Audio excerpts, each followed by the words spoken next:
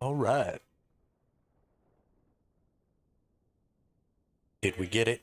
Did I put it in the right spot? I'm so good. Best streamer NA.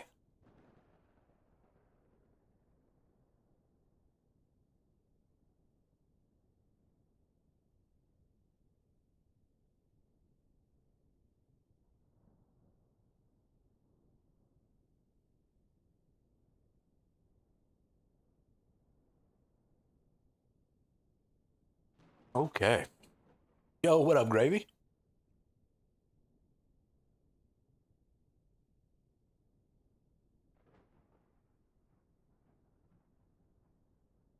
What are you?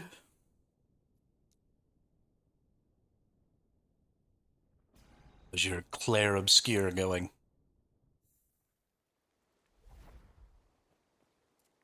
Oh, that's right. I totally fucking died last night. That sucks.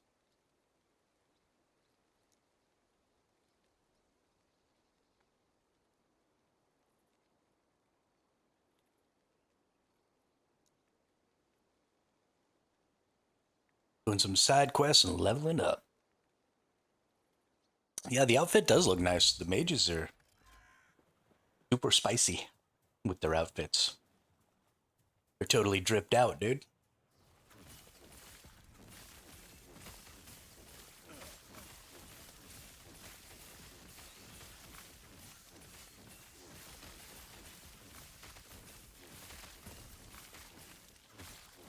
I stab you with the lightning spear. Firebolt.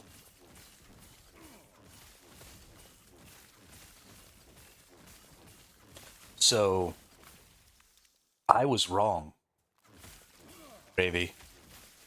I was so very wrong about Dune Awakening being a garbage game. Think I've made a terrible mistake? Think we should all play Dune Awakening.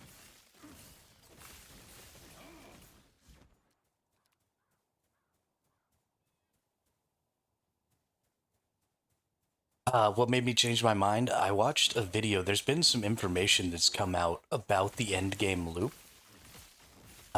So I thought that the endgame loop was primarily just going to be PvP for the sake of PvP and resources, which would have been cool. But I also thought it was going to be super guild based. It appears that it is going to be a two faction system at launch with a third player selectable faction coming sometime after launch, and it appears that it is going to be faction based warfare. So they have this system that's going to be a part of the game. I've never actually come out here before. Interesting. It's called the Landsrad system. And basically, what's going to happen is every week when the storm changes the deep desert, there are going to be these representatives of each of the 25 great houses that are going to appear somewhere in the deep desert, and you have to go find them. And then you have to convince them to tell you what their house's goals are for that week. Whether it be, they want you to bring them some sort of material, or they want you to hold some sort of objective point, or something like that. And by doing the thing that these great houses want you to do, you can gain their vote in the decree phase at the end of the week. And so the faction of the two factions, right? You've got the Atreides faction and you've got the Harkonnen faction.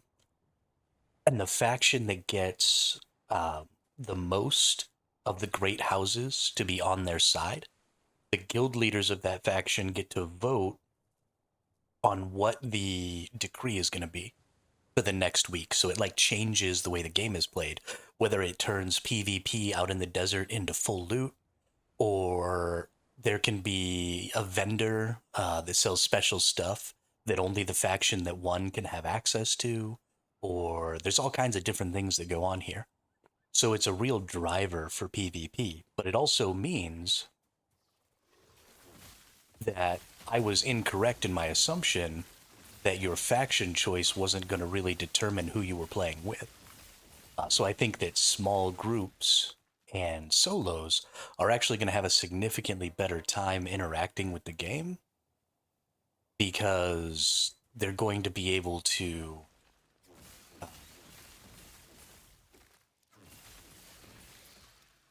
just help their faction with stuff. So, and then once a third faction comes out, a three faction system I think is going to be fantastic. I think that's really what needs to occur, is that we get a three faction system. And then, there's going to be chaos. Yeah, it's way more deep. The PvP is, I mean, it's a legit MMO style PvP faction warfare system. Instead of the just, guilds go out, gather spice, kill other guilds thing that I thought it was going to be. I can't believe that I hadn't ever heard of the Lands Rat. They've been keeping stuff so close to the vest since for this game's launch. Like literally all the ocean or all the information they've given out to us so far is almost completely about the early game PvE in the Haga Basin. And like everything else has been kept under wraps. It's been crazy. I am personally, so I don't want to say what you should do, Gravy, because you should do whatever the hell you want. I am going to be buying the game. I'm not going to buy the early access because they have already stated that there are going to be different servers coming on the 10th. So you're not going to be 5 days behind, or different worlds, not servers. So you're not going to be 5 days behind the people who had early access to the game. You're going to start, with the regular people who had regular access to the game. So I probably won't be getting the early access package. I'll probably use that time to watch some content and make myself a little plan about how I'm going to go about it. But I'm definitely going to buy the game, and I'm definitely going to wait to play until the full, like, everybody launch, not the early access. So when I say early access, I don't mean the game is going into early access. What I mean is you've got like a 5 day head start. Head start is the phrase I should have used. They're going into a 5 day head start. I don't know if the game is actually going into an early access release. I guess technically you could call it an early access release. But I'm not gonna do that. I'm not gonna do that. I'm not that hardcore. So I'm just gonna jump in at the regular time. But I definitely also want to make a guild, which will be a little difficult because I'm a little behind the curve, and I need to find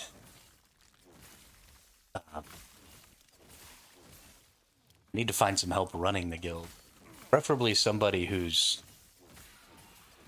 like a really hardcore gamer like me, but doesn't make content.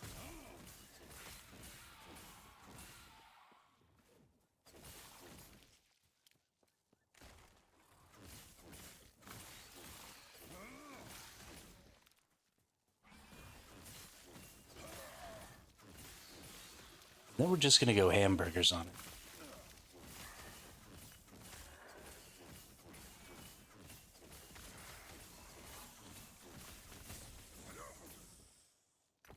Might be the first time I do a 24-hour stream in a long time. Is launch day for this game.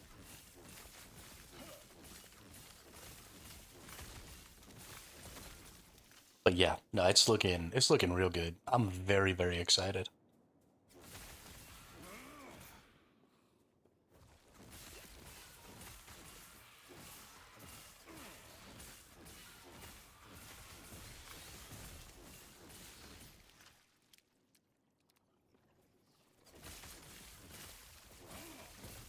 There is one problem that I think most of the people who are in my community or who would play with me are going to have, and that's that it seems like most people are going to join the Atreides faction.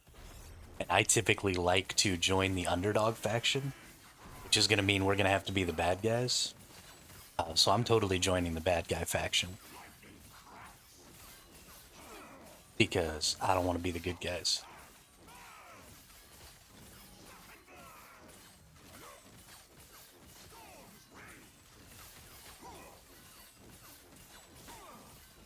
Oh, you want to be Harkonnen too?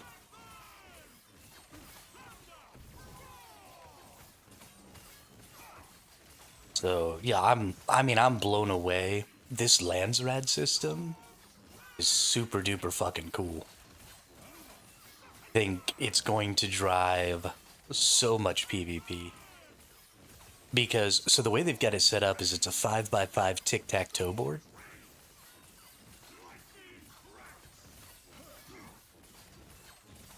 You can play any class no matter which faction you join, Gravy.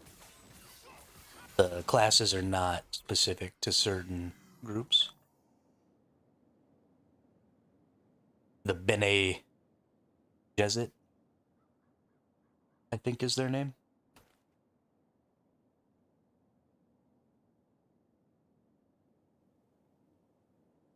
Oh, okay. Okay. Yeah, I'm gonna play. I think I'm gonna play a Mintat because that's the sniper group. I want to be a sniper. Bene Gesserit, that's right. Definitely don't need strength. Probably also don't need dexterity. Movement speed is what I wanted. Thank you. Don't need dodge rating. Flop. Cold resistance is fine. These are so good.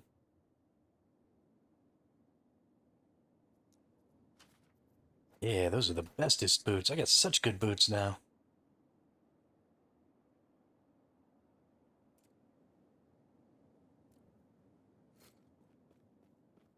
But yeah, no, I'm freaking stoked. I am like literally chomping at the bit to get a hold of this game now. Thank God that I had such a bad opinion of it for so long though. Because I couldn't even imagine if I had been excited for this game for like 2 months already and I still had a month to wait. Like I'd be losing my fucking mind right now.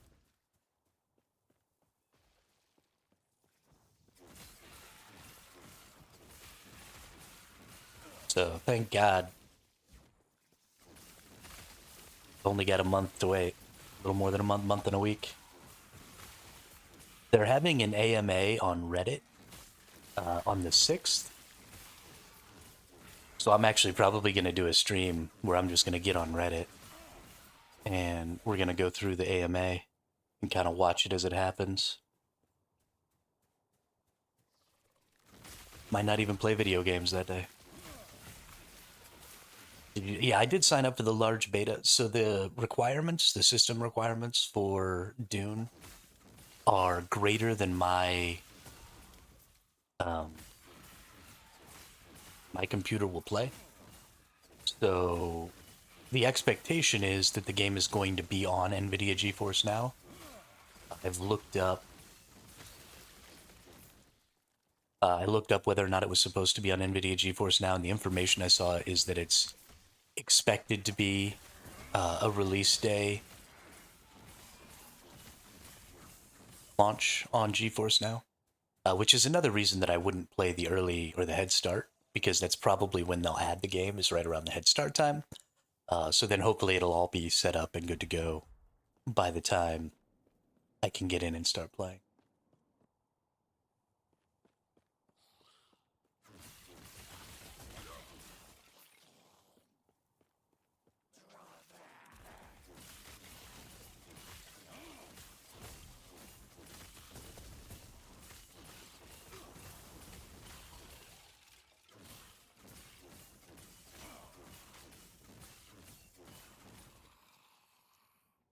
But I don't think that the beta is probably going to be on GeForce Now.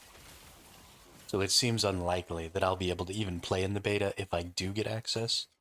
I did request access because sure, why not, right?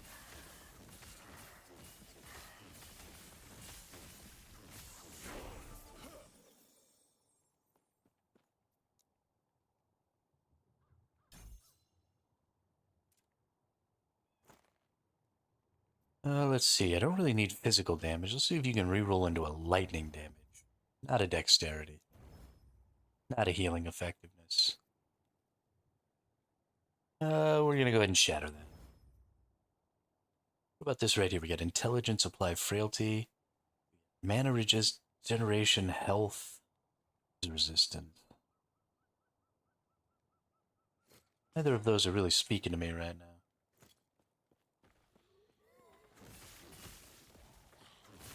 But yeah, no, I got the hype going now, dude. Got the hype going.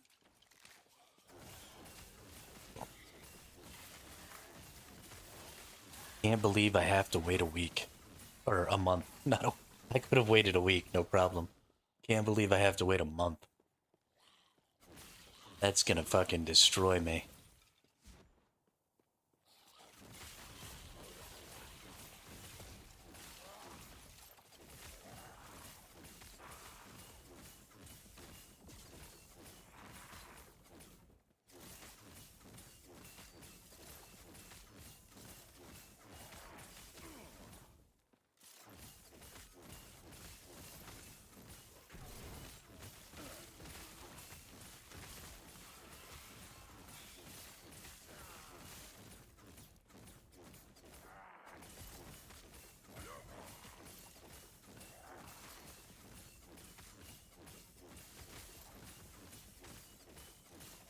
Dude got himself all backed into a corner.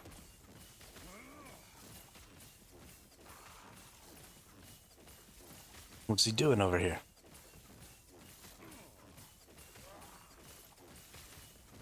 It's Friday then. It's Saturday, Sunday, what?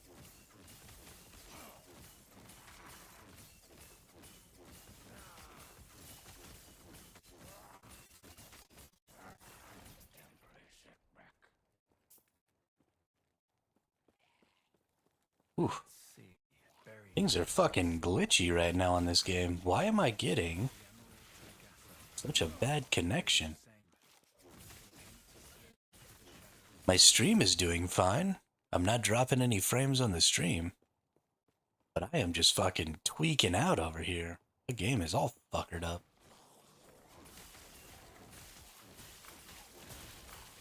So it's not my connection. It's like the connection between the game and GeForce Now. Don't like it.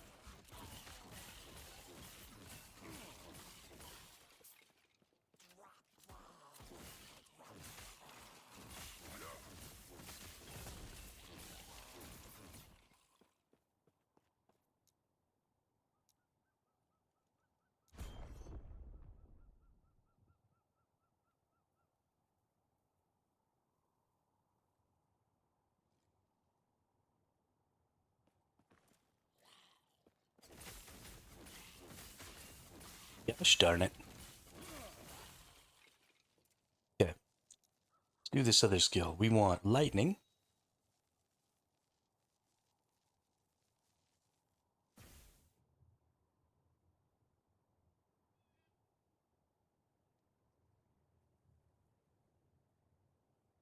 Ward on kill. Tension on kill, no. Damage, spark charge. Elemental Novas have a chance to overcharge. Overcharge Novas shock enemies and have a larger area of effect. Overcharge Novas deal more damage multiplicative with other modifiers. So let's go down this path. Then we've got bigger area and critical chance.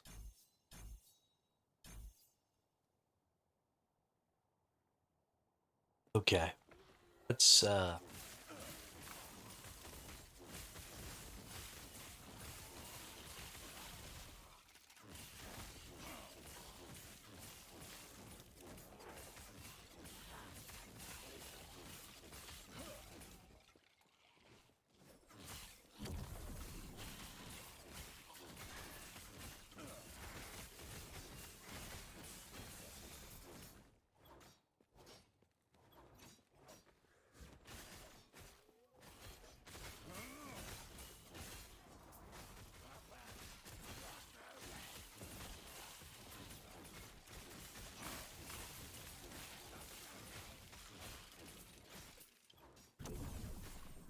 The Shrine of Divinity. I cannot. I'm gonna take this down here and kill this boss with it real quick. That seems sporting.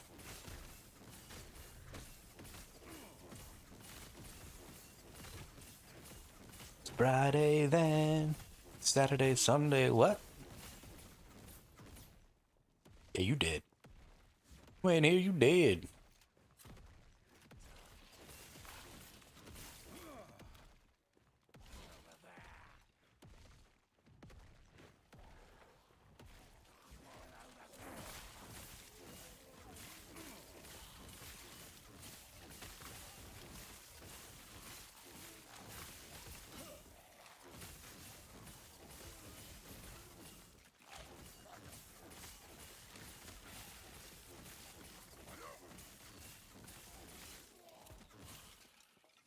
Oh, gotta go do this side quest over here.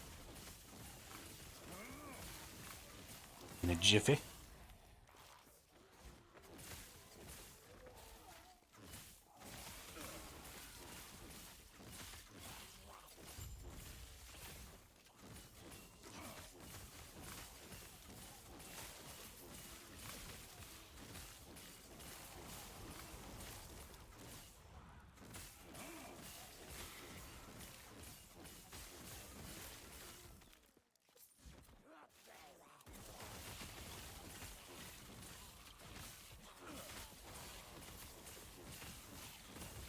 All of this lightning stuff is super duper fun.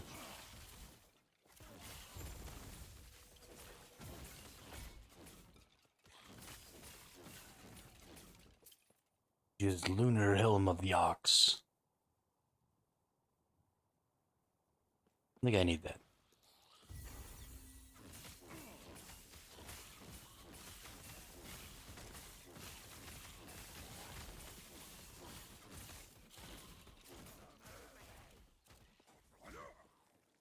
I cannot do that. Oh, I forgot to talk to somebody up here. Oops, I'm an idiot. Almost went into the next zone without doing the thing. I cannot do that. 3. And she told me it'd take the courage of a ruby. All right, let's go ahead and get that. But it's one step closer to giving her a piece of my mind.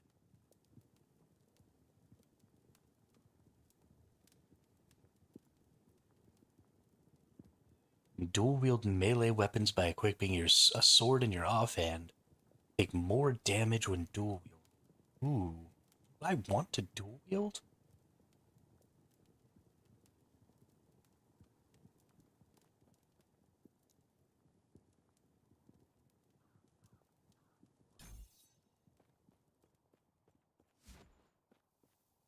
Kind of like the whole spear thing.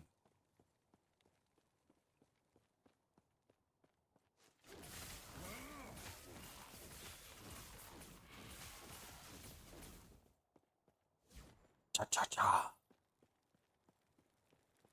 I cannot do that. I cannot do that. I might actually snag up. There's a parrying.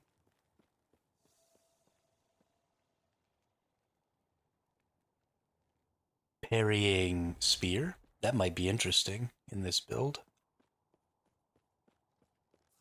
I could probably get behind some parry action. Hey, what's up, all you shooty dudes?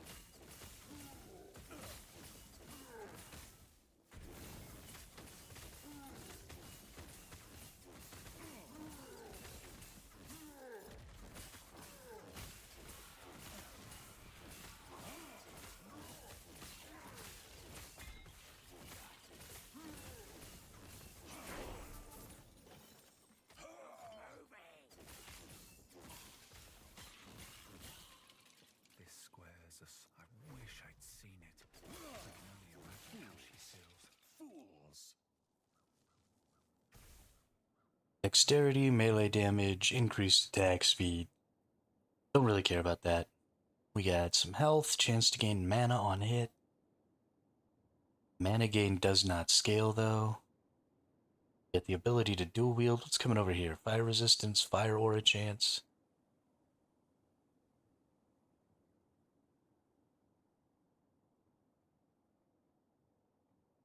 Melee cold damage, increased cast speed. Melee ignite chance, fire penetration. Lightning damage, parry chance. Ooh.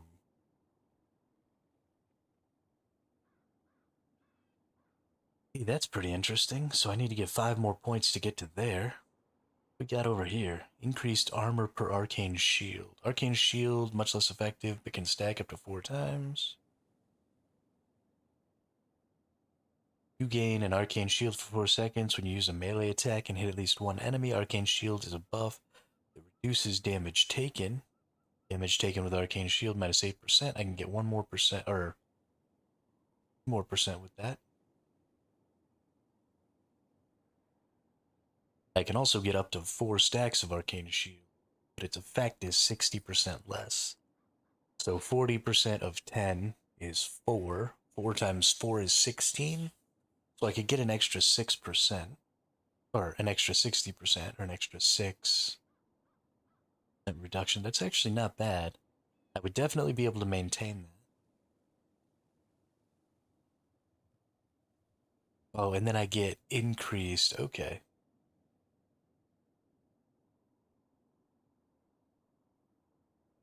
Interesting. Oh, and then I've got 5 points I definitely want to spend right here. Global increased lightning damage, 8%. But yeah.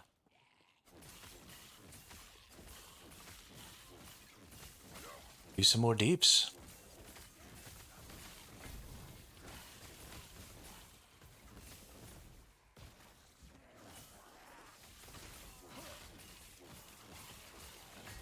I cannot do that.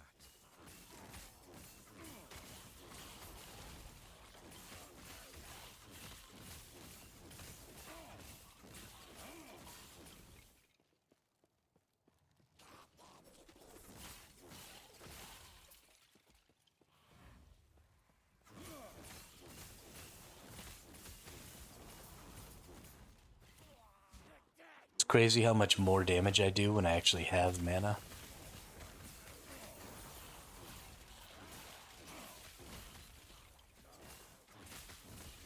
Definitely need to be reducing the mana cost of all of these skills that I'm casting, because once I run out,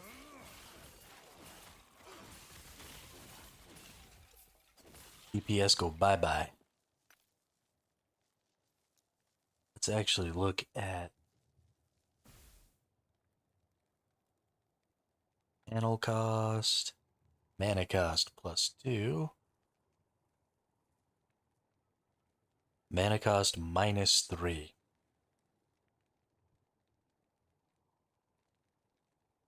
Take increased cold damage.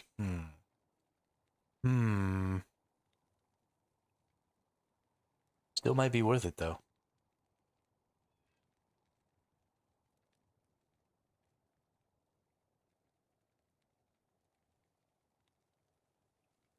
I don't know. Let's do some stuff over here first.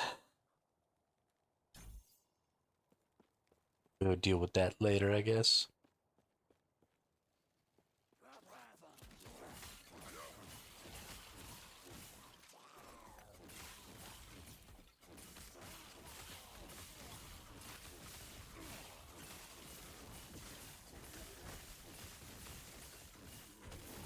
I cannot.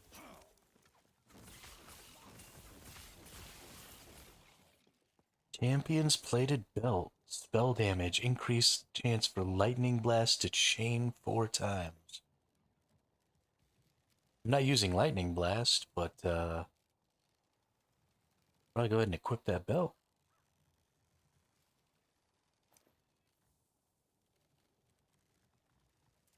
Let's see about doing some of this stuff right here, right now. What do you got? Necrotic damage, don't need you. Fire damage, don't need you. A little bit sad there.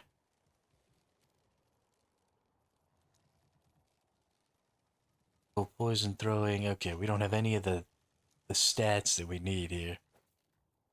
That's okay.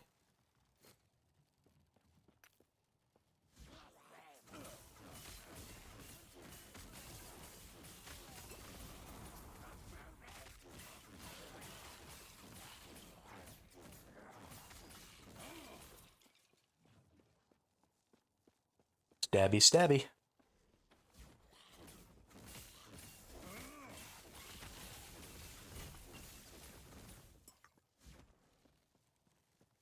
I cannot do that.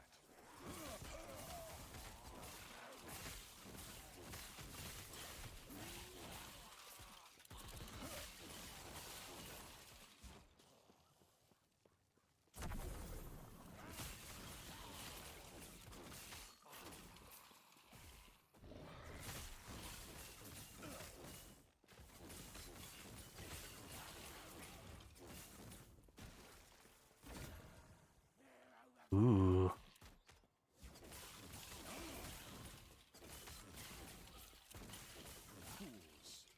This mage armor looks nice. Helmet kind of looks nice too. Well, let's empower these. Let's see what happens. I see some lightning boots there. I don't know if those will actually be useful, but they might be.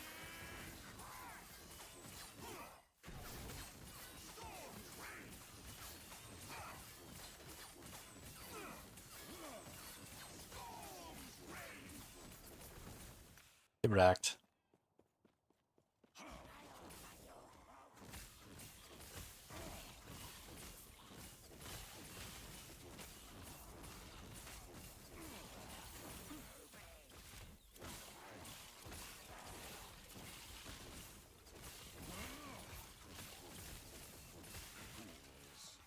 Fools!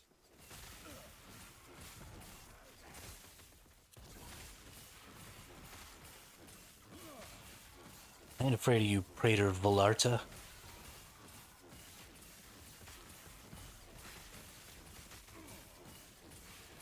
Suck, and you know it.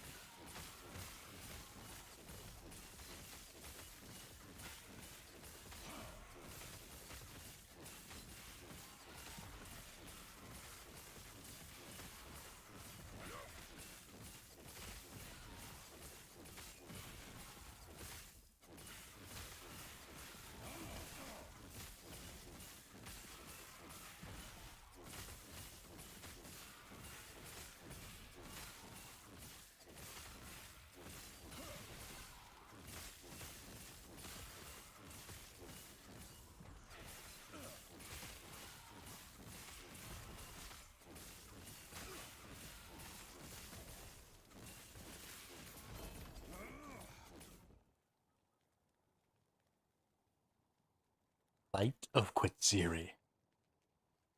Cooldown recovery speed for evade, cooldown recovery speed for fury leap.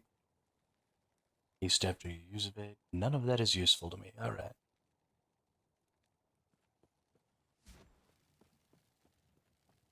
Take me away. Hidden so close. A word of advice. Don't ask her about the diamond. Let's do the mana You'll thing. regret it.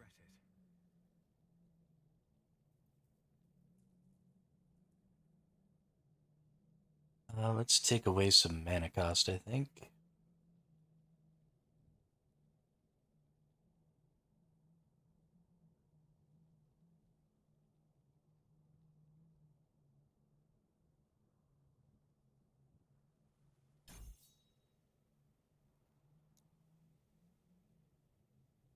And what do we have going on here? Word granted. Take less damage from hits. And ward costs less mana. Mana now absorbs damage. While Flame Ward is active, each point of mana shields 5 health and ward. Each point of mana shields 5 health and ward. That's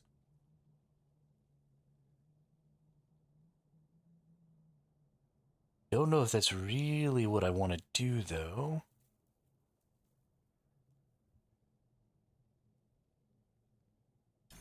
Let's just Boost the hit damage reduction there. I like that. Like that a lot.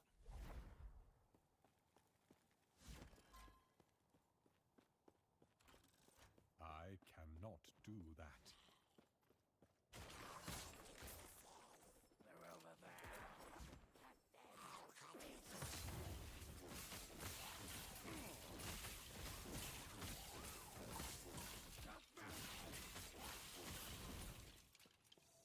Very nice. That felt real good. Really enjoying the stabbies. But we actually need to. Ooh, ooh, game announcement for Dune. Hold up.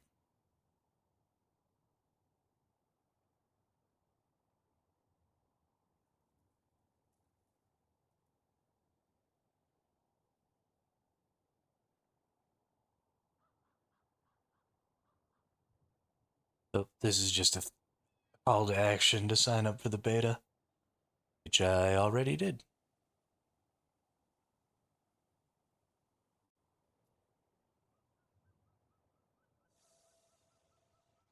Um,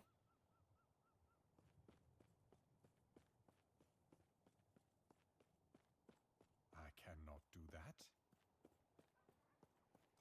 I want to teleport. I cannot.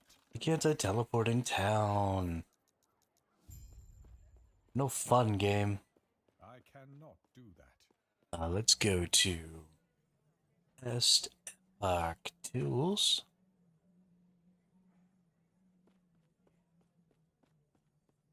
Greetings.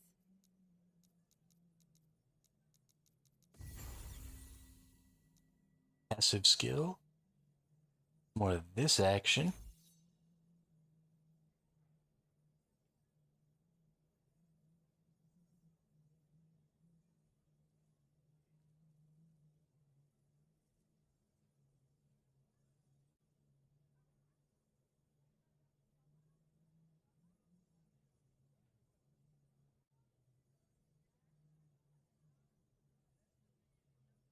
And let's look at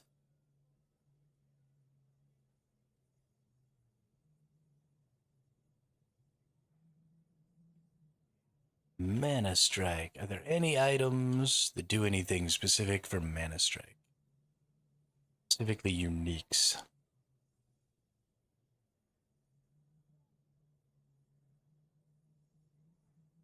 Rune's Penance. Cold damage leeches health. 100% of Mana Strike base damage converted to cold. 100% of Fury Leap base damage converted to cold. Chance to apply. Okay, well, I don't care about that. It looks like the only Mana Strike item in the game. Okay. Frost Claw.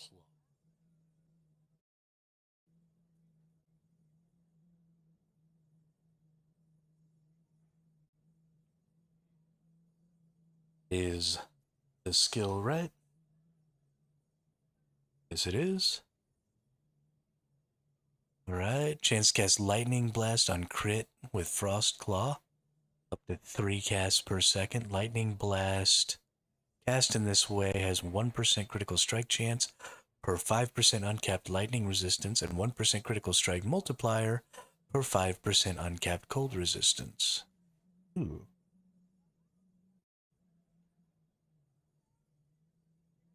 That's actually kind of cool. Here we go. We got a two-handed spear. Melee damage. It's got chance to apply shred armor. Gain a stack of elemental essence when you directly use a melee attack and hit at least one enemy up to 9 times per 3 seconds. At 9 stacks of elemental essence, consume all stacks to randomly cast Smite, Frostclaw, or Stormbolt at a nearby enemy per essence consumed.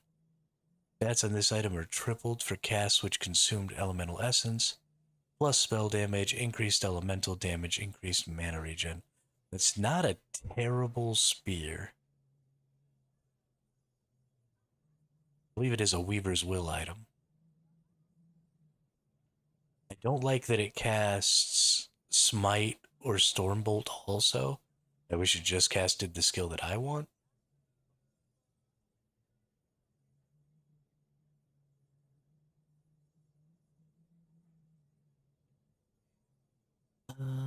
And let's increase that chance. Now we have 42% chance to cast Elemental Nova, and that's what I like to see.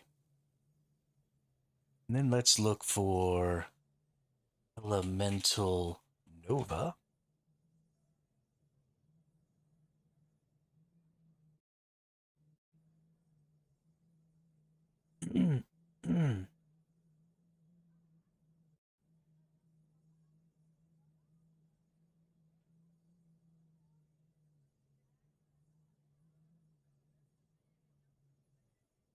Okay, we already have Elemental Nova being cast at target location. Elemental uncapped.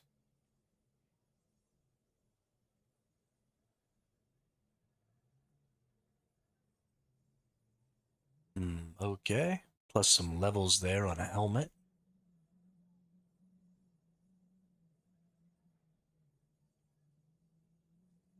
When you directly cast Elemental Nova, don't have to care about that. Okay. Like that's it.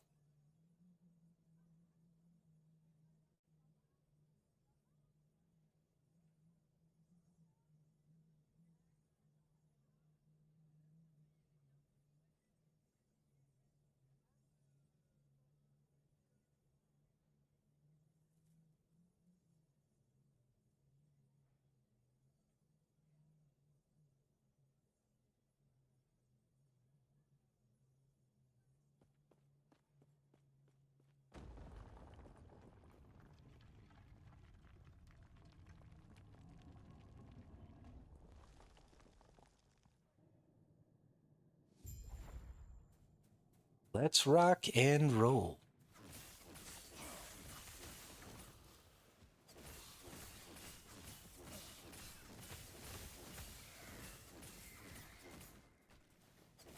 Bop, bop, bop, bop.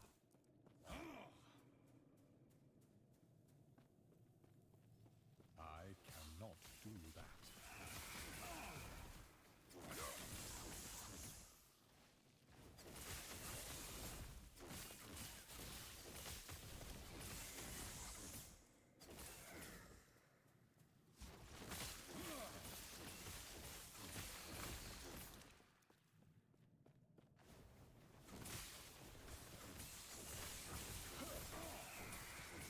I'm starting to think that maybe instead of enchant weapon, my last skill should be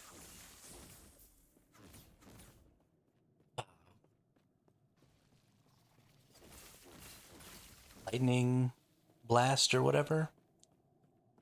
And then I should just switch to daggers.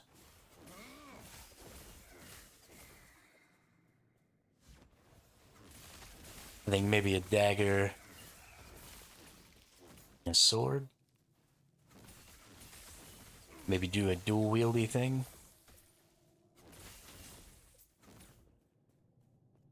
Spear is kind of cool, but it's a little meh. I think it'll be terribly useful. I don't know, I guess 9 attacks. Frostclaw would be pretty big.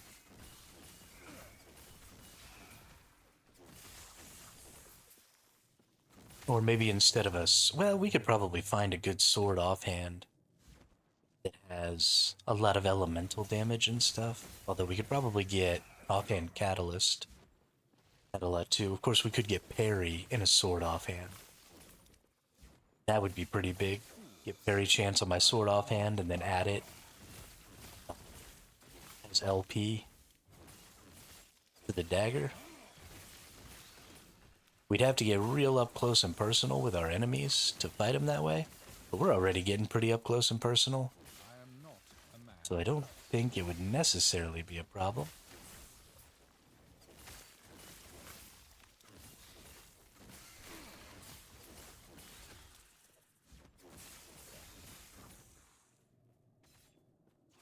I cannot do that.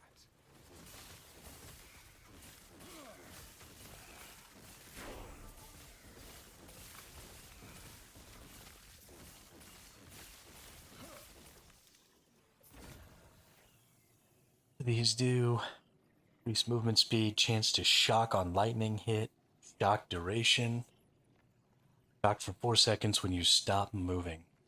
I don't know if I like that. Whatever, we'll see.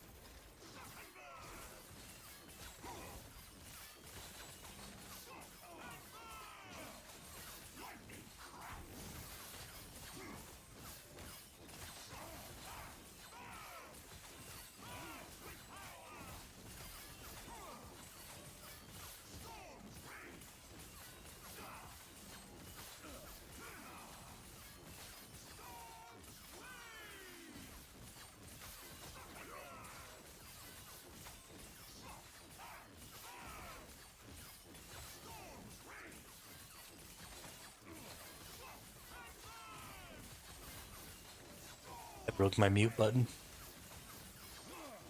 It's not working. Gonna have to reset it.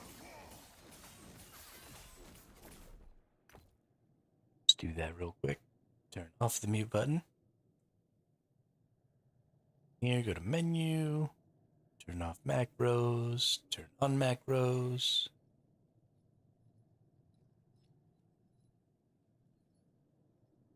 There's my mute. And it works. Fantastic.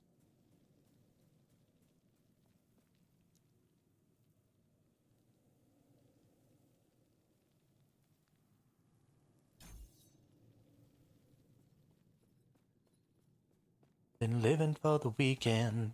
No, not anymore. Here comes that familiar feeling. Friday's screaming for.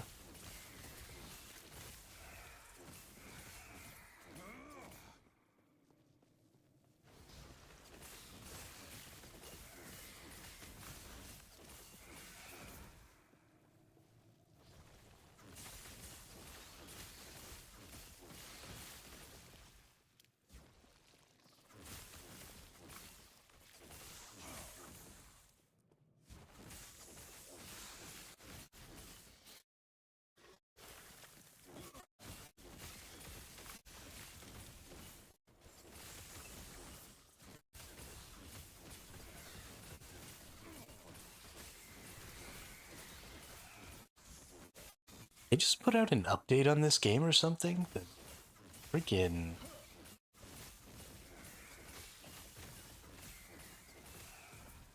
Everything's kind of gone crazy over here. Don't like it.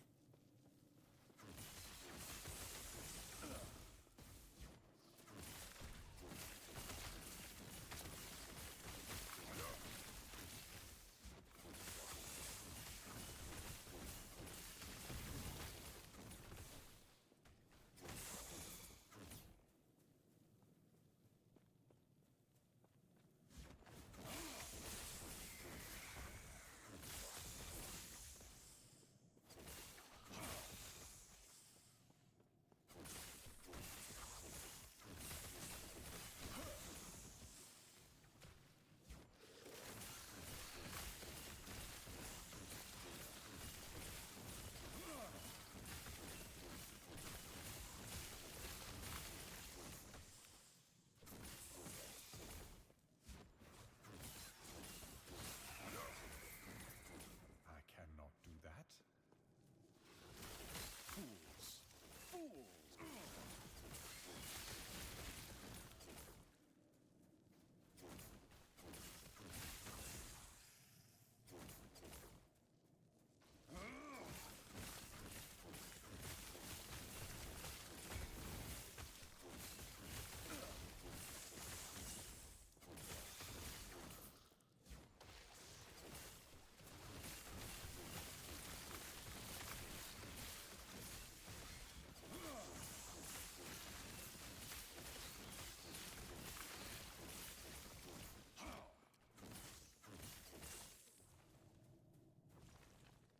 This feels really good for clearing.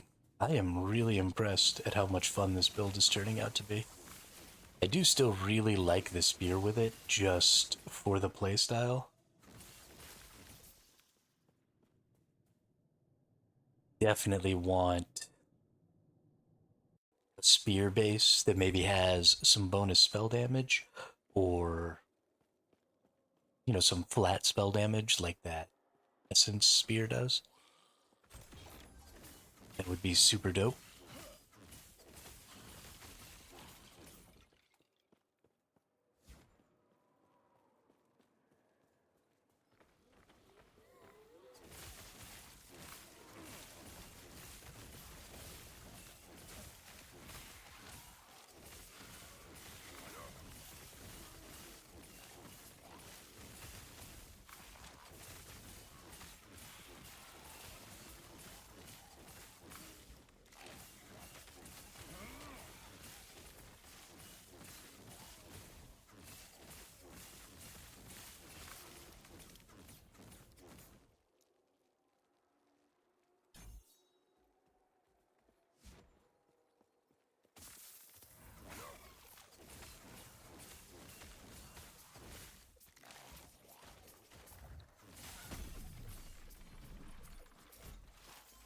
Come back here, lizard.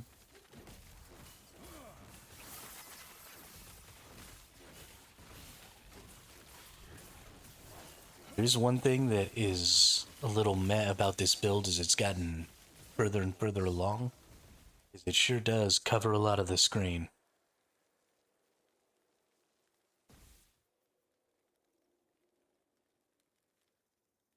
+5 static charges generated per second, 2% chance to cast Fire Aura when hit. Actually kind of along the lines of what I'm trying to do with this build.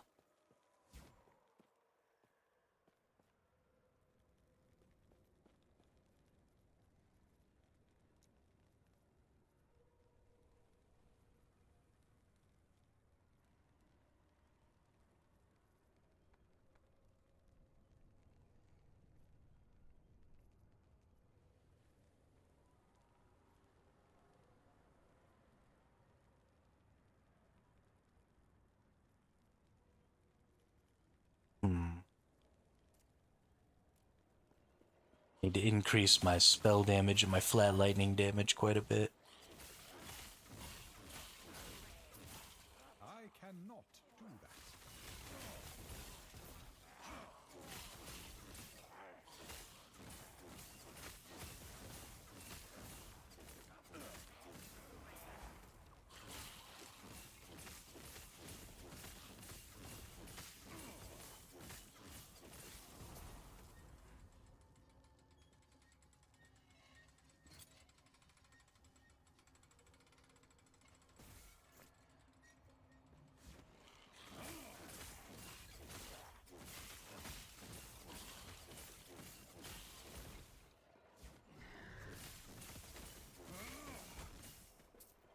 I cannot do that.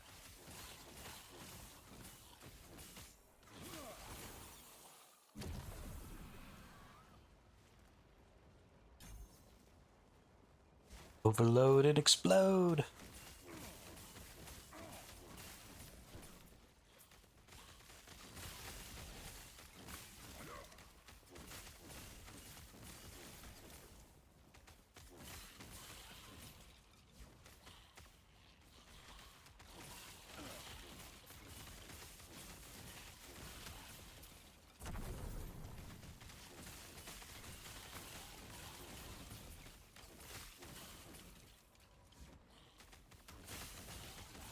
I cannot do that.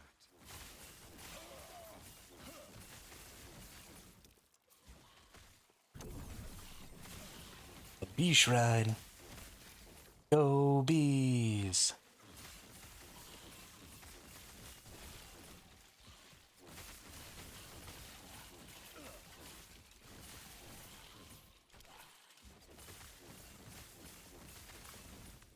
I cannot do that.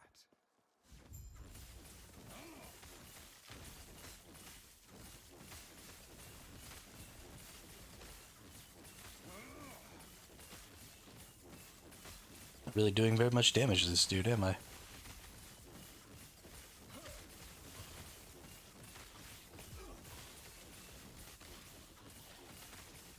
Herm.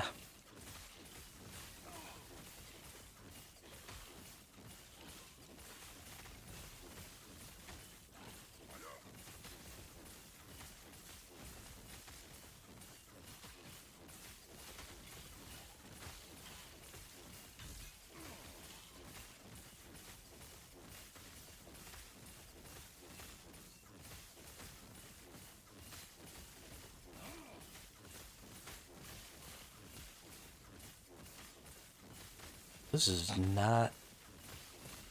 Like, I seem to be doing a lot of damage when I'm just trying to clear and stuff. And I honestly had been feeling good on bigger enemies up to this point, but fighting that boss just now felt pretty bad.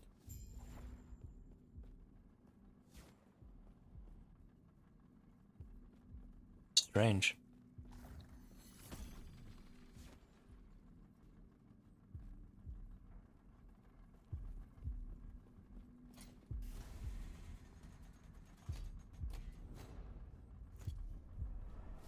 This is the quickly. Center of the device and get ready. I'll get us out of Hmm. You'll go. Hopefully, I will see you soon.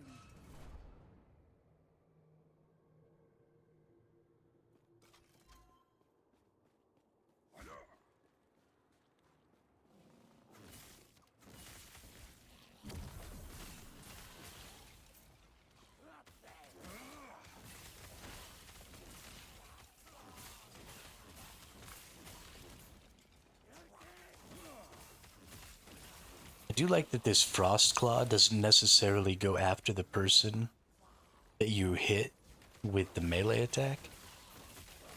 If the person that you hit with the melee attack is dead or something like that, and it just kind of picks a random other person and hits them.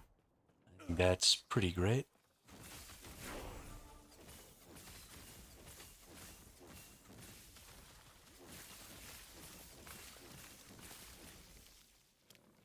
Doesn't waste any of your DPS that way. And that'll ultimately help speed up clearing.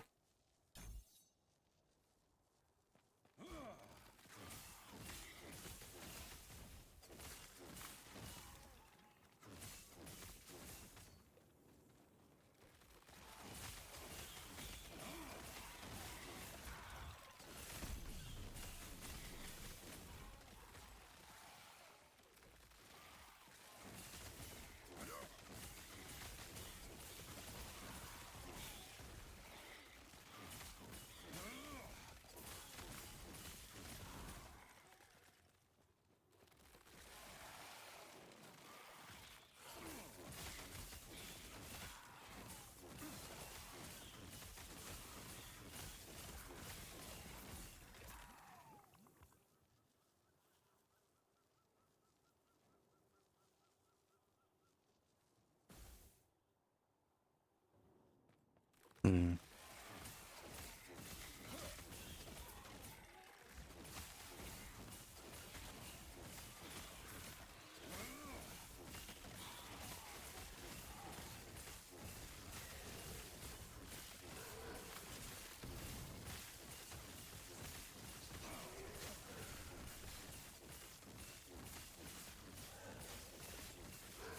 Misshapen remains. Yeah, see, like, I don't feel terribly bad about the damage I'm doing here. Maybe this damage is still kind of similar to what I was doing to that Titan dude, though? I don't know. I don't know what's going on. Definitely my secondary damage is pretty lacking. Because everything I've got so far is just kind of boosting my mana strike. So the damage from my Nova and from my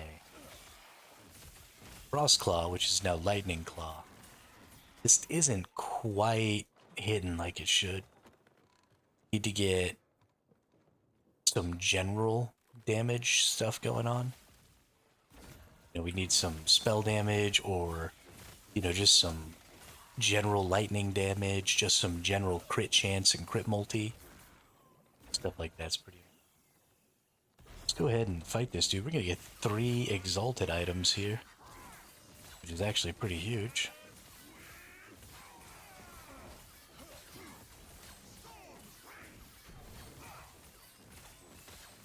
Dude's pretty ouchy.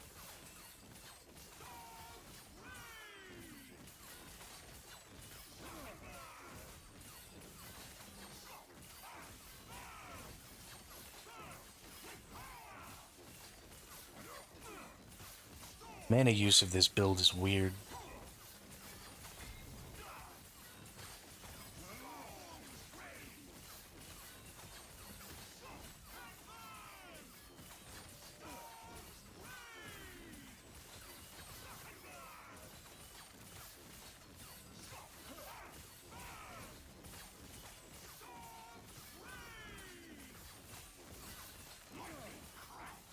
You like all the ward gain though? It is extremely helpful in these clearing situations. Alright, increase cooldown recovery speed. Some decent boots there. Lightning blast, spell damage, endurance, lightning resist. Increased health.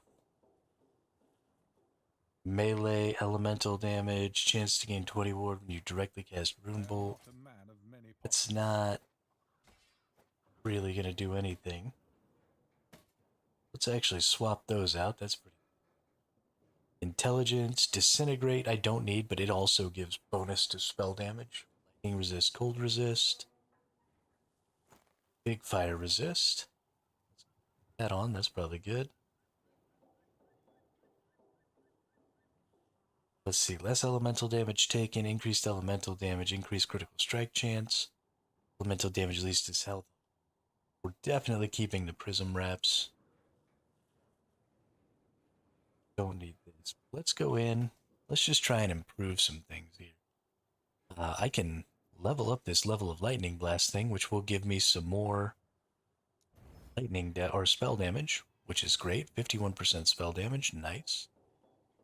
I don't really need endurance, okay, but I can't level that up. Let's get some intelligence on here. Oh yeah, okay, that's decent. We also put this in here. Can't add to the level of disintegrate. We can add to some intelligence though. Let's do that as much as possible. Go. And lightning and cold resist. Nice.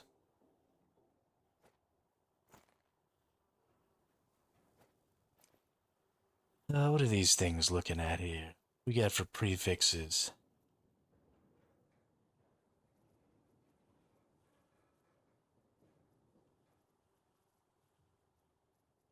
Nothing I really need. Alright.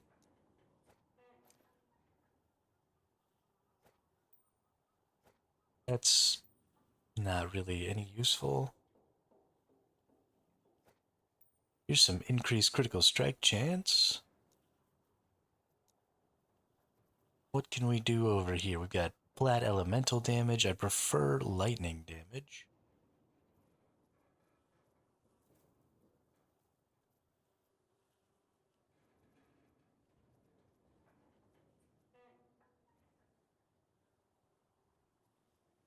And we got intelligence, so we could put... I've only got a couple of those, though.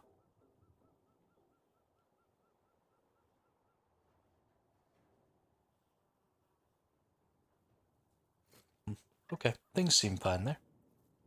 Boosted our damage a little bit.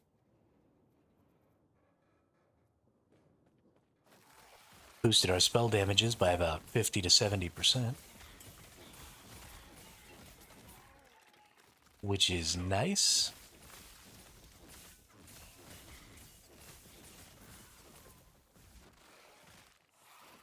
We definitely need to get on reducing the Frost Claw damage and the Elemental Nova damage. Or not damage, reducing the mana use of those two skills, because they are definitely sucking up some stuff here. The other thing is, honestly, I kind of want to start using this dagger. And maybe nix the Nova in favor of Lightning Blast. Let's start moving this way.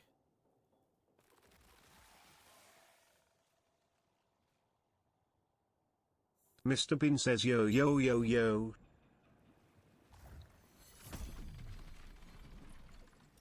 Right. If it weren't for you, I'd still be in the dreadnought.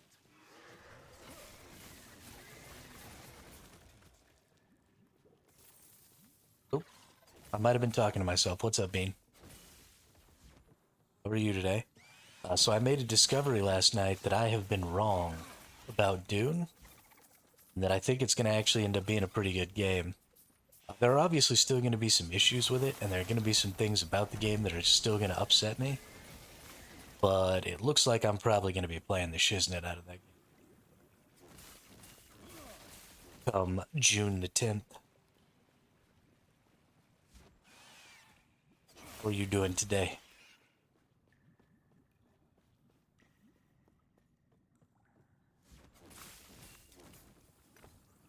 I cannot do that.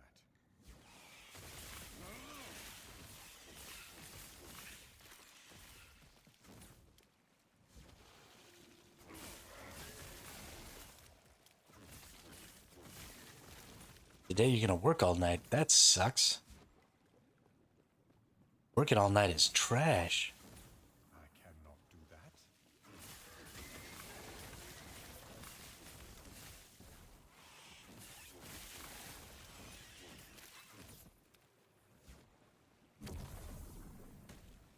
I cannot do that.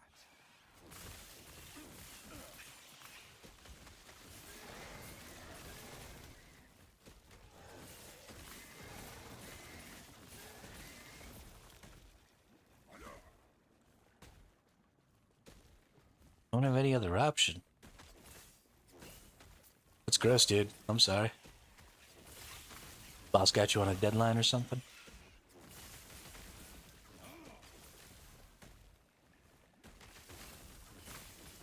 Are you the boss?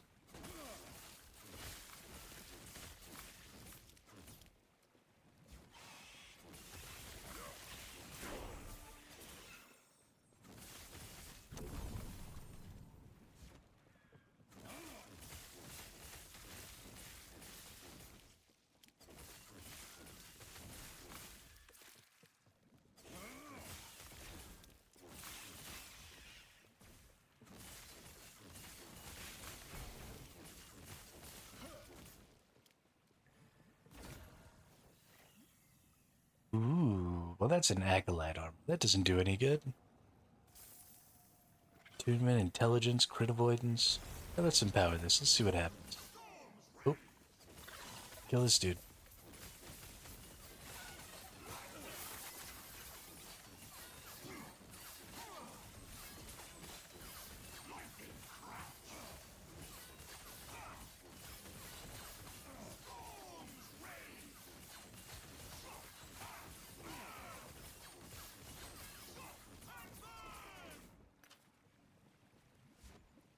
Nice.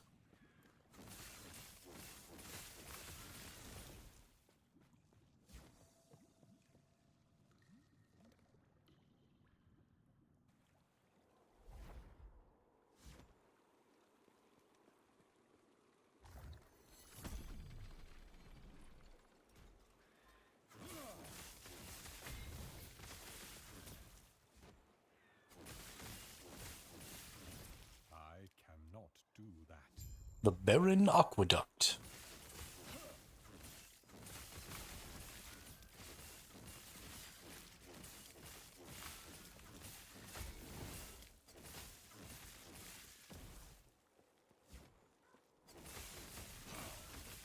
Zappy zappy.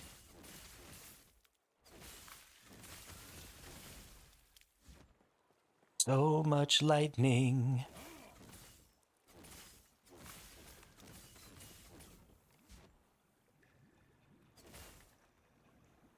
I cannot do that. Phew. Doesn't matter to go that way either. Not do that. Okay, game. Thanks a lot. I cannot.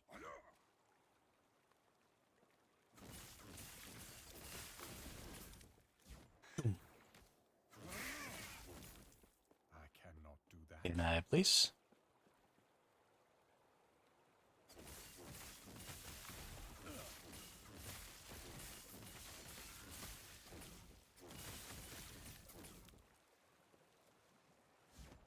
Hello, darkness, my old friend. I'm here to talk to you again. Oh, we get a champion.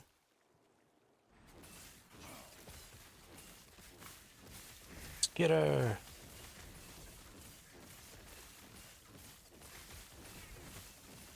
Time to die. Die.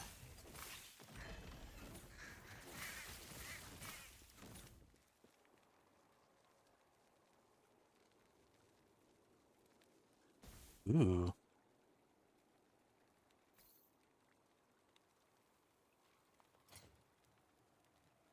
We got up here. Increased damage over time, void damage, fire resist health. Okay, that's not really anything. Inflicted with bleed when I cast a spell. I don't actually want this. I don't.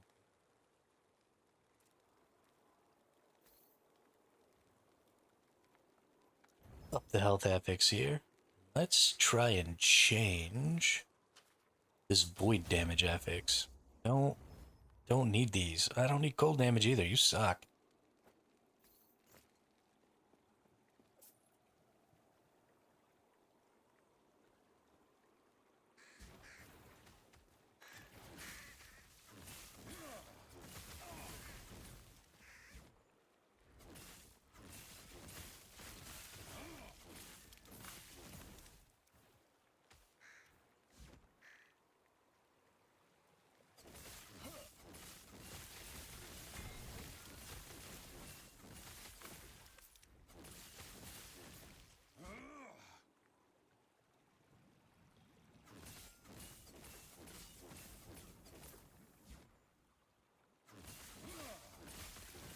Zap, zap, zap. Zap, zap, zap.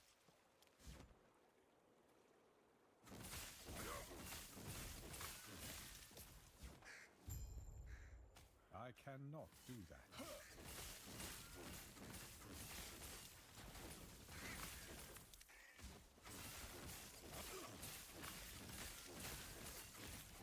I cannot do that.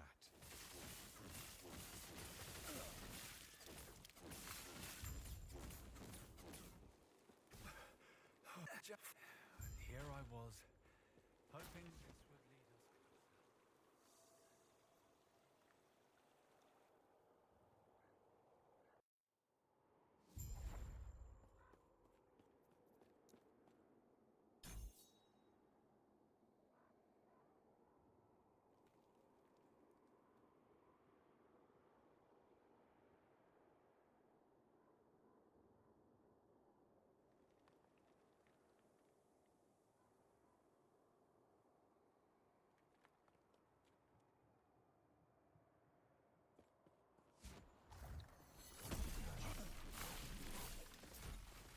I cannot do that.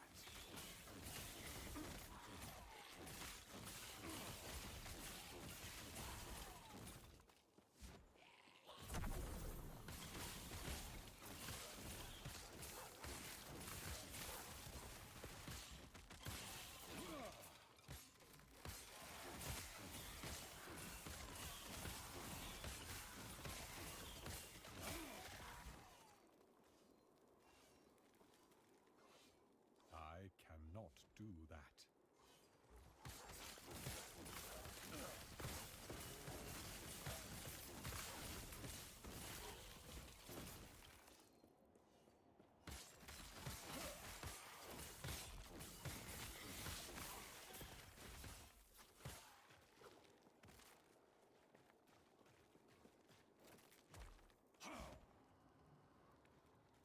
I cannot do that.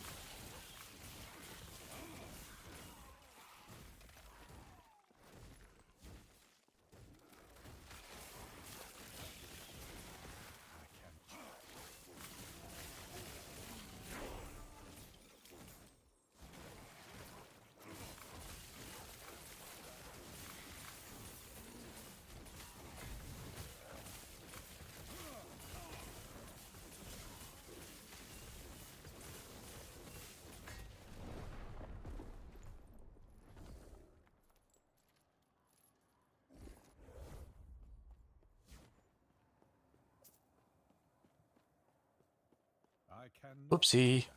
Hermit died. Thankfully, I'd already died once, so I had already lost my hardcore status. So now it doesn't even matter. Die as much as I want.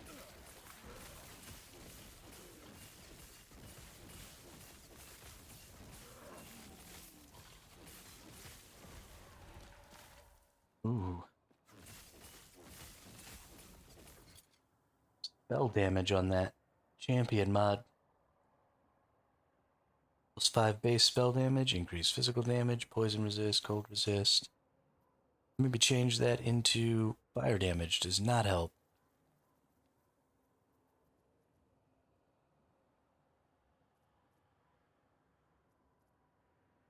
I guess we could do spell damage.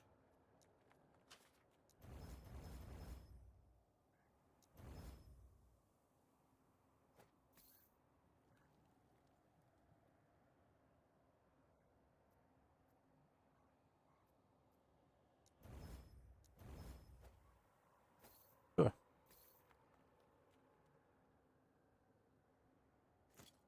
This is a minion thing, so that sucks, but whatever. Up the critical chance here. Let's see how we've changed our damage. That goes up to 284. That's nice. This is up to 410. Ooh. You've almost tripled the damage on that in the last couple of levels. That's really nice.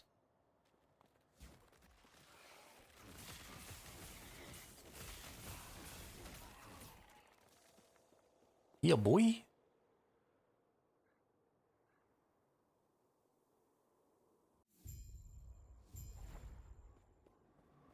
I cannot do that.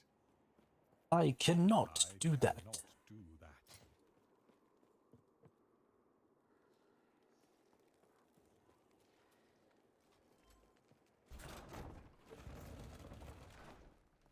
I cannot do that. I am from the heart of the citadel is beyond. There is an exit near the Emperor's throne, giving you a chance to... Alright. That's actually a really bad fire starter store, so we're just gonna pitch that. I don't think I need any of this stuff. Just kind of pick things up and leave them in here.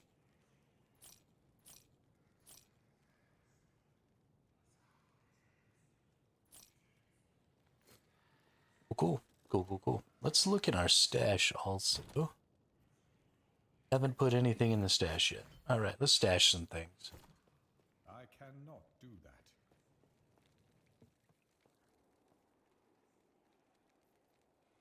Carry on my wayward son. There'll be peace when you are gone. Lay your weary head to rest. Don't you cry no more. Boom, boom, boom, boom.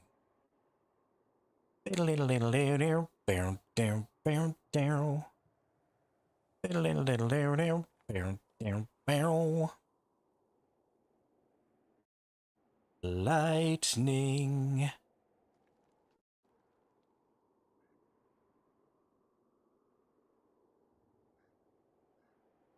Sorry, I'm checking all the uniques that have the word lightning in them. Ooh. The Invoker set might actually have some value. I'm going to take all the set items off, though.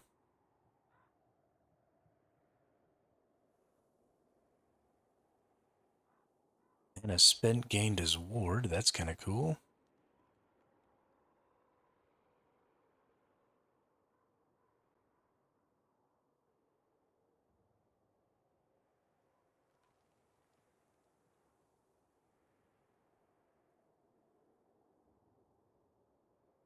Let's see. Body armors. Lightning resist. Lightning resist.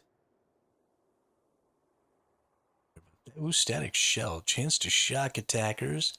More armor against shocked enemies. Lightning damage to shocked enemies. Chance to gain a static charge. Chance to cast static when hit. Interesting.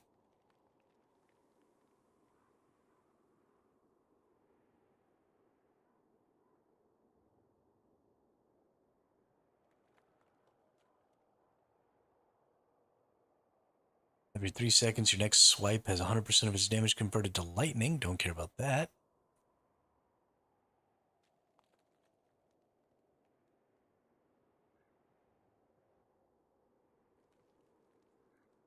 You directly summon a totem. Kiss my butt. Kiss my butt. Tempest Maw. Lightning melee and lightning spell damage. It's a totem thing, though. Rainbow Edge. Meh. Lightning damage with spells and melee attacks.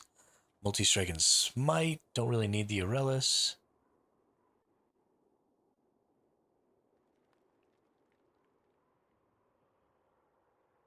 Chance to cast Lightning Blast on crit with Frostclaw. We might just be doing that.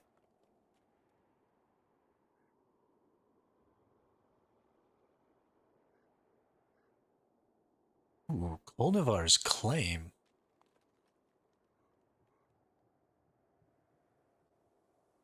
That's interesting. 100% of mana converted to ward when you reach full mana. That would give me the ability to cut out Mana Strike, giving me ward. Ooh, I really want this Kolnavar's Claim now. So it's got melee damage and spell damage. It's increased lightning spell damage, increased lightning spell critical strike chance. Another flat light. Ooh, yeah, Kolnavar's Claim is definitely where I'm at with this Mana Strike build.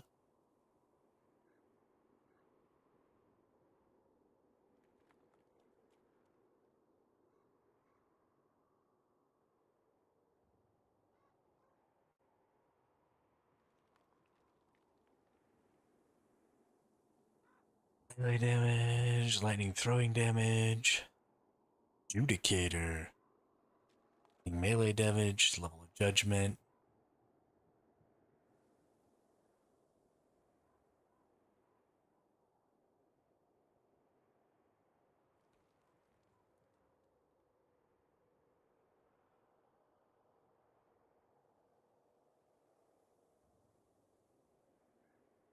Chance to cast Lightning Blast when you use a melee attack and hit at least one enemy. Ooh, that's interesting.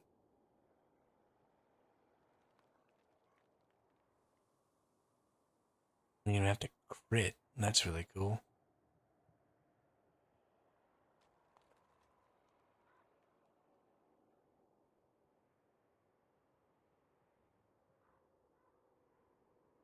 I think we're definitely going to try and rock the Kolnavars. I think that's just the right answer.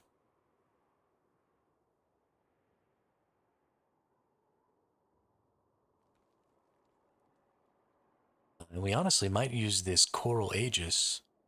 1% chance to block per shock on attacker. You can have up to 10 shocks. Actually get a decent block chance going here.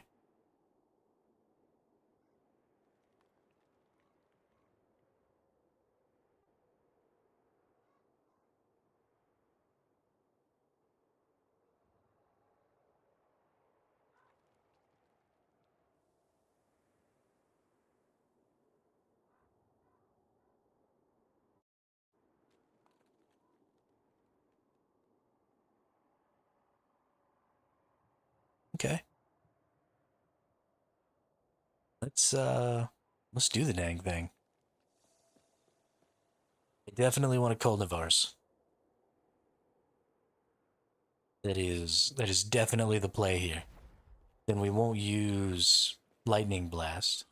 Just use the skills that I'm already gonna use. We'll just Kolnavars the shit out of everything.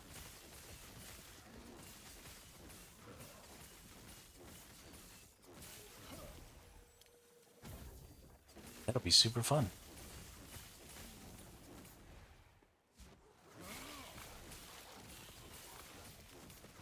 I cannot do that.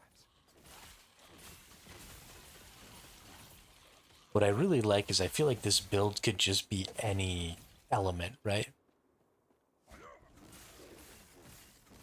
Mana Strike could always cast Frostclaw. Frostclaw could always cast Elemental Nova. And then any of those could be turned into any element. So if there's, a really good, wow, can't believe I almost got killed in one shot there. So if there's ever any sort of element that you really want to play for thematic reasons, or if there's a weapon that's one of the elements really well, you could easily sort of just migrate this into that element. And we may end up doing that because some of the other elements may end up being better overall. Personally, I just really like lightning. I think it's kind of a different way to play too, right? Like if you're gonna play the fire, you're probably gonna be doing ignites. If you're playing the lightning, you're probably doing crits. If you're playing the cold, you're probably worrying more about your freeze chance and stuff like that. Just doing as much base damage or non-crit damage as you can.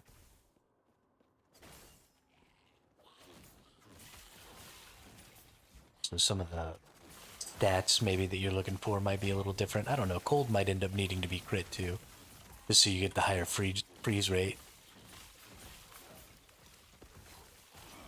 No, I don't know. Well, I don't know.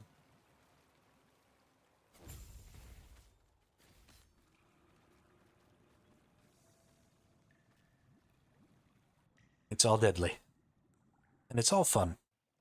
I'm having very much fun.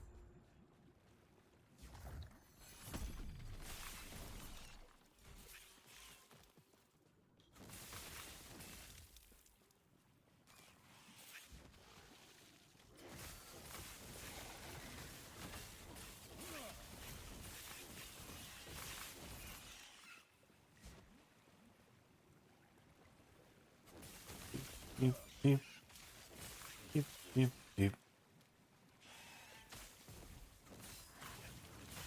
Stabbing everyone in their face.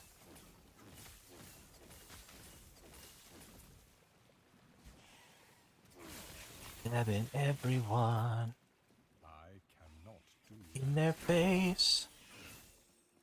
Level 42, baby.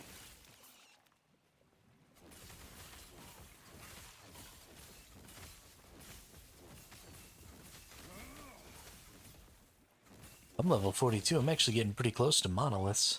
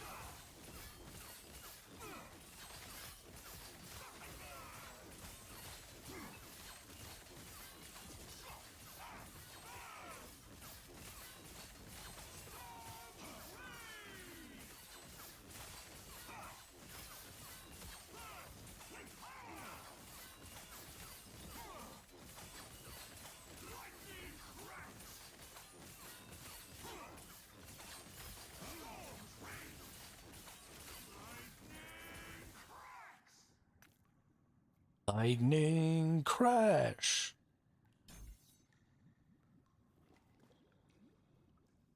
Let's see. What do we got here?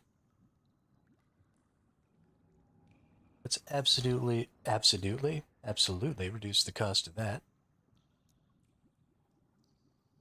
Then let's look at, we can gain some more mana here. So let's gain some more mana. And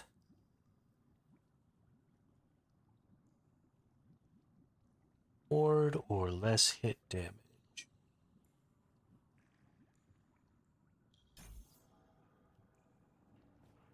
Cool, cool. Cool, cool, cool.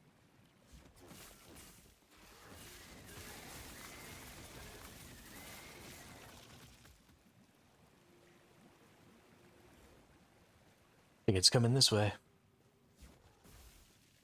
Gotta hurry. Oh, now it's going up. Tricksy little bugger.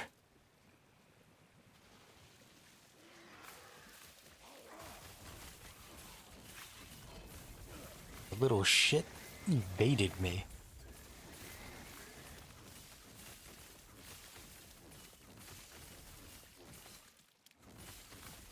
Ooh. Weaver's Will boots. Those have 14 Weaver's Will on them. Definitely give me some of that action.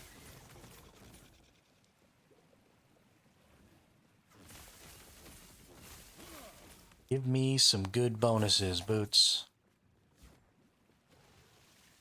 Oh, tell me what you want, what you really, really want.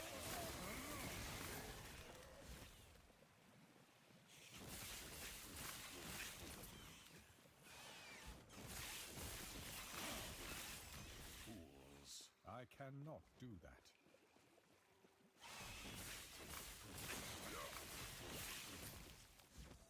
Oop. Now we get to see what we got.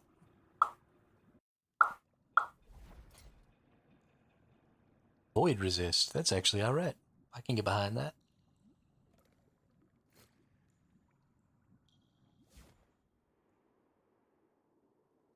I cannot do that.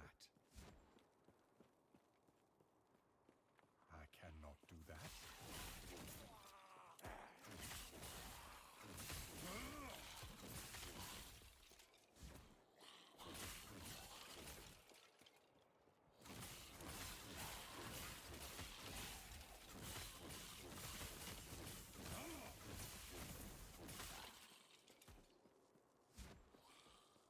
Fools! Fools!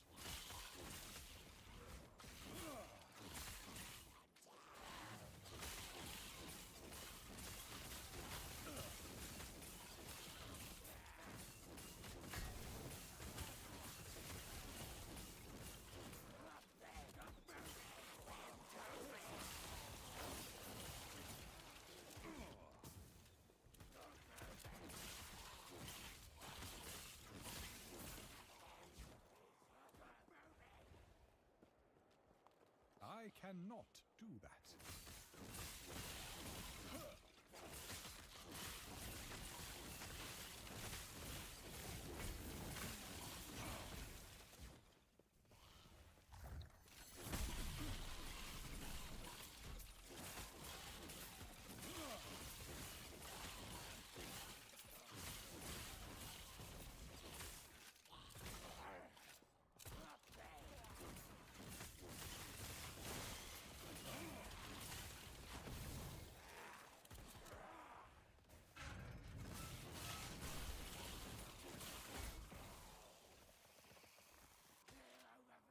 Such grandeur.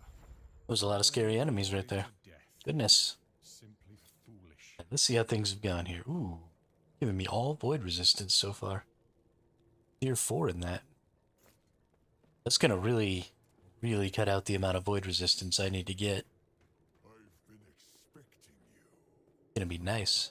You should have seen this. Alright. Yes. 3 bosses to kill here. Let's see how you fix this.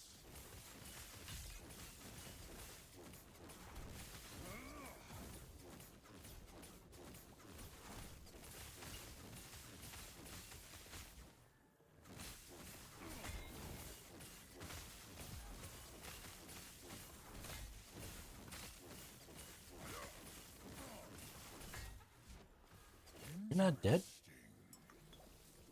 Is that?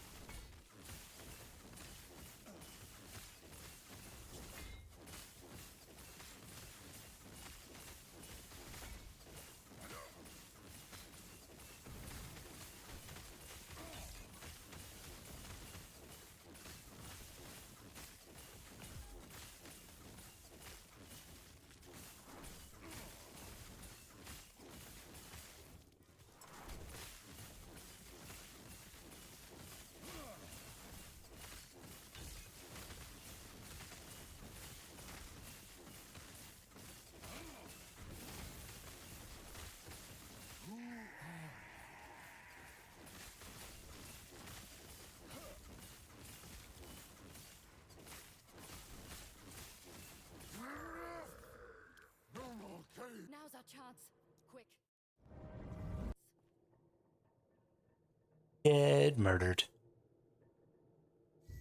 You got killed. You suck.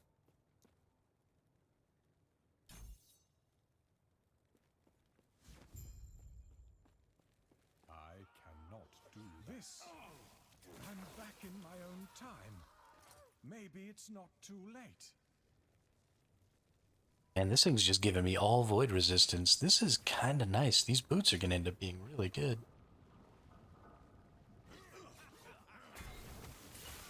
Ooh.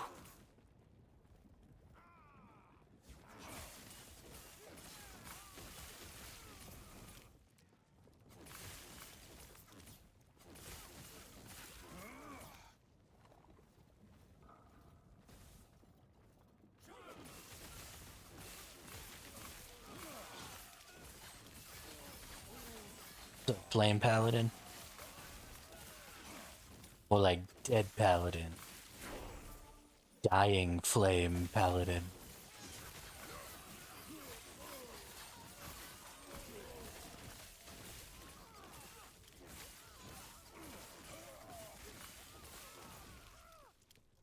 Oh, you snuffed out Paladin. 'Cause that's what you are. Snuffed out by the might of my lightning. I cannot do that.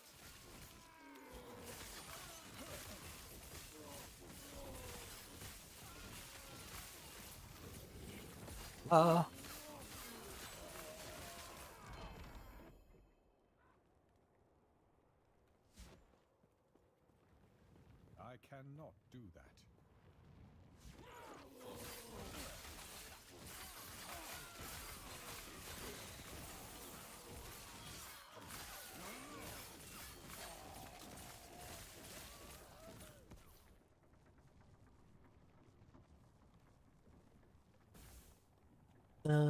Going over this way. Oh, this is nice.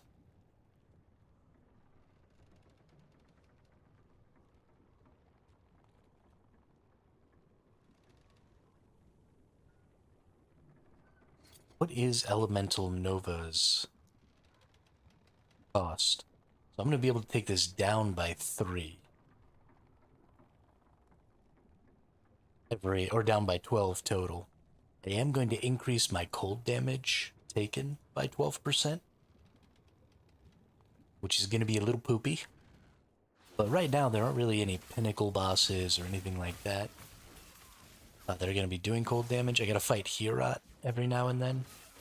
And Heorot does cold damage, but I think I'll be able to just kind of ignore the fact that I'm taking bonus cold damage. If I get a chance and I could maybe get, a good cold damage taken as physical and reduce some of that based on armor and physical resist, then I may be able to mitigate that extra 12% that way. And then not take any extra cold damage. And that'll be fine. Gotta kill this boss dude here because I want to do this nemesis. So we're gonna finish off all his little ads here. Gonna go kill him. Tour of the Crafter.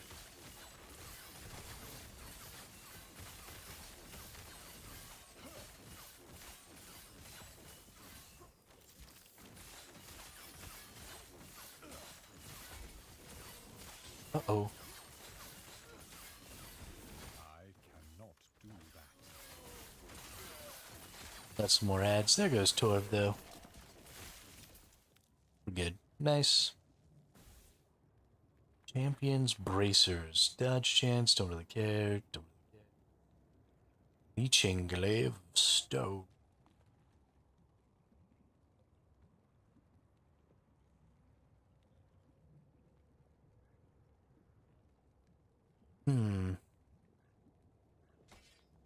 Might be something we can do here with that.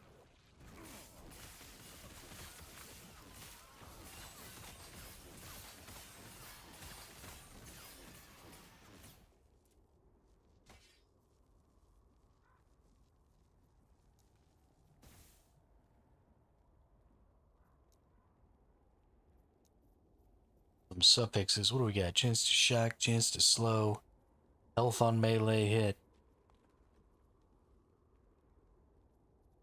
Minion stuffs. Yeah, I don't think that's really going to help us out. Honestly, I probably need to go ahead and move over to a scepter because scepters have base spell damage increases. This one actually increased elemental damage, increased spell damage, more increased elemental damage, spell lightning. Ooh, this is actually a good scepter for me. Let's go ahead and upgrade that action a couple of times. What else can I get as an affix on here? Looks like chance to shock on hit is probably all I'm looking at.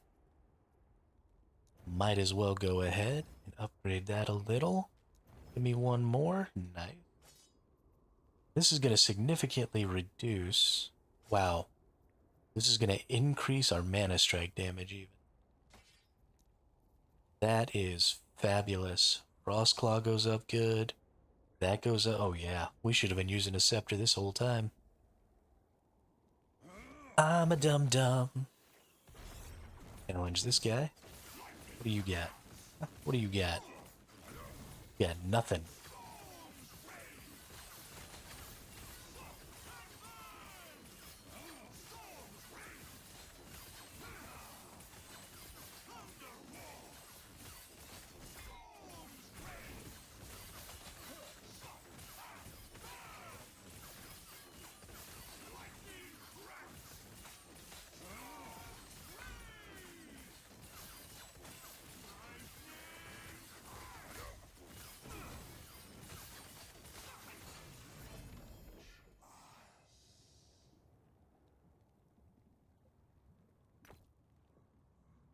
What do we got? Poison damage, attunement, physical resist, crit avoidance, throw damage, that's useless.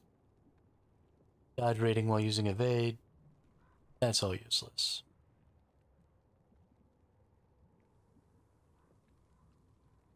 Okay. All that work, all those empowers, all those fights, for absolutely nothing.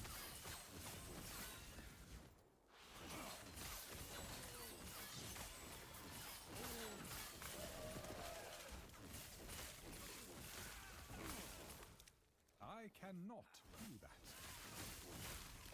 Nice. This is definitely going to be working out.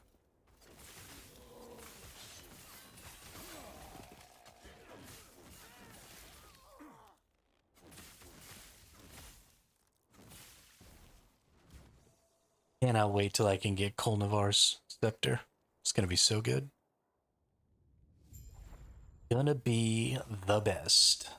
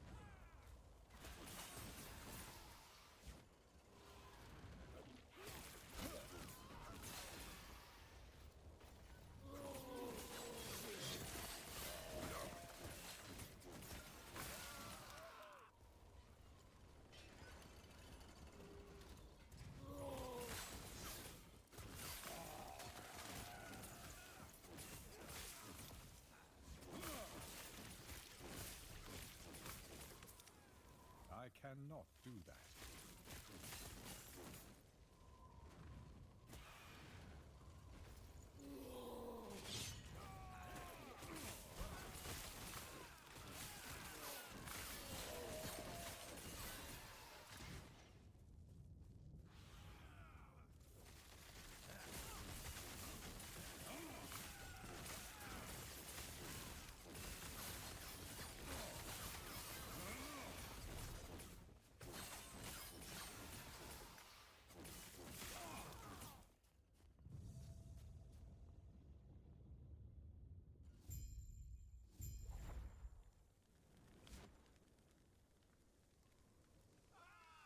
No, Hierot.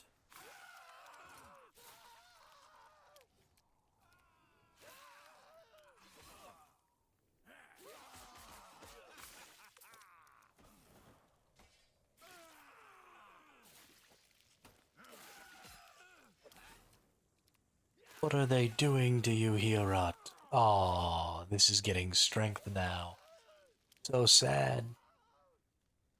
Don't need strength. Give me intelligence. They hate you. They freaking hate you.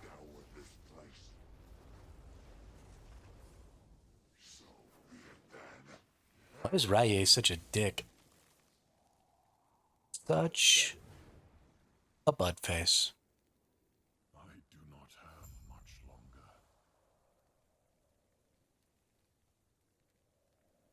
I feel like there's a bunch of lag between what I'm saying and when my OBS is picking it up. I think something's wrong with my stream today. Don't know what it is. Definitely think there's something wrong. Go north. Retrieve the lance. Yeah, because the video Death of a god. looks fine. This is the beginning of dark times. Strange.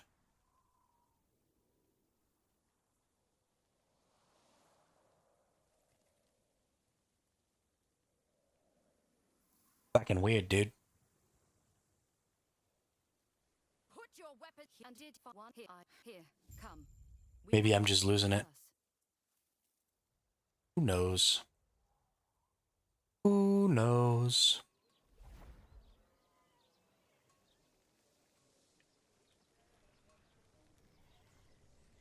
We don't have much time left.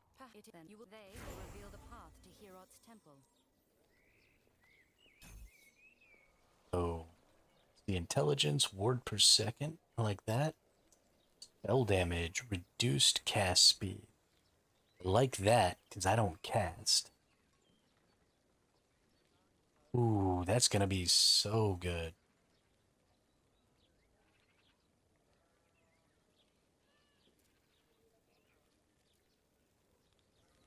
Gonna be so tasty.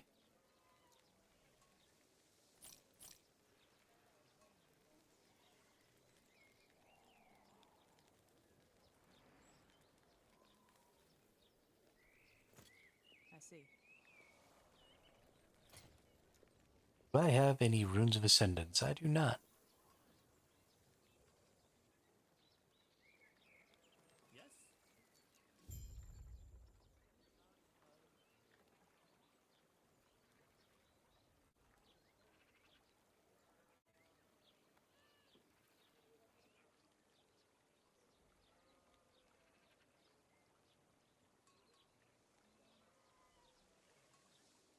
Who's that whispering in the trees? Sits two satyrs and their own leave.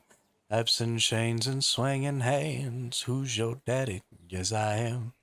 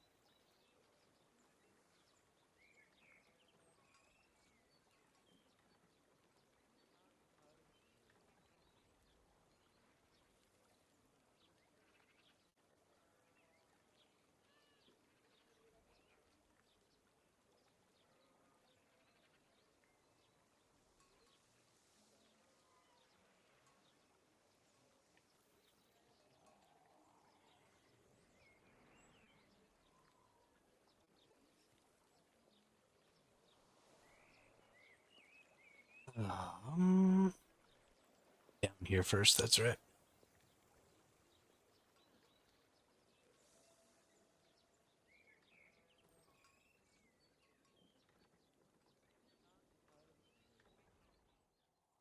Oh, where has my little dog gone? Oh my gosh, that was so good.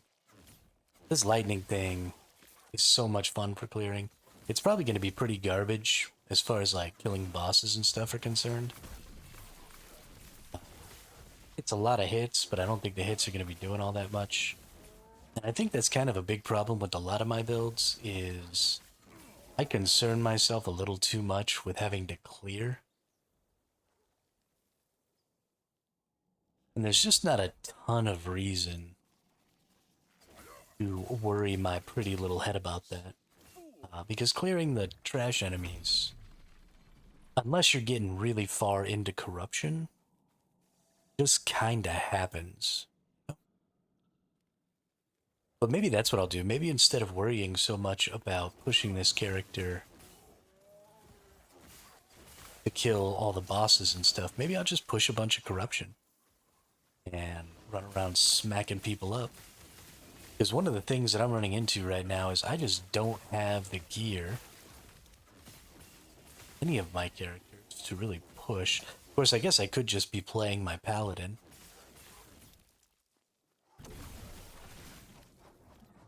Right, he's already got good AoE damage and stuff. I could probably push 300 or 400 corruption. Well, I think I'm already at 300 corruption. I could probably push 400 or 500 corruption. My paladin. And that'd be nice.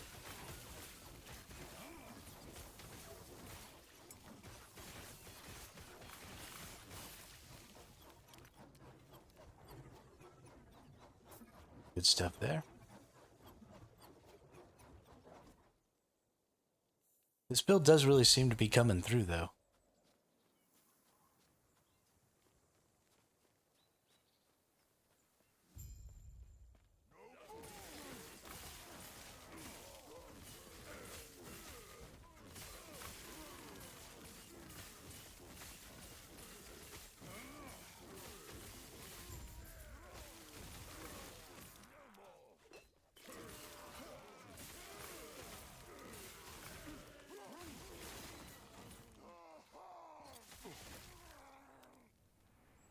Darn it, stop getting strength. Don't need it. Want it?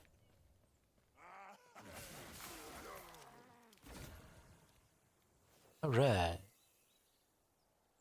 Siege armor. Gold thing. Intelligence on a boot.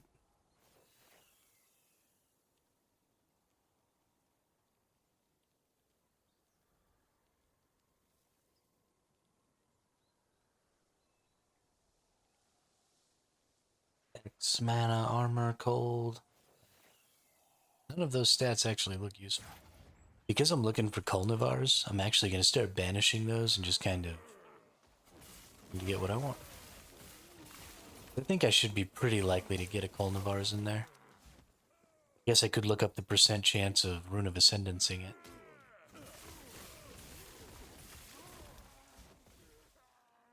That'll be fine. If I can do it that way.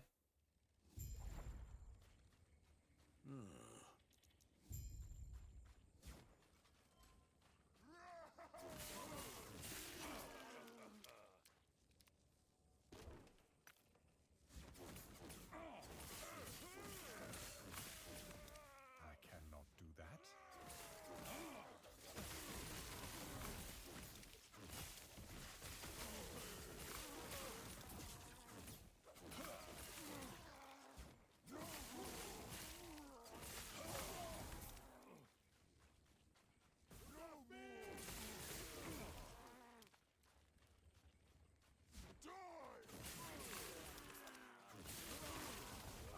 can die.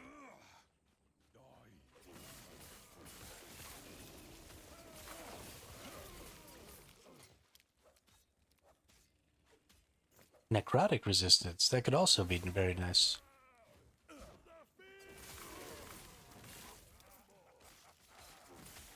Give Give me lots of necrotic resistance. Get me up to that tier 5 on the necro resist. Get behind that.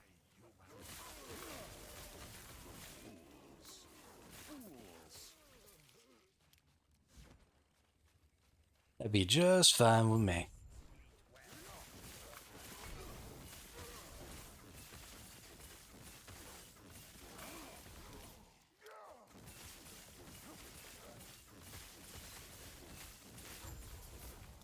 God.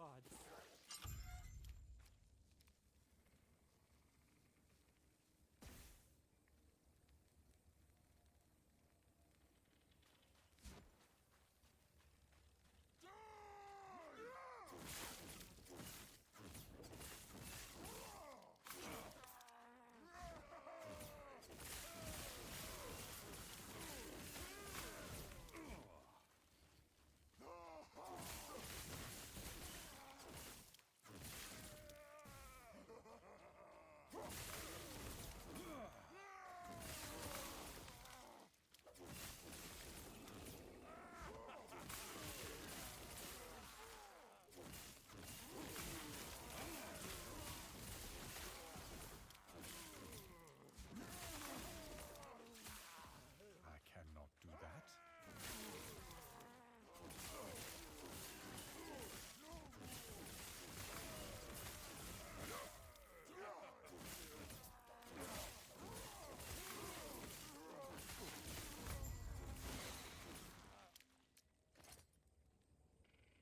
Yes. More necro resistance.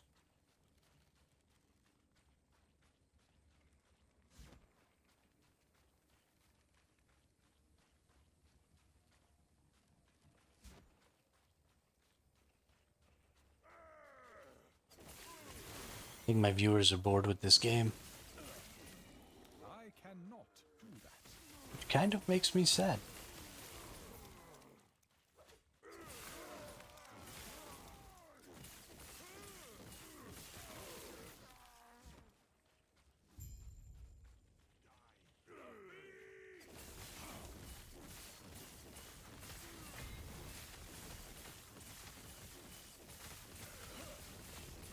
Gotta kill the Patriarch first, because he does the stupid... Yeah, that thing that just got me.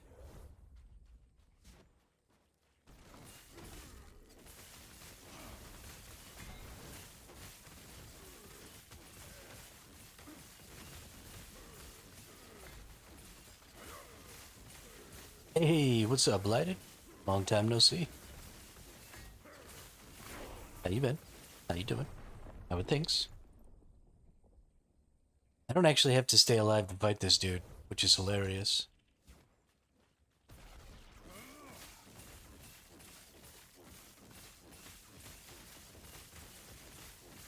You don't know how things are?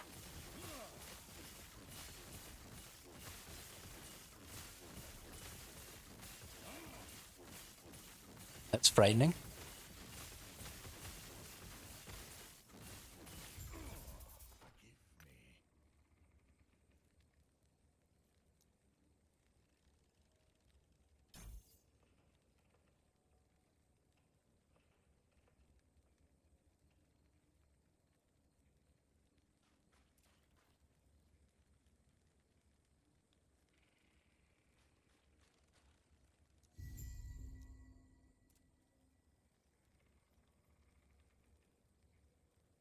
Just existing. All right. Well, so I've had a change of heart, which is exciting for me. Because normally I'm pretty stuck in my ways. I am definitely going to be playing Dune Awakening when it comes out. And like playing Dune Awakening, I imagine I'm pretty much going to lose my life to that game. So.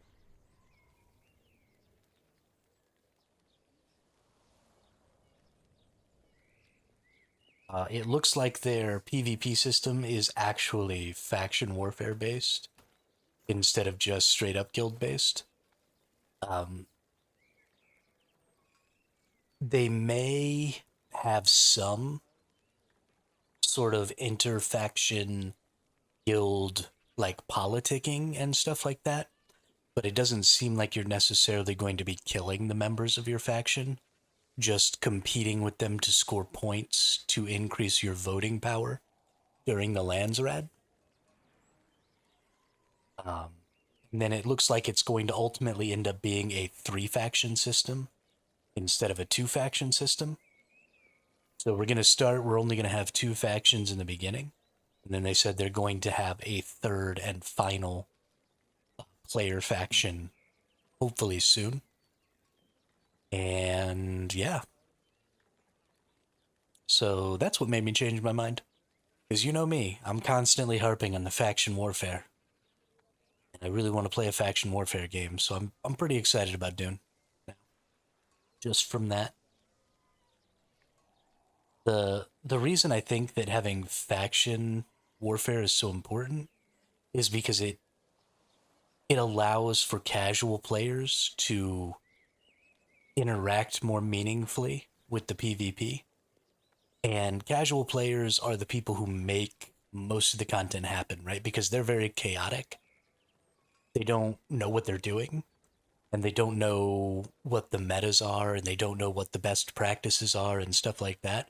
And when you don't know stuff and you're just doing things, it really, really throws a monkey wrench in the plans of the more veteran, more hardcore, more knowledgeable player bases. So, what I always think about is I think about like, if you just have guild battles and you just have really high tier guilds fighting each other, then you get these really back and forth, like ebb and flow title sort of battles because the shot callers from the guilds know what they're doing and the players in the guilds really know what they're doing. And so the fight is really, really controlled and things are going back and forth and everybody kind of knows what everybody else is trying to do. But if you have a faction warfare system, and you have those little groups of casuals running around just scurrying about the dunes not really knowing what they're doing and they come across one of these battles, then they're going to have an opportunity to just Leroy Jenkins into the enemy side. And so while you're playing this game of tides, flowing back and forth with the push and the retreat and the push and the retreat, you might be in the middle of a push when you're expecting the other side to retreat, and then just off from the side comes these 5 crazy assholes who have no clue what's going on, and they just start shooting at your flank, and that chaos is going to mean that those more veteran groups are going to have to be prepared for a lot more stuff, and it's going to make those fights much more interesting, and it's going to give those casual players a much better opportunity to impact what's going on. And then if they die, that's fine because they were still part of potentially the win for their faction. And so they're going to be much less worried about dying when their faction is maybe getting some sort of benefit there. So I'm really excited about it. I think it's going to end up being great. I got to go use the restroom real quick. I'll be right back.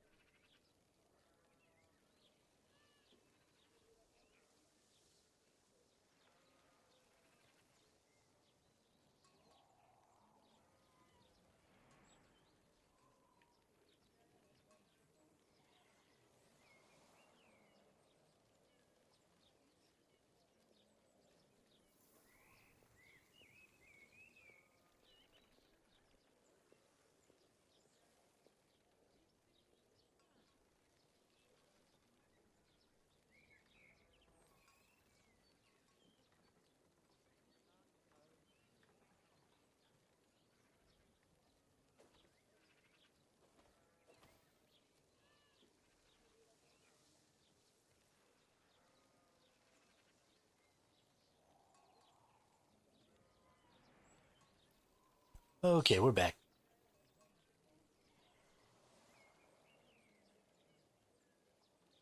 I'm actually a little bit happy that I wasn't super hyped for the game until just now, though. Because if I had been like super hyped for the game months ago, I would be dying by now. Just shriveling up and dying. Not having the game to play. So ultimately, I think it ended up working out for the best.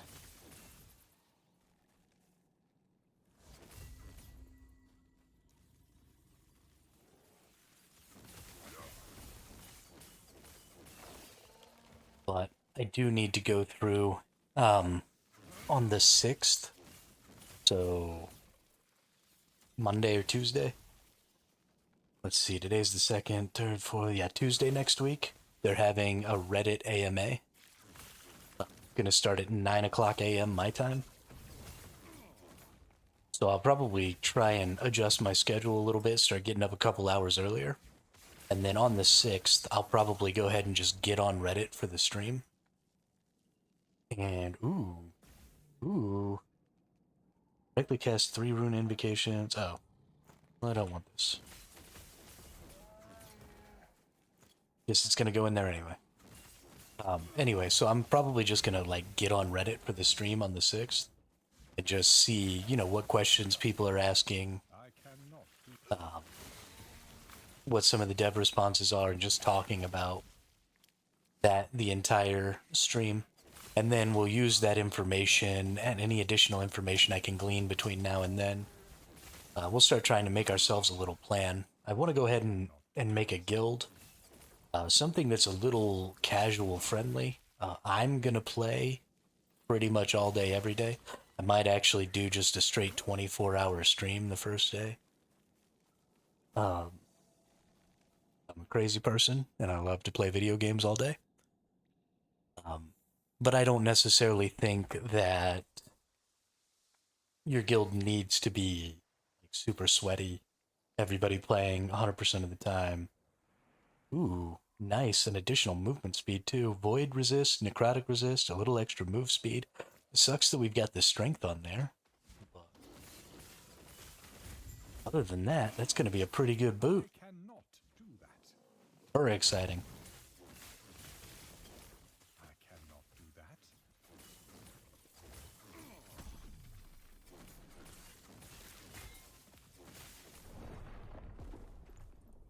Sure. The Tundra Stalkers can totally just kill me in a couple of hits. That's not a big deal. I cannot do that.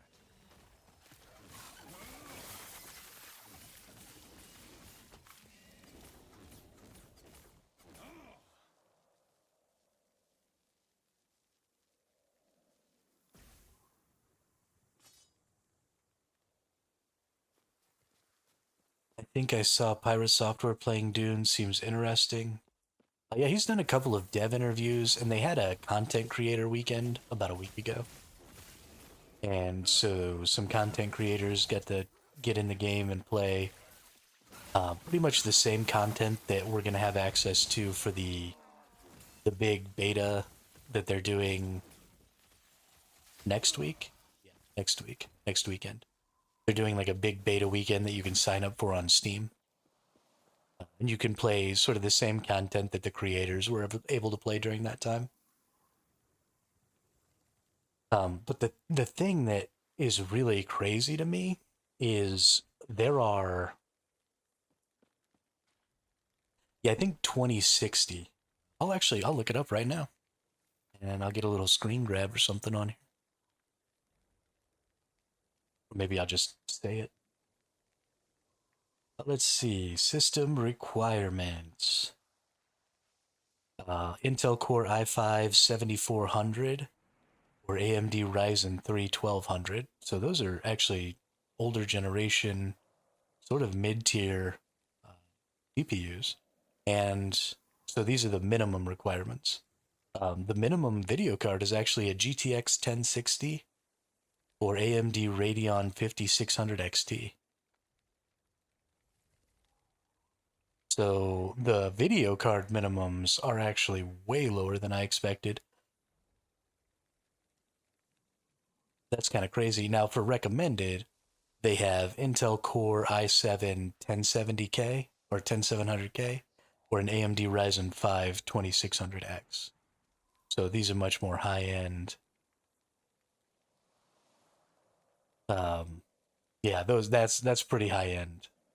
It's not asking you for an i9. Still.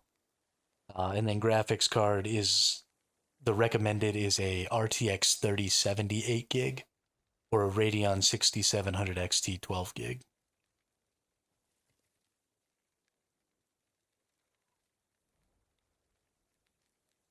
I mean, it's a beta that's happening only about 3 weeks before the game launch. Well, I guess about a month before the game launches.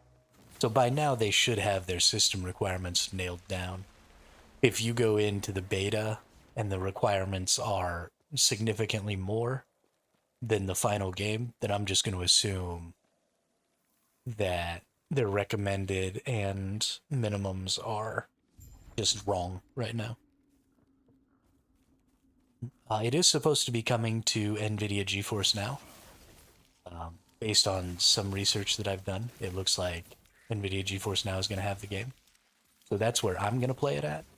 Hopefully, so I'm not going to play on the Head Start, 5-day Head Start or whatever. I'm just going to play on the regular servers because I'm not good enough to go in there on the Head Start with all the like professional guilds. That doesn't sound like fun. And I don't think that the people who would want to join my guild from the community here probably want to be on something that crazy. So we'll see. But I don't think that's what's going to happen. I'll probably just be on the regular. And that'll give them 5 days for NVIDIA GeForce Now to pick up the game and get it downloaded and all that stuff. So hopefully I won't be running into any issues. I probably won't pre-order the game because of that, though. Because I don't want to get it and then it not be on GeForce Now. So I'm sort of going to be making a bunch of plans under the assumption that it's going to be on GeForce Now. And then if it's not, I'm just going to kind of push all those plans off to the side and tear them up. Which will be unfortunate, but...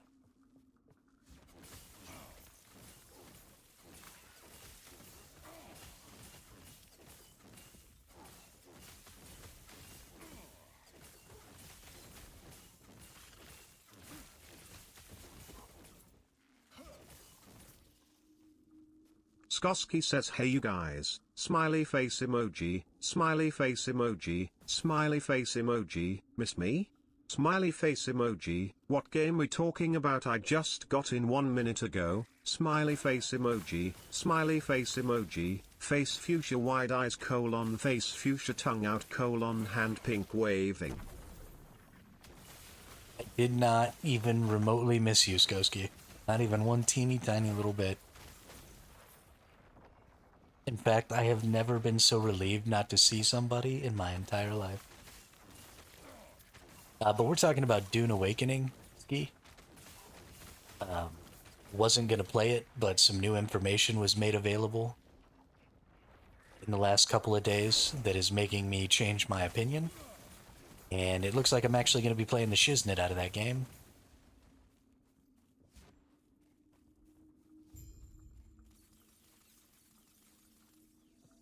Because it looks like it's going to be pretty good. Like, playing the absolute shiznit out of that game. What are we getting here now for damages? Oh, yeah. Oh, yeah. Oh, yeah. All right. Take it easy, baby. Yeah, I think we totally should make a guild. I'm going to put in some time off screen. Get a Discord set up that's actually functional. So guilds are only 32 people. I cannot do that. So we should be able to muster up Maybe half a guild. Nah, probably not half a guild. Maybe a quarter of a guild. But maybe we can find some more people in our world as we play. Or maybe not. Maybe it'll just be a small group of us.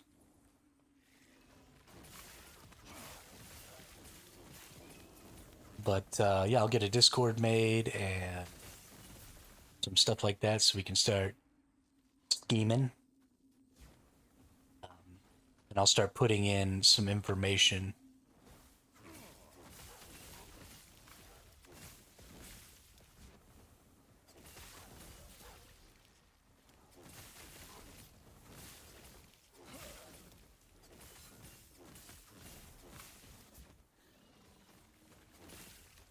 You know, some videos and stuff, some dev videos and things like that in there for people to look at. Yeah, June 10th is the full launch. June 5th is going to be the Head Start. The Head Start servers are going to be separate, or the Head Start worlds are going to be separate from the full launch worlds, though. So I'm just going to get in on the full launch and ignore the Head Start worlds. Because I don't want to deal with that crap. Who cares about that? I must deal with right.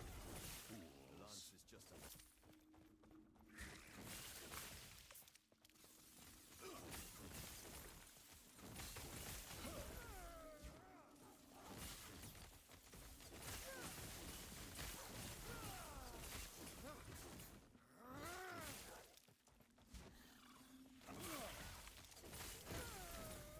I cannot do that.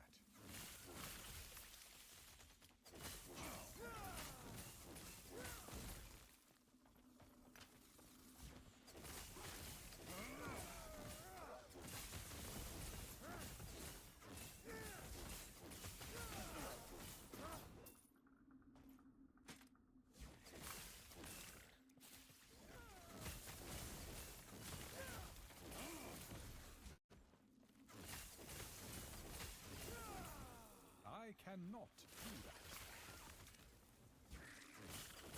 Fools. Fools!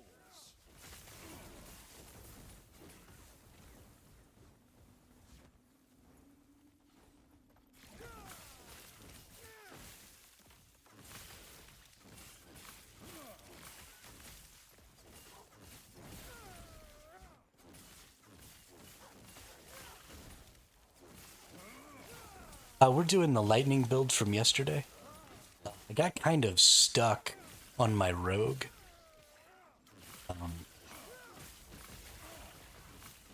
Having some real trouble making any progress on the empowered monoliths. So we decided to just go ahead and go back to a rogue. Or go back to a mage and start a new character.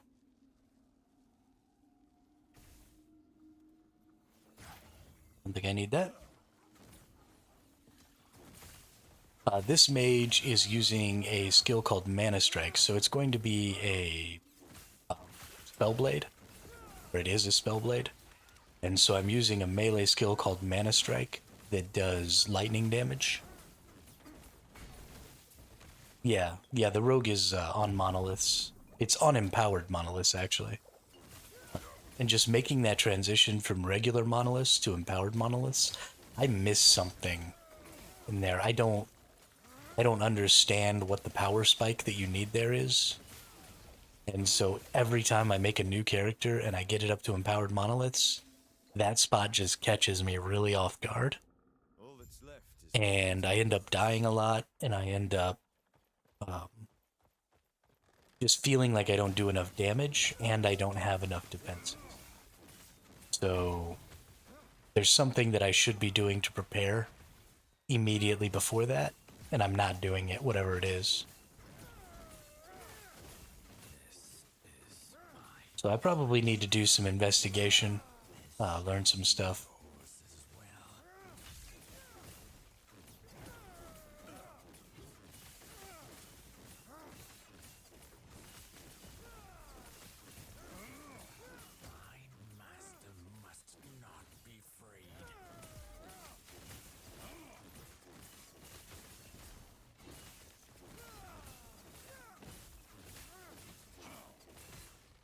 Yeah, there are a lot of playthroughs and stuff on YouTube, and I'm sure I can look something up and find some stuff.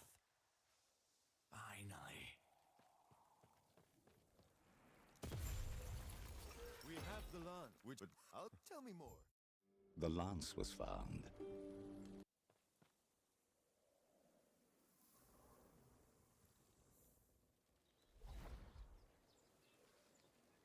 I cannot. All right. I know things are gruff, yet all that is left is to take the lance and bless it. I cannot do that. Yes? I definitely agree.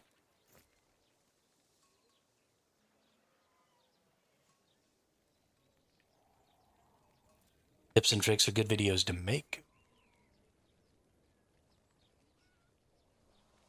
If I was any good at this game, I would make them.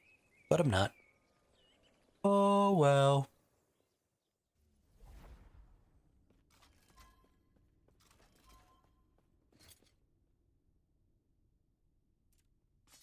Let's see, what can we do here? We have the increased elemental damage on the prefixes. Can I...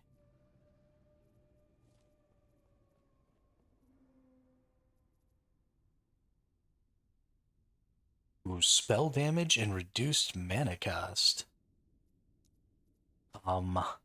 Please and thank you.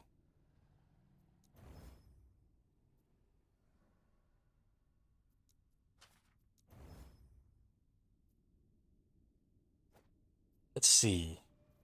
Let's get some of that in there. 733, 1670, 520. Ooh, no, this is way better. Okay.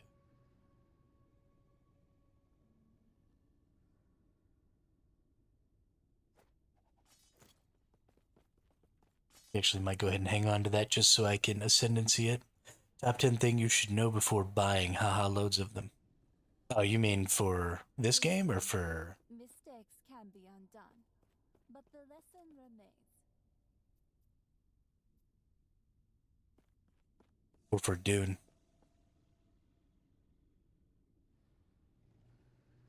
The top 10 things you should know before buying in these games are really usually about, like, you know, gameplay style and stuff like that. So reasons you might not enjoy the game if you don't like certain types of games. There we go. Yo, I've never realized, but there's like a crazy dragon thing down there. What the fudge? I hope I don't ever have to fight that thing. That'd be awful. My ass beat.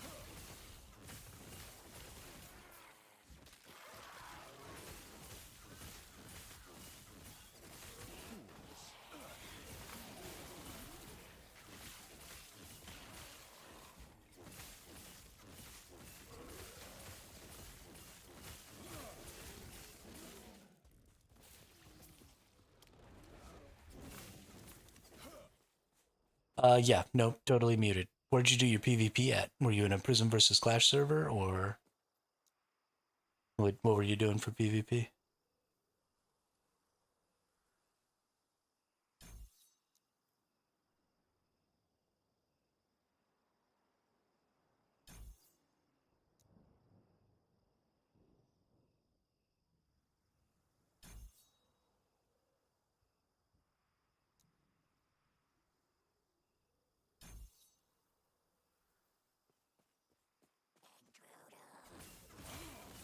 Oh, okay. Okay, cool, cool. I like the truck PvP. It's really bad for most of my builds, because I'm always playing like long range immobile sniper builds. But the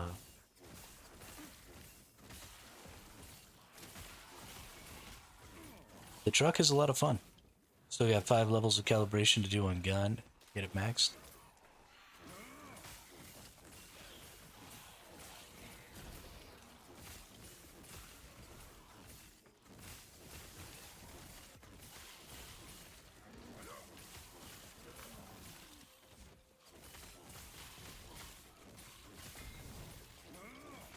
Ooh, 5-star, hell yeah.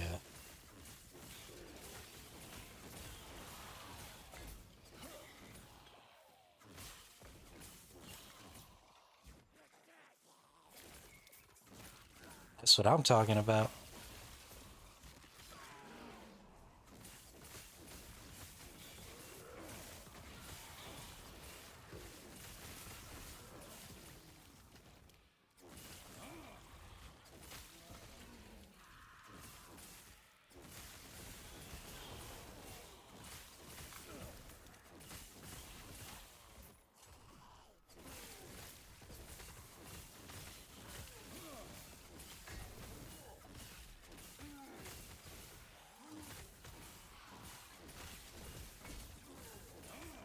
That's a good deal. I definitely should have focused on getting like a specific build all the way up to 5-star. You know, I did too much of just the general, like, get everything up thing. And it certainly hurt my progress on that quite a bit. It's fine. Doesn't really matter. But it would have been nice to have some higher star levels in some of my gear.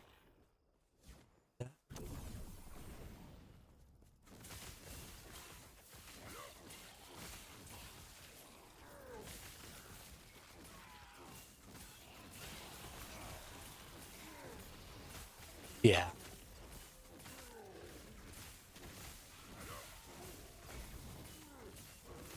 Well, and you can also tier something up and then swap the stars over to something else and then use the fragments that you have for that thing to tier it up some more and then swap it over to something else and then use the fragments that you have for that thing to tier it up some more and then swap it over to something else.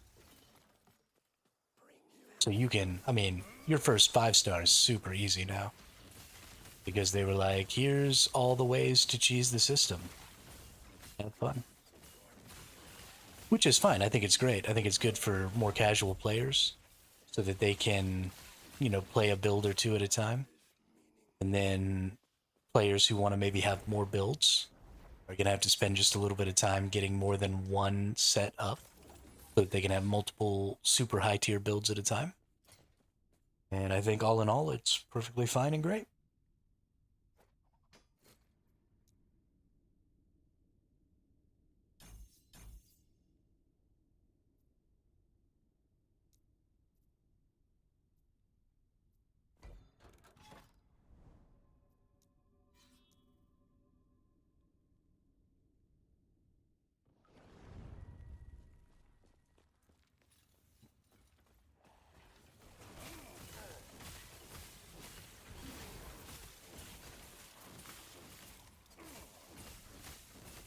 Darkrum's just a joke to get now. I have most of it, all the blueprints I want. Yeah, I mean, but that's, again, I mean, it's a good thing. It's going to bring new players in. It's going to help those new players catch up.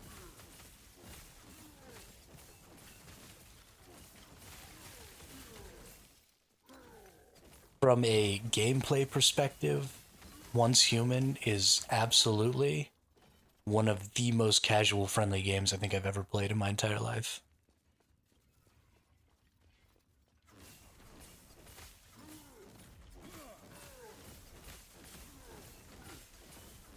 I am very happy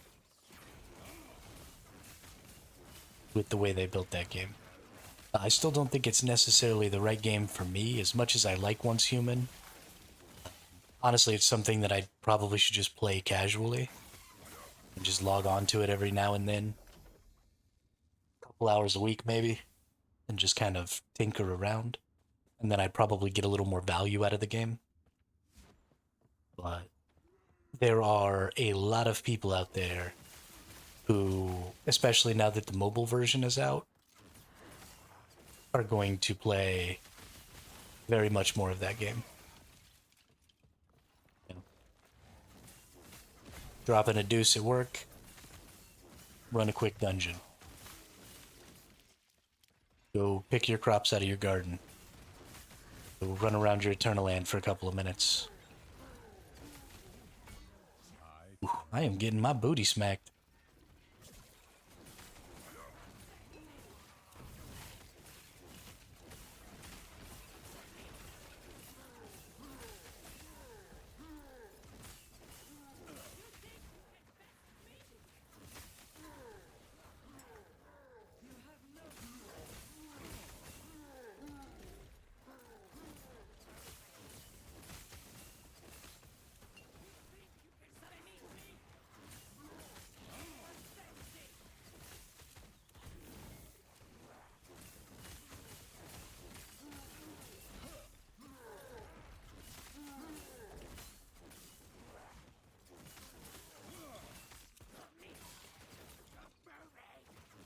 Why are you kicking my butt?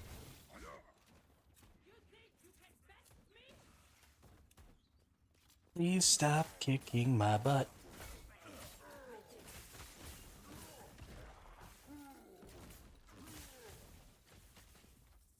I have no way of winning this. Ooh, Rhine of Divinity.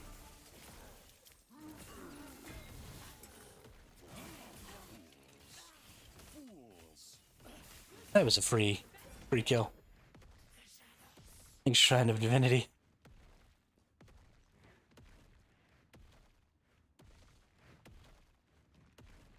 It's both. They just introduced a WASD movement option. I personally just prefer click to move on these types of games.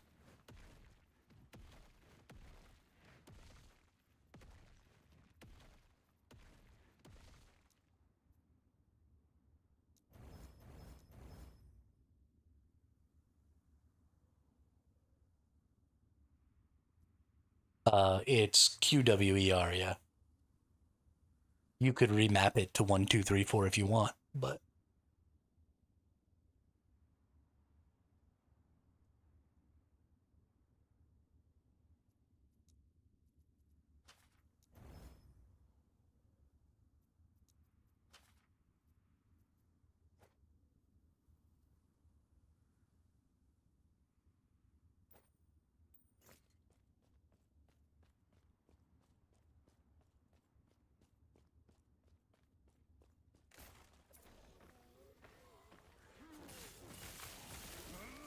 yeah, no, I think QWER is absolutely the best. I've played a lot of League of Legends in my life. I played League of Legends pretty religiously for its first, I don't know, 4 or 5 seasons. So I'm just very comfortable with this particular control scheme.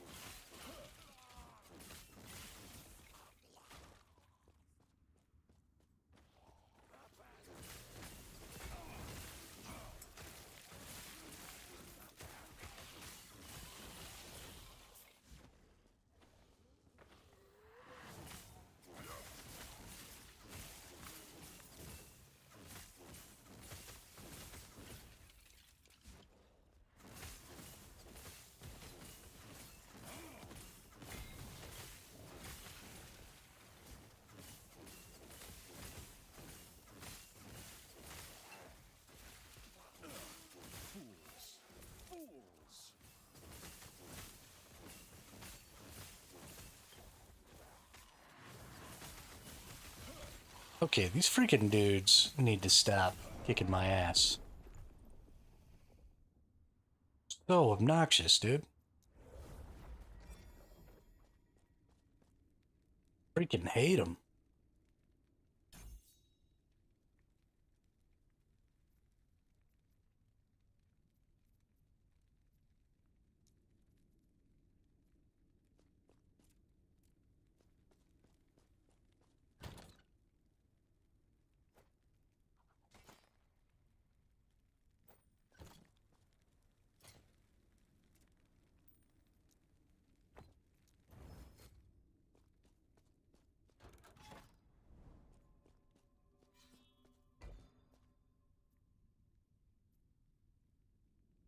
And I tell you what, I've been having a really hard time focusing on this game for the last couple of days. Been bad.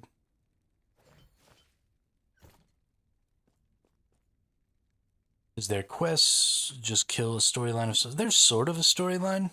Um,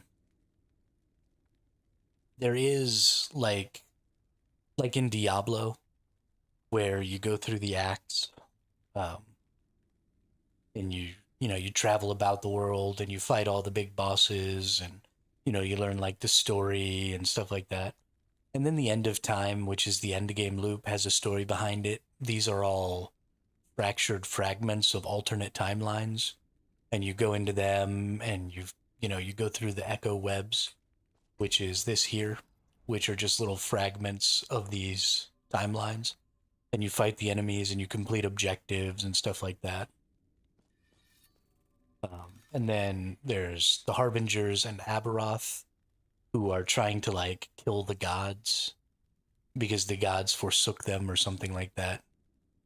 Um, I don't really pay attention to the storyline because I don't actually give a shit, because I'm just not a storyline person. But there is like, yeah, I mean, it's a huge game. It's ARPGs tend to be extremely repeatable. The actual game, when you go through the story, the fastest speedrunners can do it in a little less than 2 hours.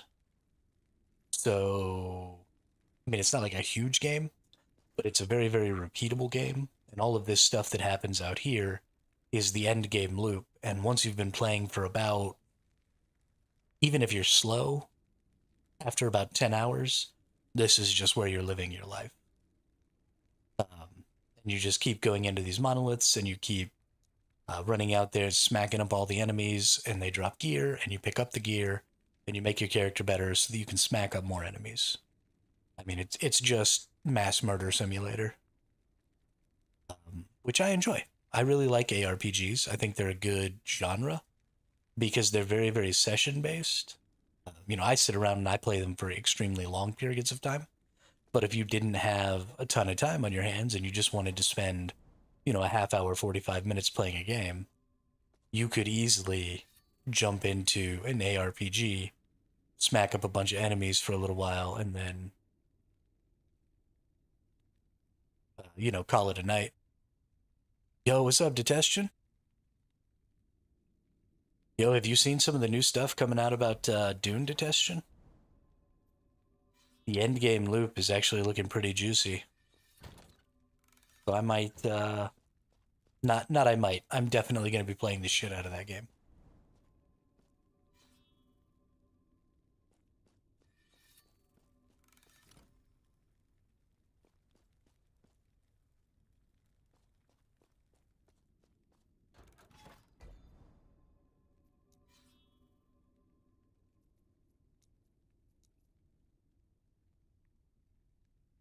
Also, thanks for calling me cool. I appreciate it. Makes me feel all warm and fuzzy.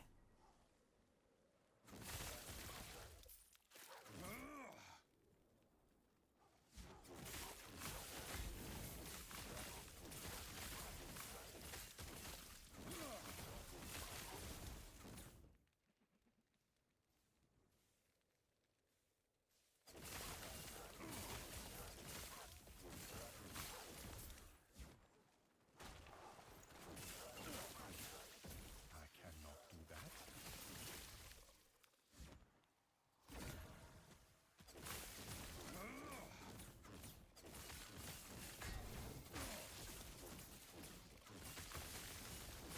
I have not. I'll have to look into it. I'm just looking into the new Battlefield. Supposed to be like how 3 and 4 were. So that should be good. Plus, we'll have more army look to the game soldier-wise. Interesting. I have never played a single Battlefield game. Played a lot of Call of Duty, but I have never actually played Battlefield.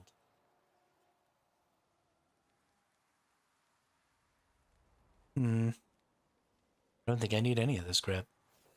Vanish.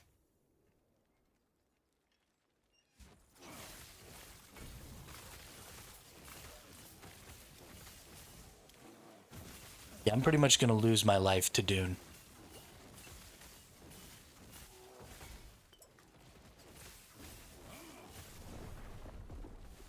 Oh my god.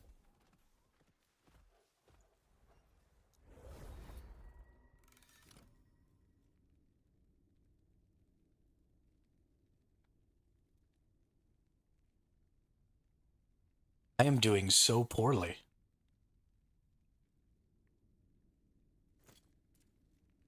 I focused way too much on damage. Didn't focus nearly enough on my resistances. My health. It's definitely causing problems.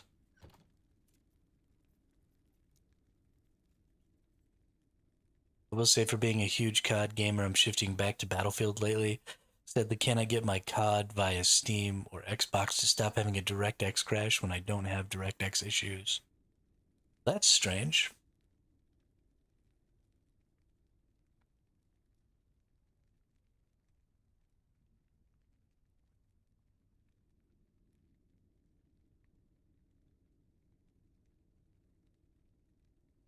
It's real strange.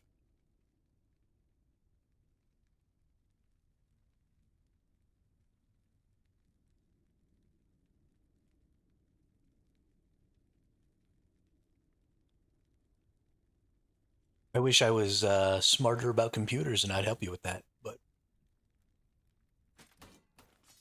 unfortunately, I'm just a dum-dum.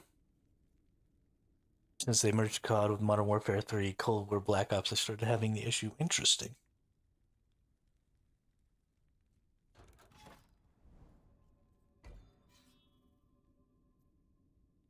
Very, very interesting.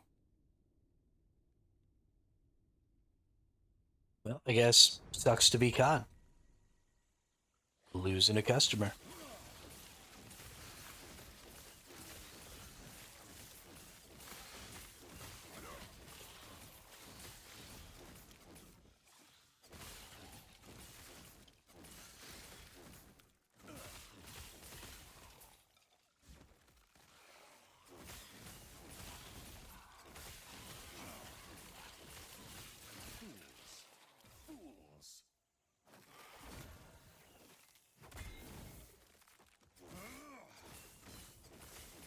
Oh, fuel.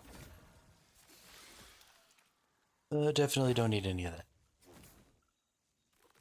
It does sound fun. I'll watch some VODs tonight on the new stuff. Yeah, so they just put out some dev streams, and the dev stream yesterday, or some information that I just saw yesterday that may have been on a dev stream a few days ago, is what's kind of changing my opinion. So the end game loop is going to be pretty guild based, but I thought that your faction choice wasn't going to matter as far as who you fought, and I thought it was going to be the in-game PvP loop was going to be all about the guilds. That doesn't appear to be the case. It looks like your faction is working together to complete this sort of end-game like mission loop that they're doing against the other factions. And so you are going to end up playing with your faction. And there's going to be two factions at start. There's eventually going to be three factions, which I think is absolutely minimum, right? You need three factions of players to keep things interesting and balanced. And so because you're going to have faction warfare, my opinion is that that's really the only way to allow casual players or less skilled players to really interact with an always on PvP system. is they have to have, and I say this all the time, but they have to have a de facto group that they can team up with, um, and who will save them in bad situations, right? So if I'm out in the deep desert and I'm doing something, and maybe there's a couple of people from my faction around, and then someone from an opposing faction comes and starts attacking me, even though I don't know these people, right? They're going to come and protect me. And so it just increases the likelihood of success for the smaller groups and the individual players and stuff like that, instead of giving all of the reward and all of the success to the organized teams. So I think that's the thing that's really changing my opinion. Is if it was all going to be guild based, then it was just going to be super sweaty people taking over, you know, the deep desert and all the PvP zones, and it would basically just turn into Albion Online, where the the small groups, the solos, the casual players don't really get to interact with the deep desert and stuff like that, or the end game PvP loop of Albion very much, because they just get the crap kicked out of them because they're bad. They don't have allies, they don't have the good gear, they don't have any of that, and so they go out there and they just lose. There's nothing they can do about it. So I say they, I mean we, because I'm one of those bad people who goes out there and gets the crap kicked out of me. So I'm very excited. I think it's going to be a very good game. I think the end game loop is really, really interesting. The system that is the end game PvP loop is called the Landsrad system. So when you go to look it up, pay attention for information about the Landsrad system. I think it's really interesting, really cool. Has some gameplay implications and can change how the game is operating for a week at a time, which I think is really interesting.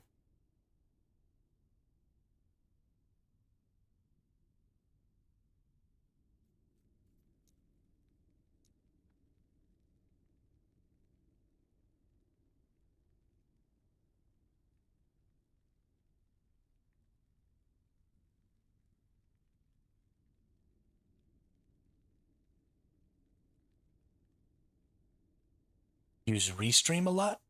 Yeah, I use Restream every day.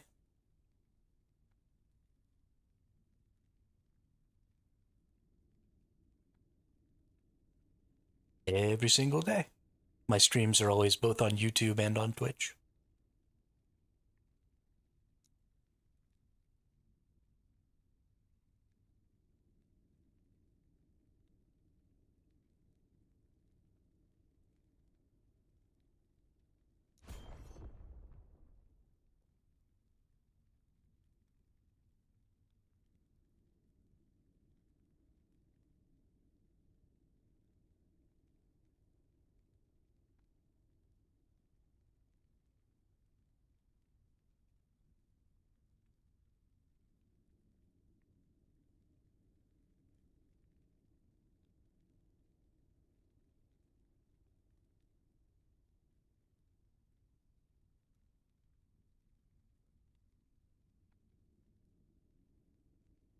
Been trying to understand it better, got my TikTok and Twitch linked, but still weird to use. Feel like I need a third screen now. Do you use OBS to stream?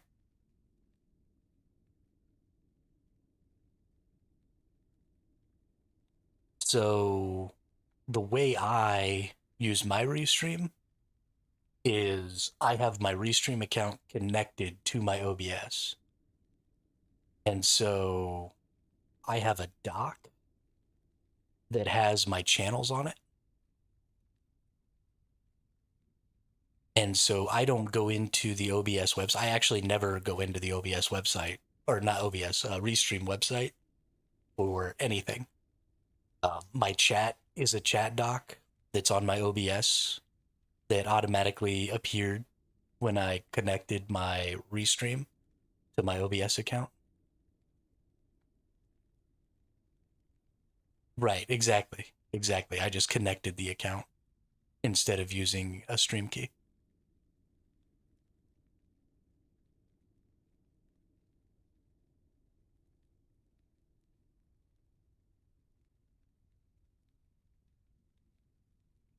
and it makes life way, way easier because now I've got a little dock on here that lets me like edit, edit my titles, all kinds of stuff like that. Because it puts these docs straight on my OBS. So I have a connected chat, and instead of having to look at two separate chats, I just have this doc for my chat that's part of my OBS, and then I undocked it and I moved it over to a different part of my screen. And I have access directly. I can add channels, I can update titles, I can do all that stuff straight from my OBS, so I don't have to go into the website at all. I could get my stream information um, that comes from Restream as well. I can get a doc for that out, and I can get all of that information.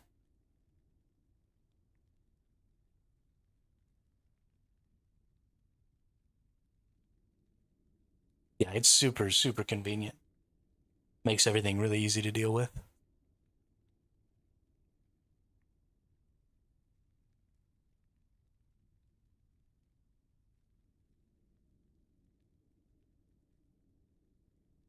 Yes, yes, it can.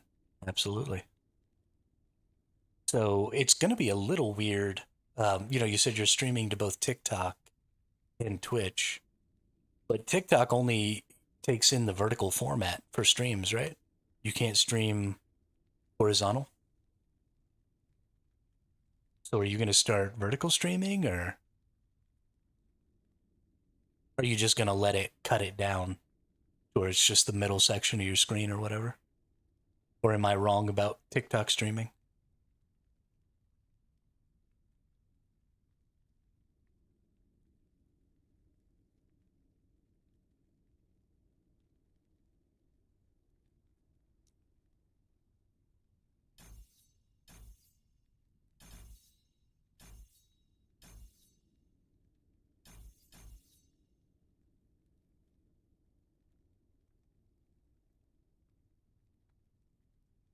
It does give me the option to horizontal if you use TikTok Studio app and not the actual normal.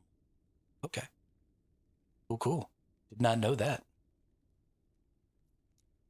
Did not know that.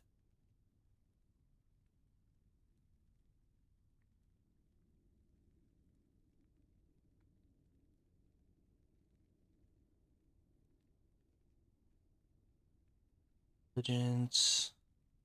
Into damage with high class melee skills.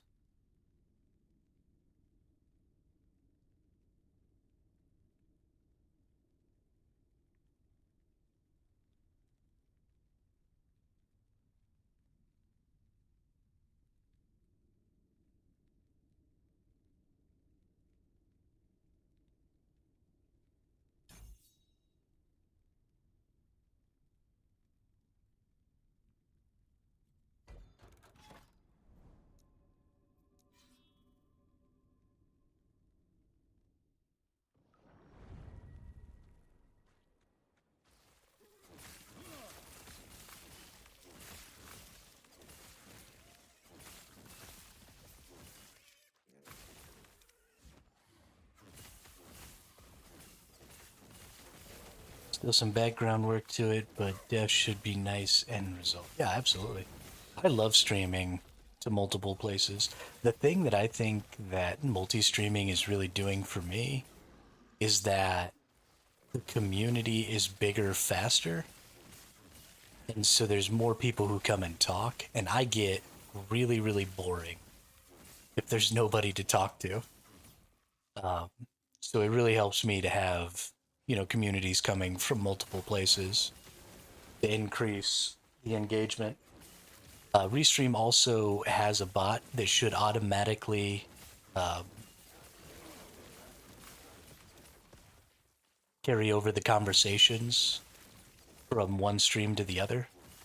It's a little clunky and it's not exactly the best solution, but I think it's absolutely better to have the bot duplicating messages from each so that people can see the entire conversation. It is, it does say Restream Bot says, from Twitch person's name, here's the stuff that they're saying, but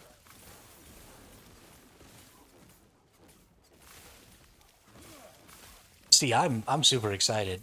I think I have a solution for that already. So there's a program called streamer.bot.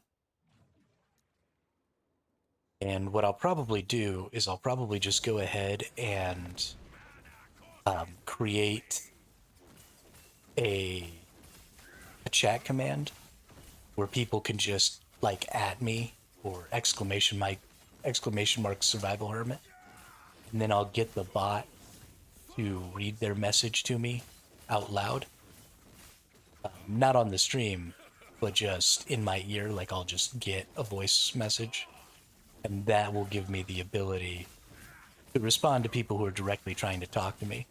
So I'll be able to kind of ignore the conversation that's going on inside the chat, and then anybody who needs to directly ask me a question or anything like that will just at me, and then the bot will talk in my ear and say, Detestion says, hey, Survival Hermit, what's your favorite brownie flavor? And then I can respond accordingly.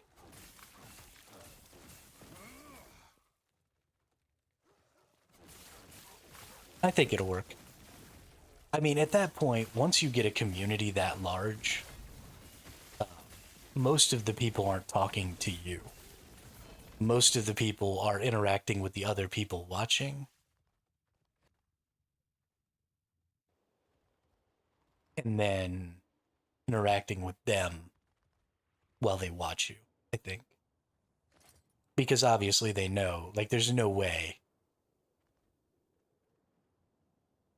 that you could actually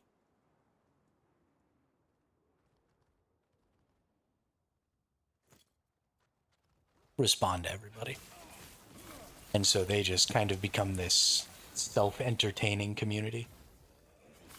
And then every now and then somebody has a question about the game or something like that, or somebody wants to chime in on,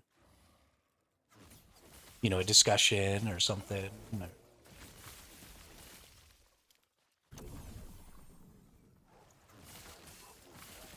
That'll also be probably like a mod thing. Once you get that big and you could maybe actually pay your mod to be in your chat with you, right? You could be in a Discord call or something like that with that person that's not showing up, right? This is audio that wouldn't be on the stream, but they could try and keep an eye on exactly what's being said and do, moderation duties like ban people. But they could also be kind of keeping an eye out for important messages or important responses to certain topics, or a bunch of different stuff like that. So. And then they could just chime in or hit you in the earpiece like, hey, so and so was talking about this. Eventually you just can't do it by yourself, right? Like, that just isn't reasonable. You wouldn't be able to actually play the game if you had to do it on your own.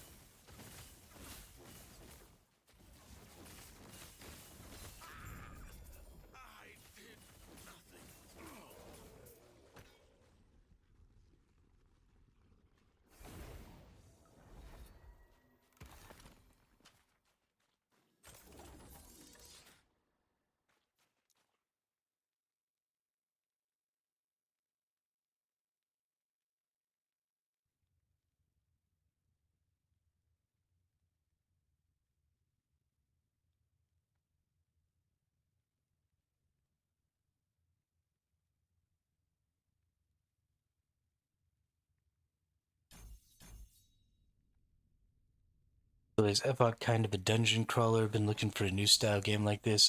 Yeah, it's an ARPG. So just like Diablo or Path of Exile, or um, No Rest for the Wicked, I guess, is one.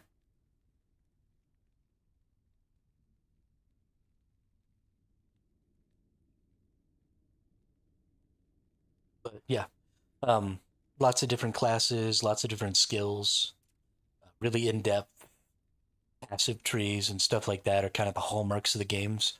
So you can really build your character in a lot of different ways. And use, a lot of different skills. Right now, I'm only using 5 skills, right? These 5 up here. But then there's like 30 down here. There's, 3 different subclasses for each class. There's 6 different classes, so tons of options. A lot of replayability is kind of the hallmark of ARPGs. The goal isn't necessarily just to beat the game once and be done, but to keep going back and playing new builds and trying to get through certain aspects faster, trying to do more damage, trying to beat bosses quicker, trying to do stuff like that. So it's a very mental genre. Lots of math involved. Which I don't really like math, so I don't really ever do the math. I just kind of click the buttons and hope for the best.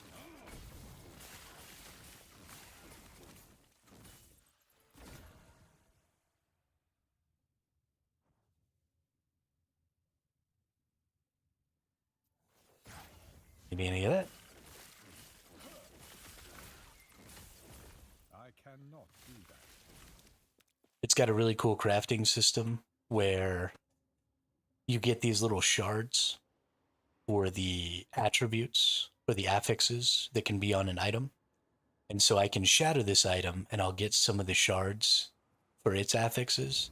And then I can use those shards later. Like I can put this weapon that I'm using in here. Now, this one has 0 forging potential, so I can't do anything to it.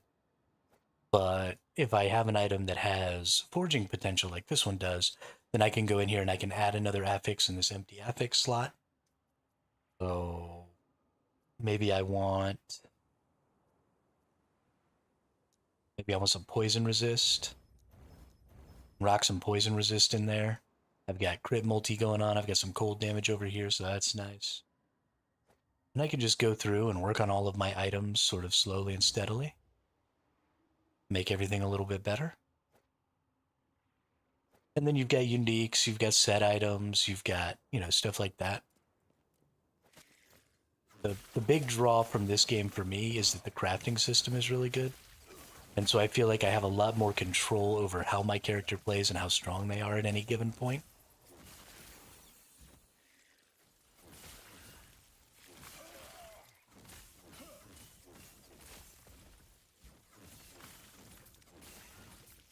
I cannot do that. But yeah, the whole genre is just really fun. I mean, I've been playing ARPGs since the original Diablo, way back when I was a little kid, so it's always been a genre that's been close to my heart.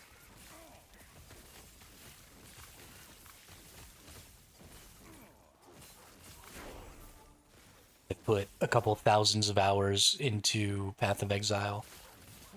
Put at least 400 or 500 hours into this game, if not 1,000 in the last year or so.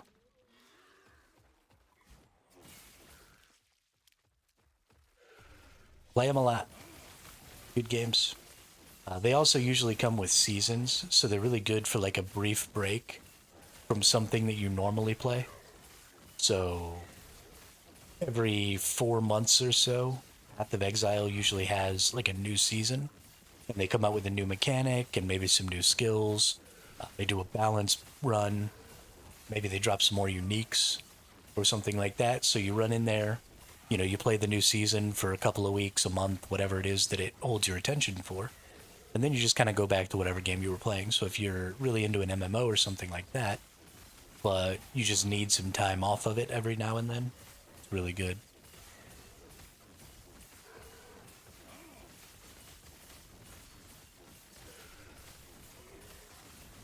Yeah, have a good day, Detestion. Enjoy the track meet. Thanks for stopping by and saying what's up.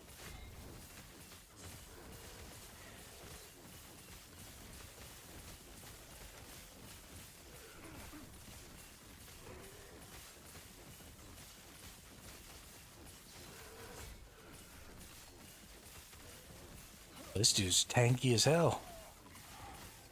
Just die, dude. It's okay. Nobody will think any less of you.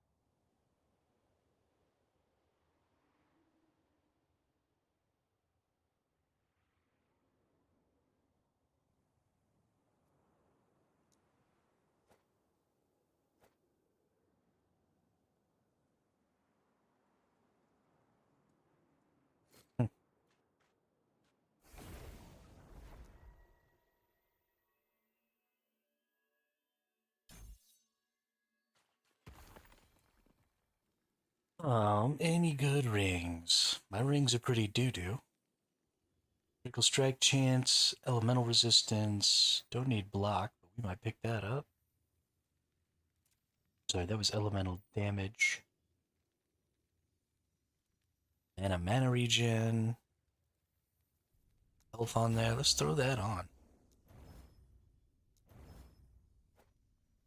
Like that. I think I can get, yeah, elemental damage out of here. So let's go ahead. Oh, we have no forging potential. Let's go ahead and shatter that. Ooh, 4 elemental damage shards. Thank you, video game. Yeah, that should be good.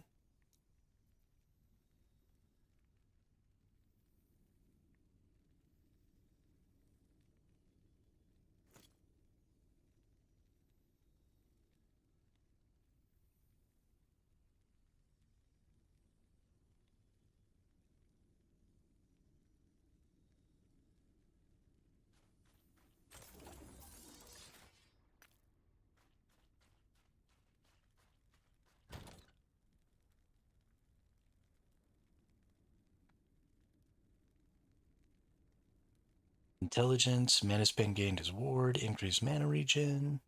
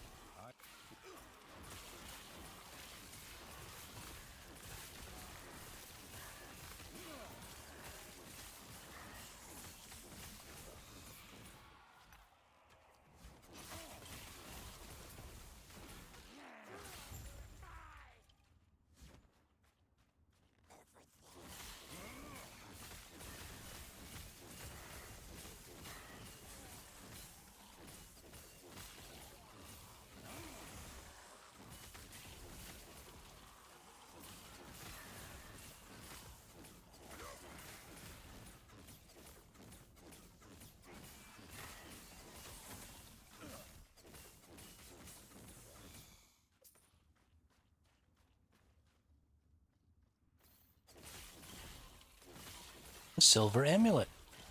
Some critical.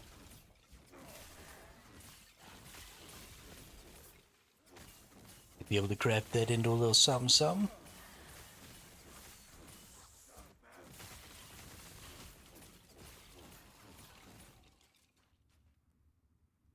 Let's see what we got here. Void damage we don't need. We can hit that with a reroll. Healing effectiveness we don't need. Throwing damage we don't need. Okay, that was a huge bust. Thanks a lot, video game.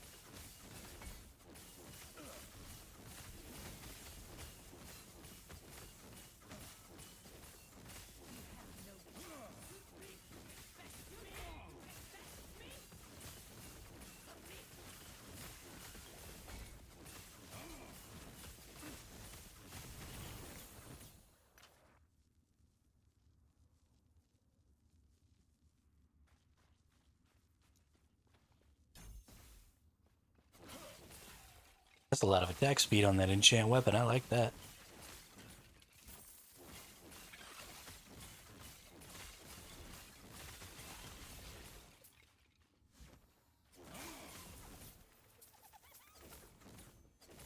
Come here, lizard.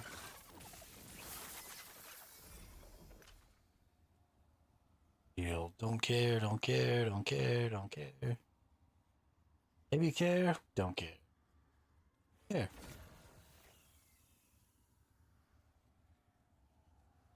And don't care.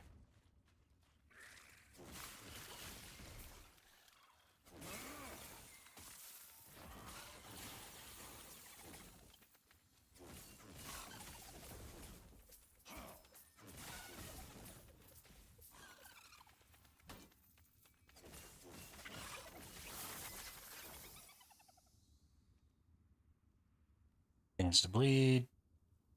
Ward. Ward. Fire aura area?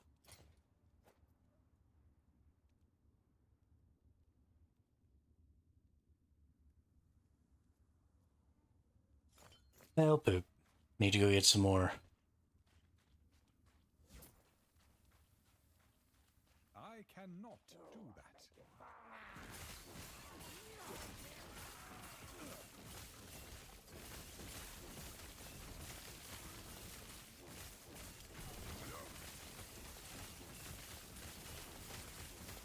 Need to go get some more idle slots. That's what I was trying to say. Holy crap.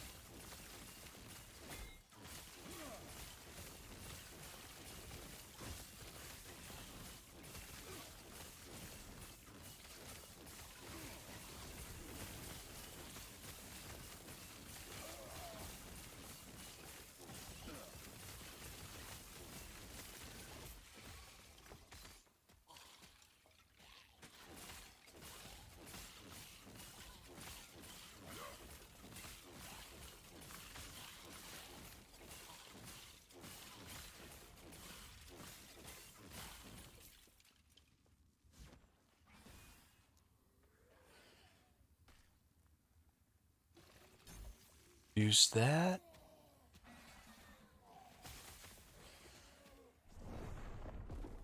Whoops.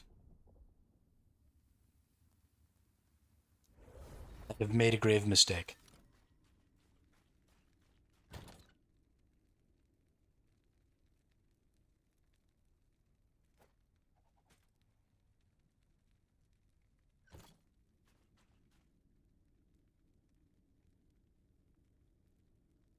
Um.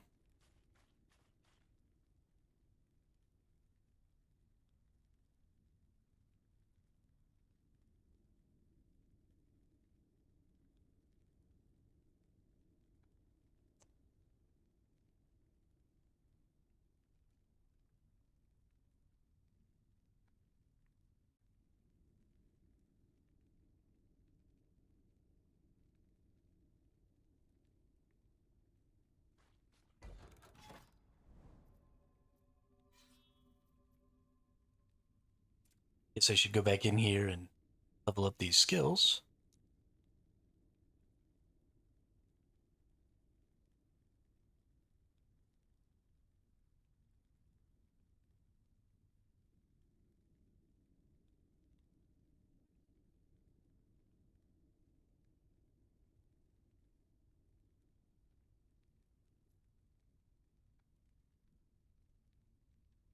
What do we got?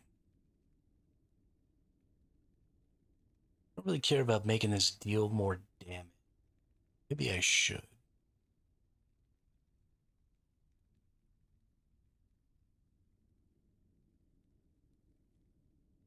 Yeah, let's just get it to Grandma.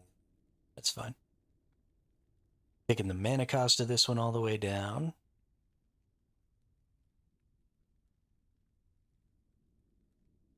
Don't think we need.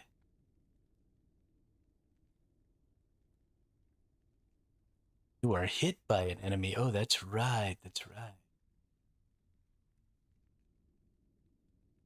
Definitely want to up these two, each one.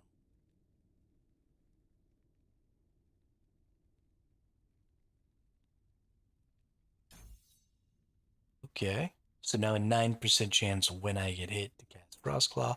We'll get another 30% chance to cast it on melee, or another 10%, sorry, to cast it on melee hit. That'll be nice.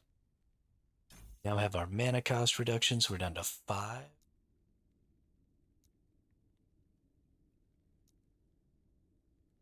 Okay, okay. That's really nice.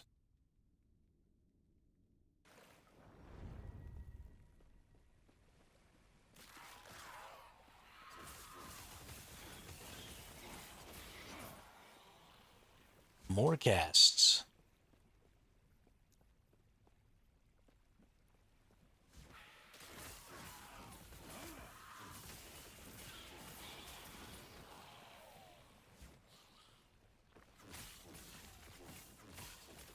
I cannot do that. Fools.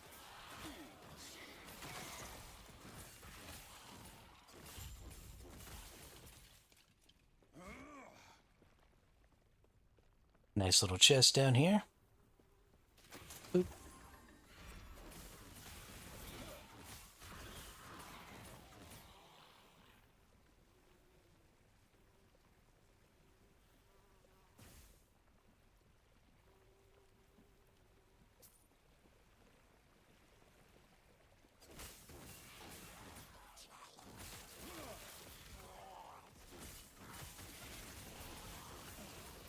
I cannot do that.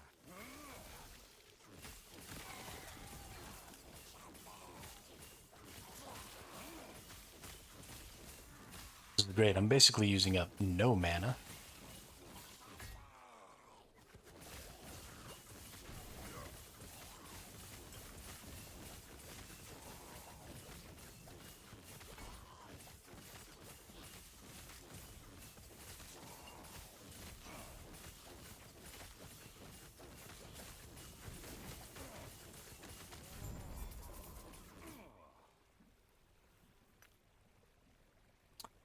My character's died a couple of times already, Damien.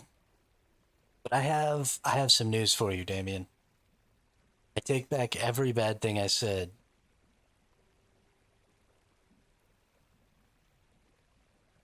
About Dune yesterday. Was it you I was talking to about Dune? I think it was you I was talking to about Dune. I changed my mind.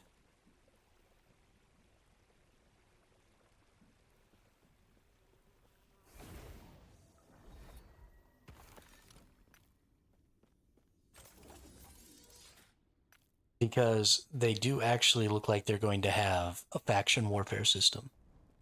It doesn't look like it's just going to be guild warfare based. It looks like, so there's this system called the Landsred system. You have to look into it. It's kind of hard to explain. But it does look like the factions are going to be cooperating with each other. And so if you're in a different guild of the same faction as another group, I don't even know if it's going to be possible for you to kill each other in the deep desert. Because the Landsred system is all about your faction gaining favor with the great houses, so that the guild leaders who contributed the most to the Landsred system get to vote on like rules for the next week for the entire world that you play on. So I think they're going to be very cooperative, and eventually they're going to have 3 factions instead of just 2, all competing. So there's going to be plenty of people to kill, but also the more casual players, the smaller groups, stuff like that, are going to actually be able to impact the game a little bit and not just get shit stomped all the time.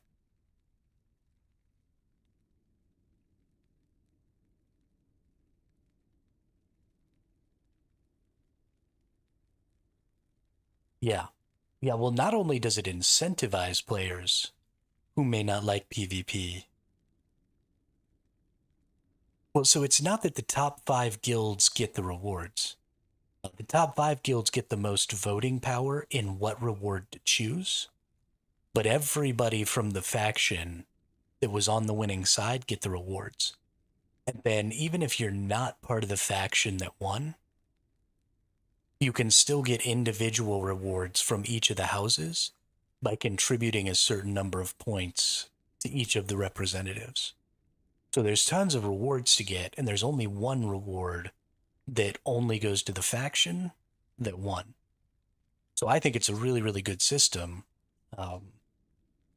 because it's not overly emphasizing the reward that the winning faction gets to a point where being in that faction is going to have any sort of long-term benefit or a long-term effect on your gameplay, because that only lasts a week, right? And then the whole thing gets wiped and we all start all over. So honestly, I think it's a great, they've taken a lot of the issues that happen with open world always on PvP like that, and they've really taken a look at, how can we give players this feeling of triumph without creating this crazy snowball effect that just makes it impossible for anybody else to catch up. And they haven't even necessarily told us everything there is to know about that PvP system. They're keeping quite a bit of stuff pretty close to the vest, which I like. I think it's really cool. So, come June 10th, when the full release launches, I'm not going to play the head start. I'm going to play on the servers that launch on the 10th. But I am definitely going to play that game religiously. I think their whole system, their whole idea, a lot of their efforts to help more casual and smaller groups maybe have a chance to really get included and get involved is really good. So I was 100% wrong about all of the things that I said about their PvP system being trash.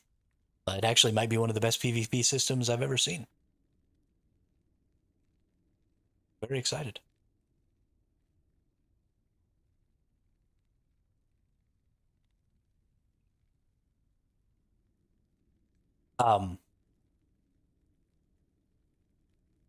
I would do that, but I don't want to put that kind of burden on other members of the community who might want to join up. Because you do have to pay, the extra $10 or whatever.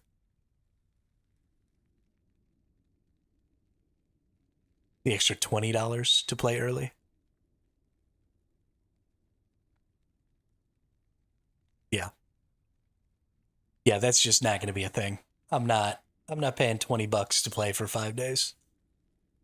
I could get my value out of that because I would just no life the shit out of it. But not everybody could. So yeah. I'll pay my 50, but I'm not going to pay $20 for 5 days.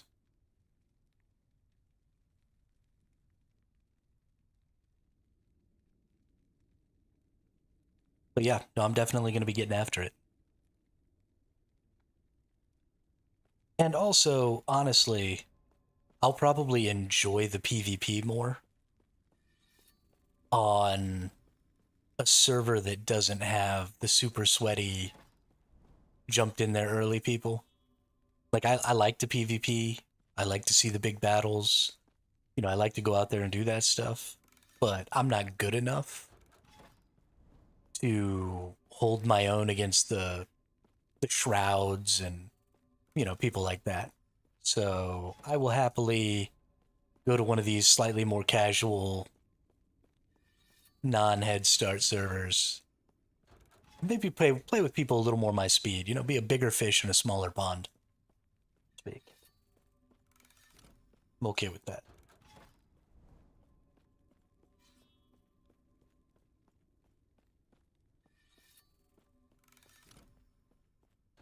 I play on your server as well, because the way I usually play with my wife is I create one character to play with her, then create a second to play when she's not playing. Did she not play video games as much as you?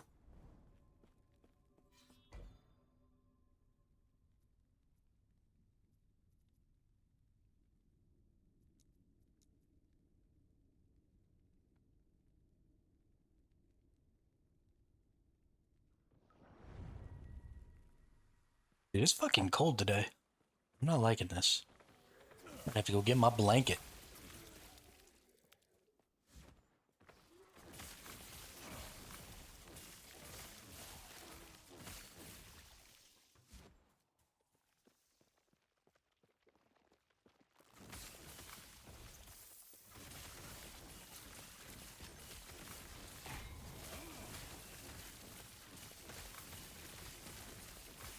actually plays more than I do, but she does not.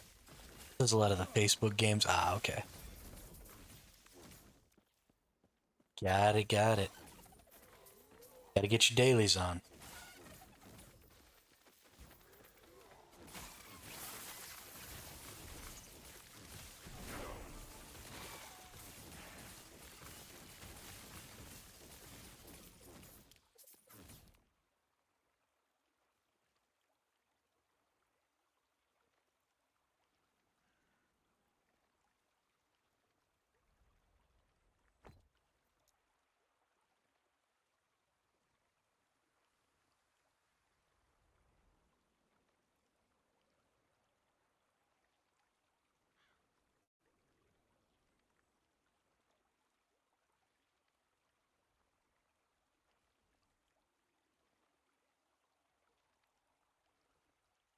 Hmm. Let's get rid of ailments when we activate this. That sounds like a good idea.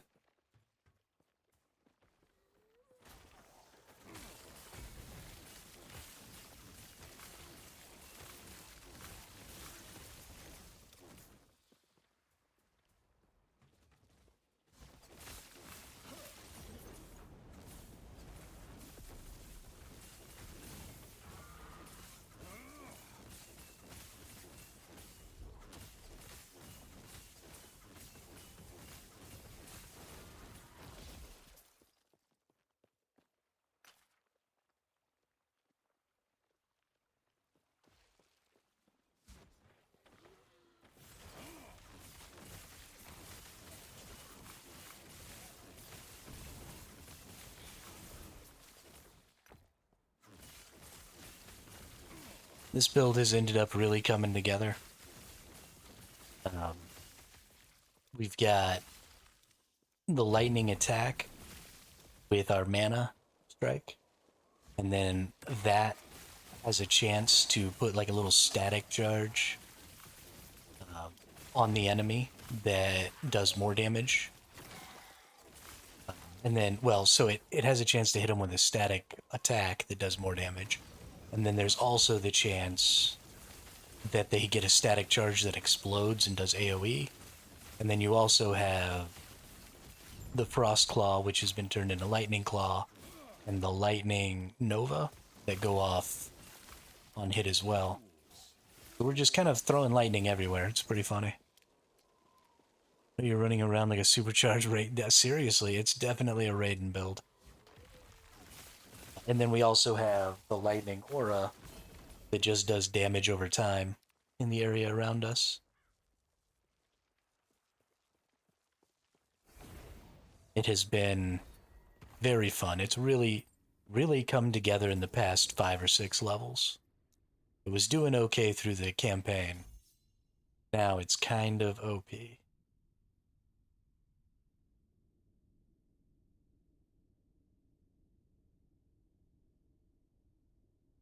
Something I am going to need to look into here is maybe to find some lightning or some elemental damage. Some of these others. Here we go. Increased lightning damage. Chance. Lightning pen. Yeah, we're definitely going to be taking these. We're going to need to find another 10 points in here somewhere. Intelligence. Increased spell critical strike chance per intelligence.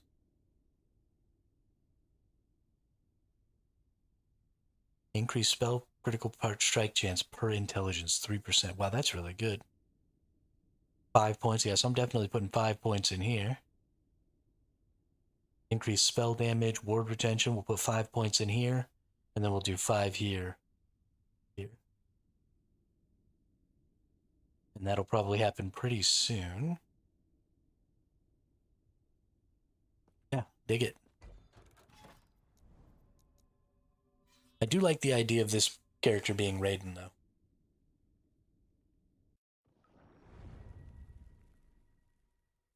That makes me want to use... Is it this skill instead of teleport?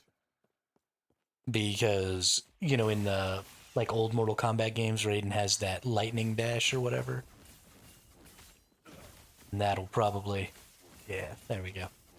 Now we're Raiden.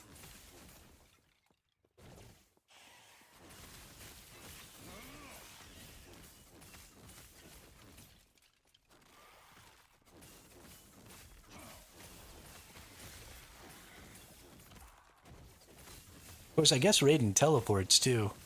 He does that whole like sink through the floor, come up behind you thing, doesn't he?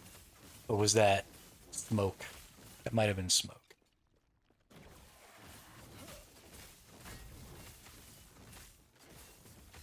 I haven't played a Mortal Kombat game since Mortal Kombat 2 when I was a little kid, so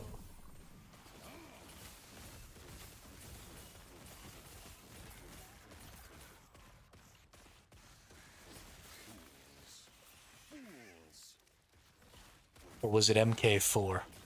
It might have been MK4 was the last one I played. Super tired and sleepy. What should I do? Probably take some caffeine and stay up all night.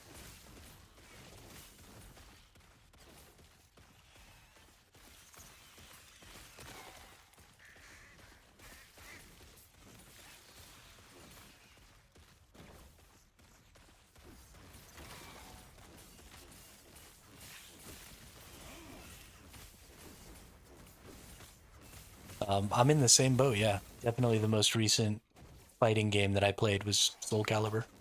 Soul Calibur 2. And even that was a long time ago.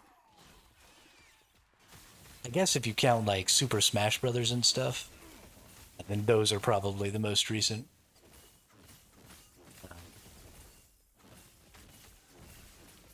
Monster.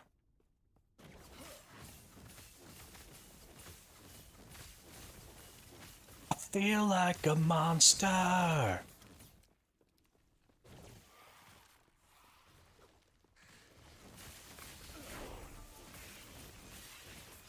Well, so here's the other thing, is they say they're going to be putting Dune Awakening on GeForce Now. And I'm pretty sure it's supposed to launch on GeForce Now. That's another one of the reasons I wouldn't want to play the Head Start, just in case, it's not available right away. Then that would be kind of pointless. But, so I am going to make plans as if I'm going to play the game. But if the game's not on NVIDIA GeForce Now, I just won't be able to play it. Because I won't be able to stream it, and that would kind of defeat the purpose. So...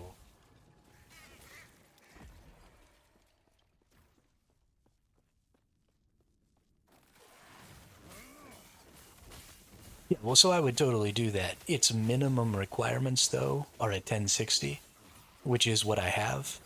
But there would be no way that I would get any sort of stream fidelity out of it.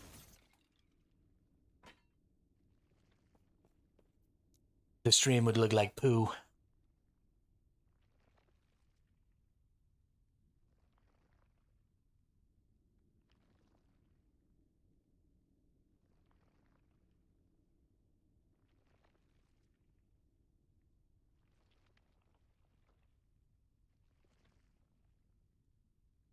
My neighbor is mowing their lawn. I hate my neighbor.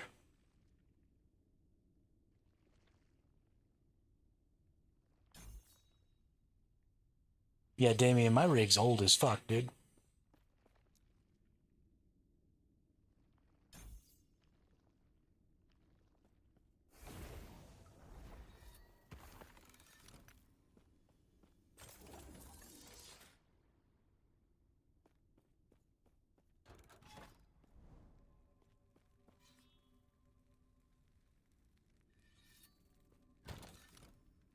I seriously doubt that.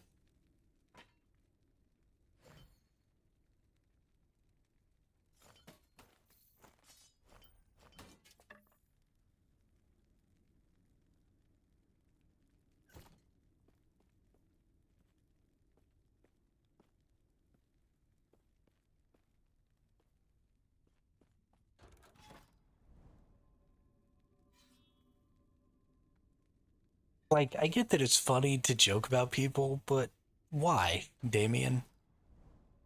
What did vegans and white girls ever do to you?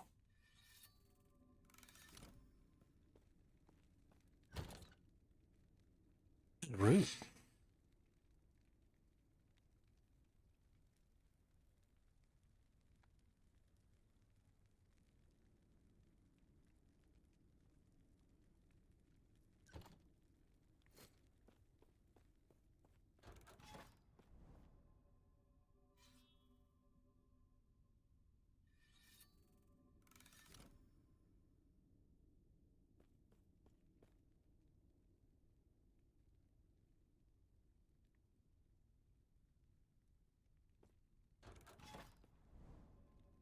Is that the way that works? People ever say anything mean to you, then you automatically get to say mean to anybody who fits a similar description as them? Because I gotta tell you, eye for an eye makes the whole world blind.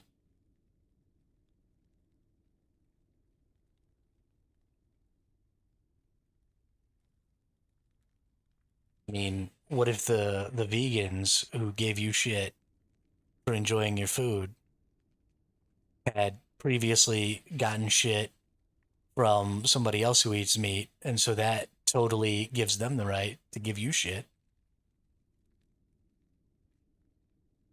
right? So now you're taking away their right to have given you shit by now giving all vegans shit. It's just this reciprocal, never-ending cycle of dumb fuckery.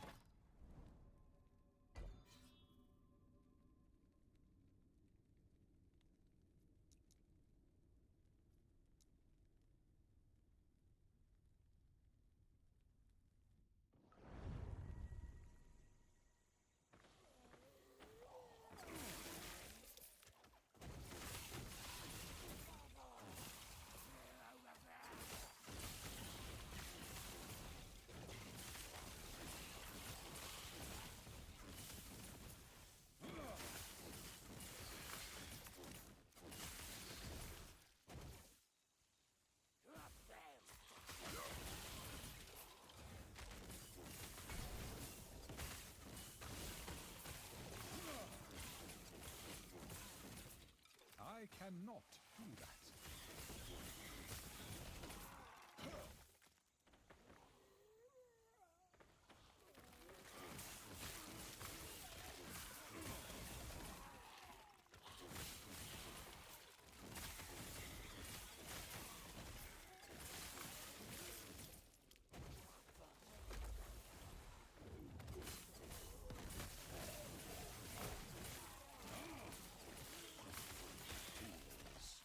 Fools!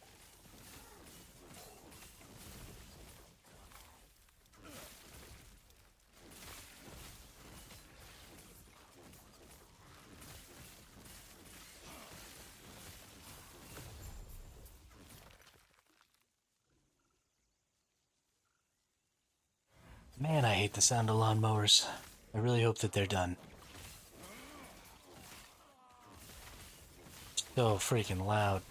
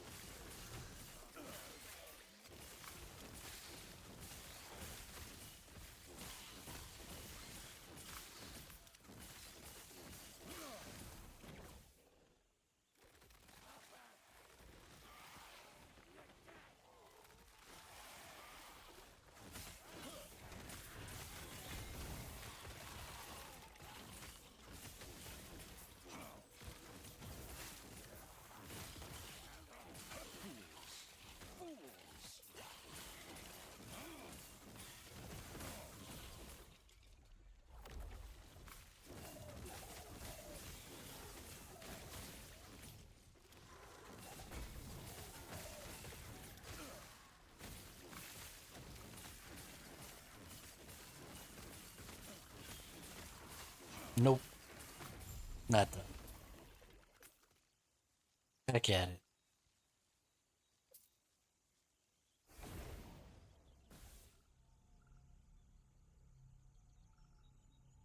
Think he wants me to hate him.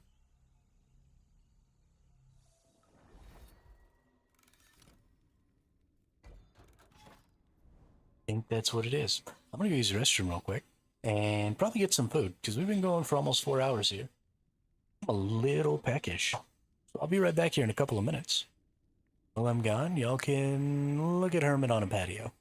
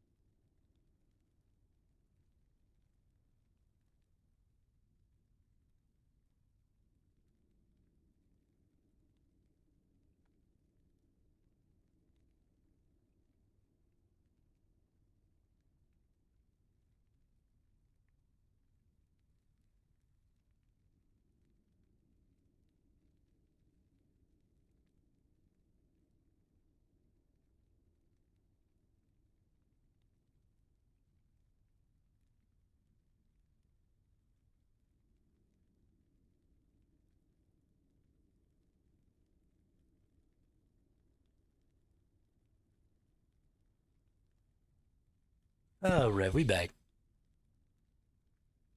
Boop. No more hermit on a patio.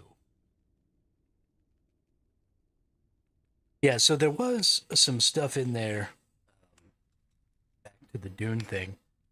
They do seem to think that players are going to play slightly differently than I actually think they will. Like, they really do think that people will just be crafters. And we did discuss this yesterday, where that's obviously not going to happen. What will likely end up happening is that people will have alts. And those alts will end up being crafters, because there doesn't seem to be very much in the way of skills for their different classes that are actually going to help you with crafting. The Planetist is going to have some stuff that reduces the durability of some of the stuff that they repair, but it doesn't seem like that's going to have a very significant impact from I'm only going to be a crafter perspective.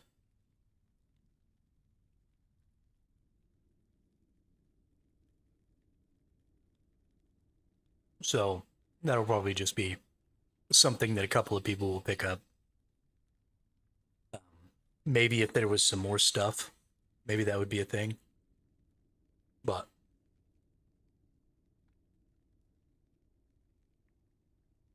now, they did also mention that there are likely going to be people who play very much as architects and or explorers.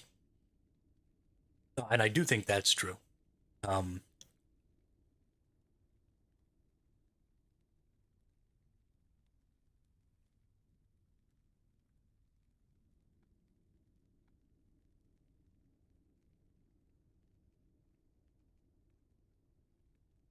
there are going to be, so every week, this Landsrad thing is going to drive a lot of different types of player activities, which I think is just going to be really, really great for the game.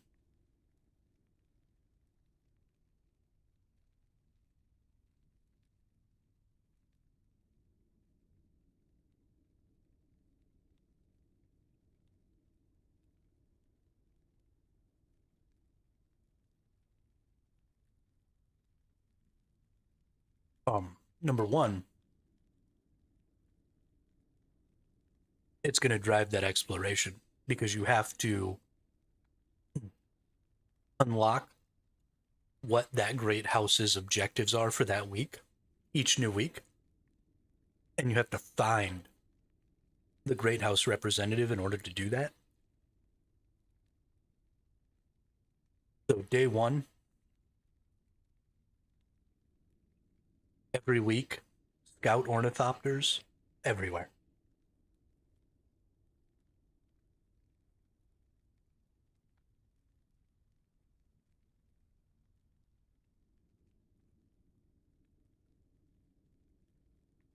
It's going to be crazy.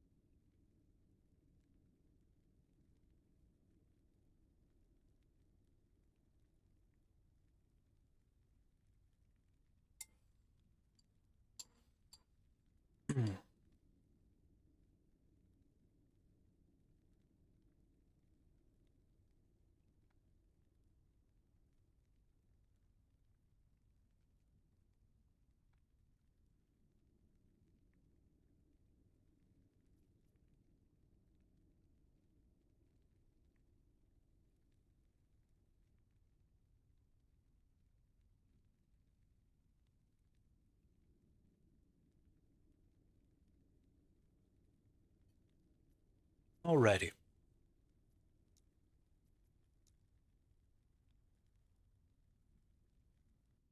Let's go get in here.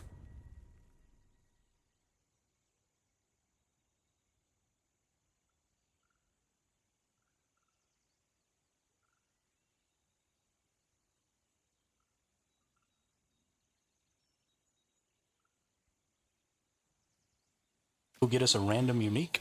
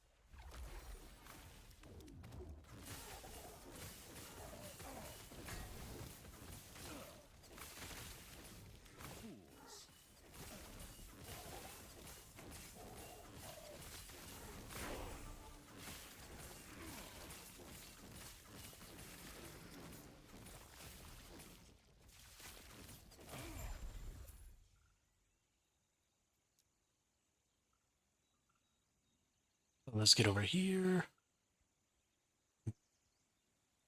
No, I just wasn't really talking. Sorry.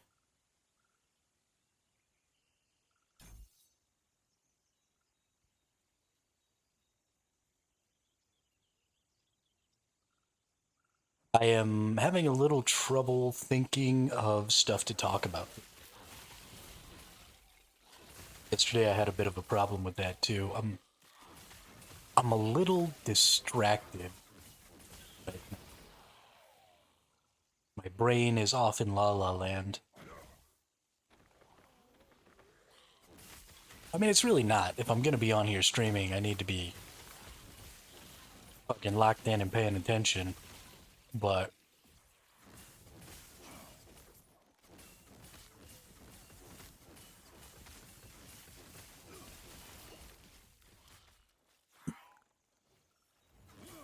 most of what I'm thinking about is just wild speculation. Um,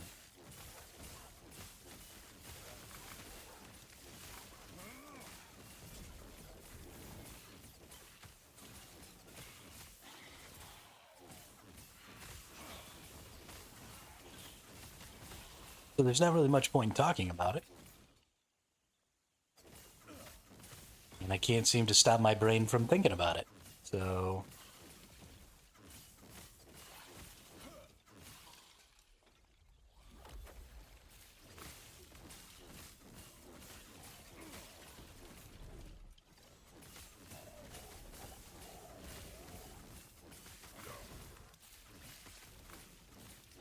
and the game that I'm playing is very different from, what's going on in my head.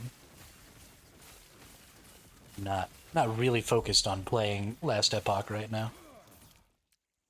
I'm mostly just excited to play Dune Awakening when it comes out, which is a total 180 from where I was at yesterday. Ermito is on autopilot.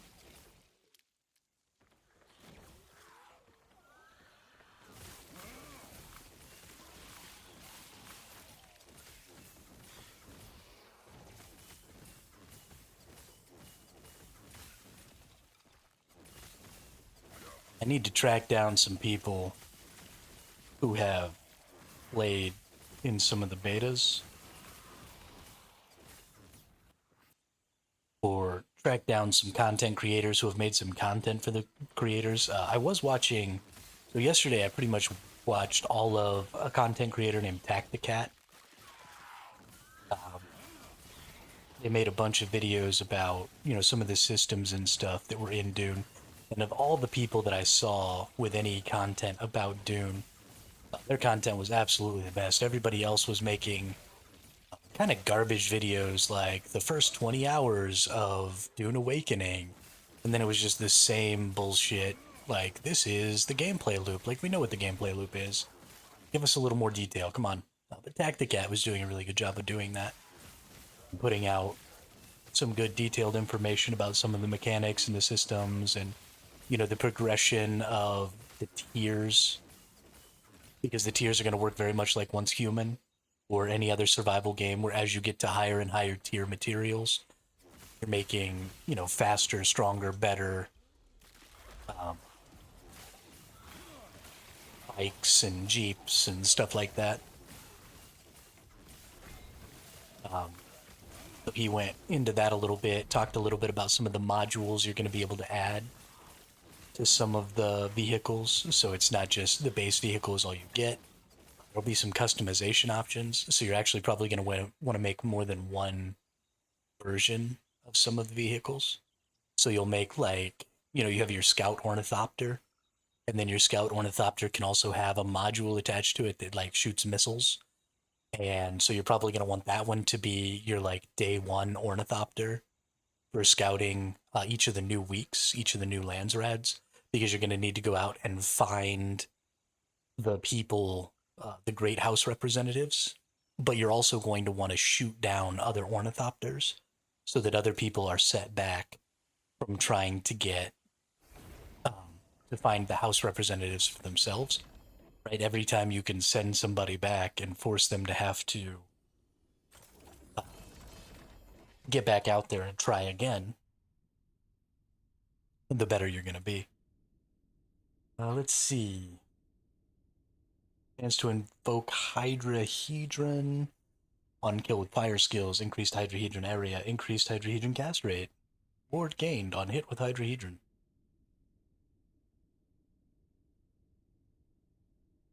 It's not useful for me at all. Although it could be.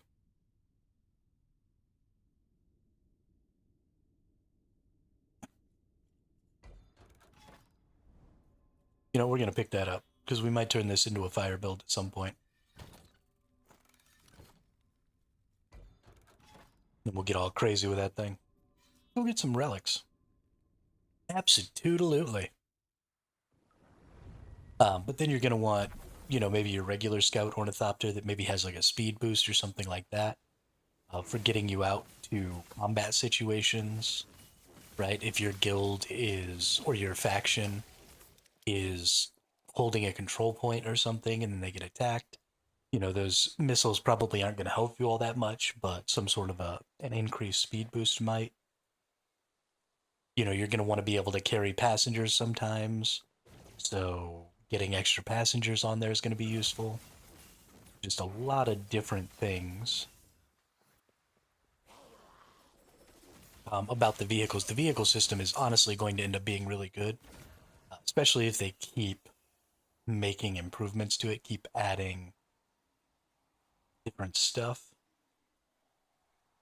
I don't think I need any of that. I think they're going to really have a great system. And then there's the building system. So I don't think people are necessarily prepared for how much building is going to go on out in the deep desert. So the deep desert is going to get destroyed every week. And so if you have structures out there, they will also be destroyed. And that makes a lot of people, I think, assume that building in the deep desert is a bad idea. I think it's going to make a lot of people not build in the deep desert, but I think that's the wrong play. I think, you know, you want to have your main base, right, where you keep all your materials, where you keep all your blueprints, where you do all that stuff. You're going to want to have that out there.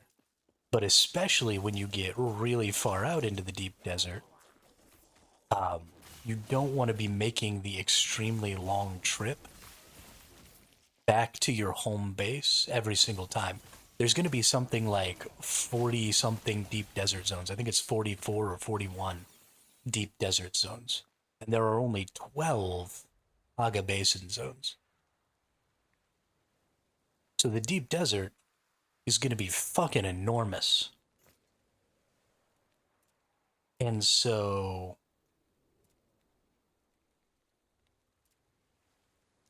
you're not going to want to go out there over and over again, right? That's going to put you in danger. And so finding a small little corner tucked away somewhere to drop yourself a little depot where you can, you know, venture out from and get some resources. And so it's going to be a really temporary depot, right? You're going to make it. You're going to, you know, store up a bunch of stuff in it. You're going to drop some defenses on it. And then you're going to go do all of your gathering session, maybe spend an hour or two out in the deep desert. And then you're going to get your big old transport ornithopter. And you're going to carry all your shit back to your main base. And then you're just going to abandon that base out there. And then, you know, the next time you go out, make another one somewhere else where you can gather up some resources. And so what this means is I think there's actually going to be quite a bit of gameplay possible for base raiding. Because I think a lot of people are going to end up ultimately doing this, where they take a base out there and they gather up lots and lots of materials. And the bigger the guild is, the more materials they'll gather up before returning home, because they'll be able to muster up multiple carrier ornithopters to bring stuff back with. And so, especially from the really, really deep desert, there's going to be some of that sort of Mad Max style gameplay, but it's going to happen in the sky because you're going to have large guilds moving huge amounts of resources from the deep, deep desert back to their main locations. And they're going to be, they're going to have big transport ornithopters. They're going to have people in, combat ornithopters sort of around those people so that they can defend that transport. There's going to be tons of moving stuff from way out in the deep desert back to the base.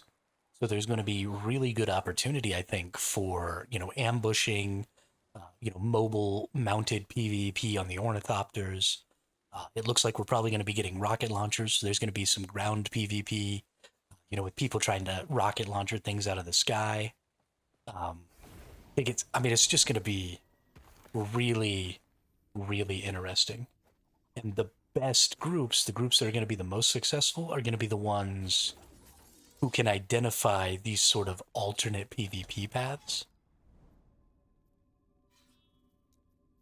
And who can leverage and take advantage of those. And who can pivot well, right? So you might be out. It's probably not the greatest idea to go out with the express intention of jumping cargo and pirating cargo, although you totally could. You could totally play the pirate lifestyle. But that's probably not the most efficient use of your time. The most efficient use of your time is probably to be out there doing these things and then be able to pivot from doing that to then go jumping this person's cargo and taking it, and then going back to finishing whatever you're doing, and then getting all of that stuff back to your main base. So it should be pretty crazy. Also, your ability to rally up others and split resources equitably, right? So it's not just going to be guilds out there all by themselves. If you find somebody doing a transport, getting some other people from your faction to come help you take that transport down is going to be a big deal. But then you're going to have to equally and evenly distribute those resources, right? You're going to have other people with other groups that need some of those resources too. So if they help, you're going to have to be able to divvy that up. So I wonder if there are going to be any tools that might help us with that.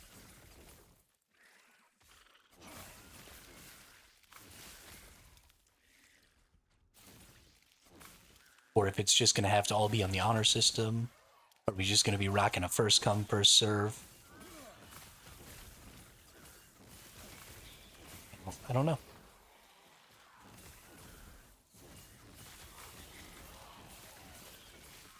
It has some interesting implications, though.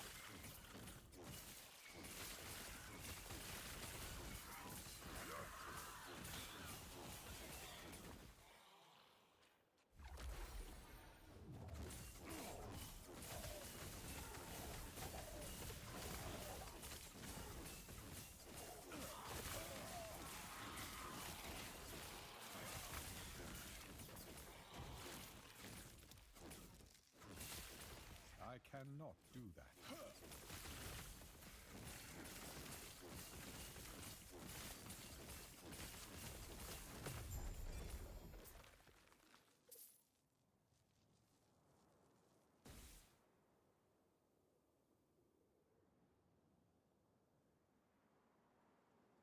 I think probably one of the most fun and lucrative possible solo activities that you're going to be able to do is probably scouting the deep desert. And I don't mean scouting the deep desert to make maps and then sell the maps, which is absolutely an in-game activity. They've got a whole system for making maps and then selling those maps. But I think it's even going to be more valuable to make alliances with some of the larger guilds or some of the more combat-focused guilds if you're a solo, and then just go scout the deep desert in your ornithopter, and then let those guilds know where some bigger, juicier targets might be in exchange for a percentage of the loot, right? Like 5% of the loot or something like that. Because they're going to be busy also doing their own gathering activities and also, mustering up their guild for stuff like that. And scouting is one of those things that can take a really, really long time and be really tedious and potentially have zero. So while there will be scouts in those guilds and they will go do that activity themselves, they will have the capacity to attack many more outposts than they will have the capacity to find. Because finding the outpost is probably going to be the largest portion of that. And definitely the more people they have out scouting, the better chance they have of catching people in transit, which is going to be the easiest way to jump people and take their resources. Because if people are transporting resources, then at least some of their players are locked down in flying the transport ships.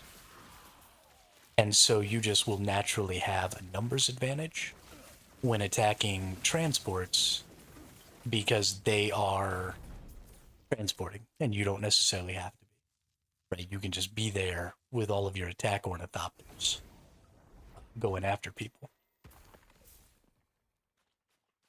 So scouting around, keeping your eyes open, and literally just flying around looking at stuff and seeing what's going on, and then reporting that information in real time back to some other bigger guilds is definitely going to be a way to get yourself a little notoriety and get yourself a nice little payday, I'm sure.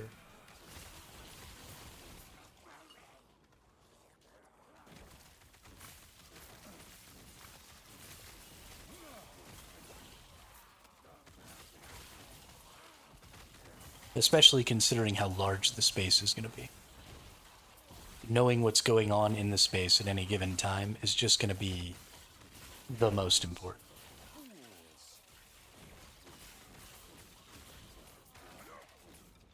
I cannot do that.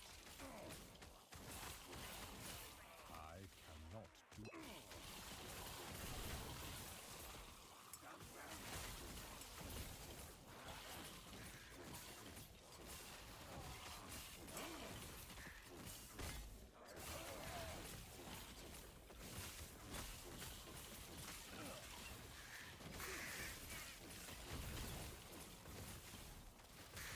Oops. Over here trying to burn myself alive.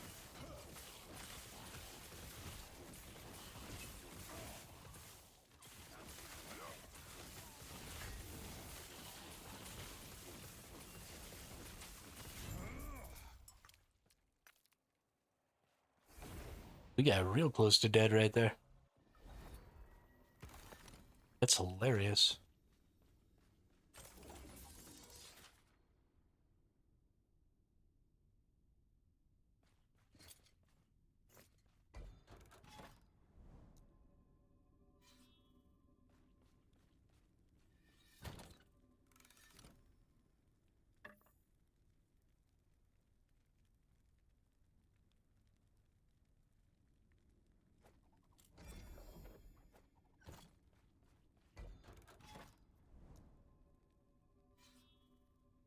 Friday then.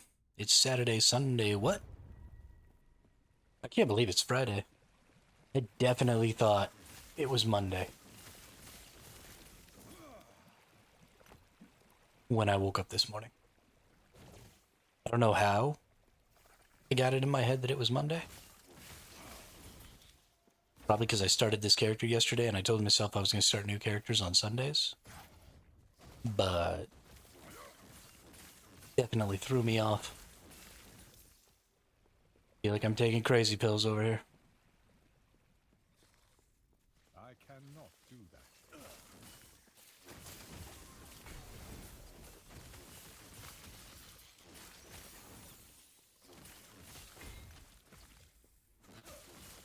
Shimmering ornate scepter of stone.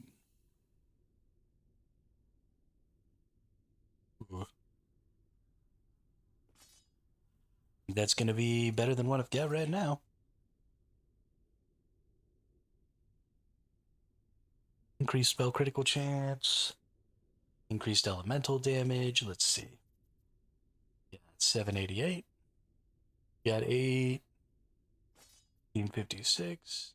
1879. So a little bit less on the melee side, but let's go ahead and bump that.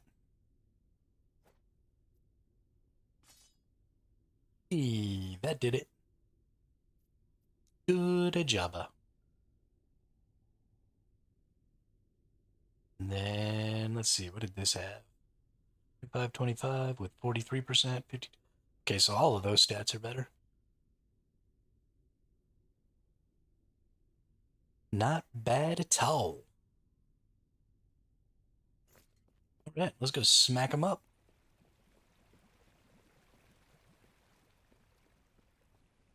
Got to grab all these shards. I've been playing the game for too long, and even though I'm playing solo self-found now, I still keep like skipping shards because I have so many of them on my not solo self-found characters. And my brain is just like, you don't need those. My stupid ass is like, okay.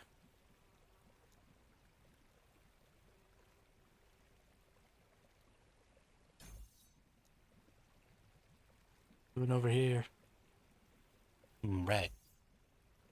Chance to do that. Hell yeah.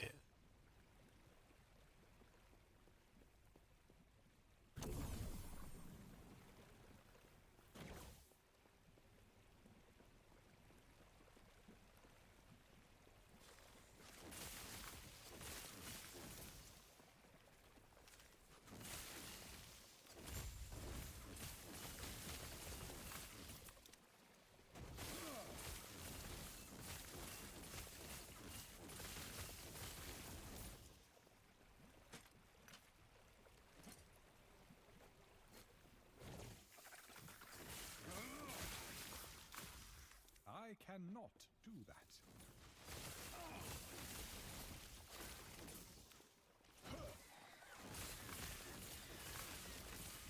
I cannot do that.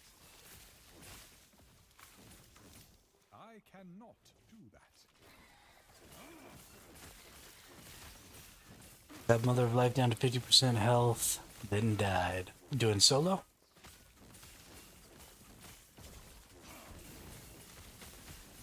Nice. That's a pretty good job. That fight ain't no joke. I have not completed that fight solo.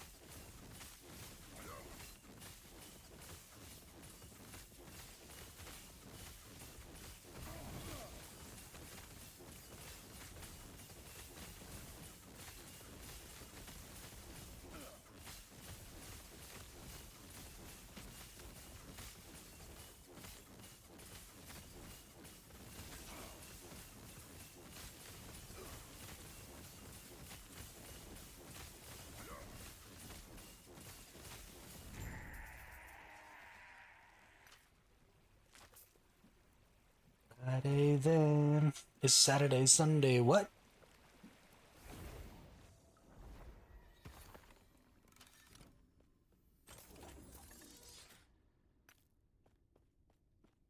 I had one more helping, can do. Oh, yeah, for sure, for sure. For sure. I mean, it's just so many ads. It's hard to kill all those ads by yourself.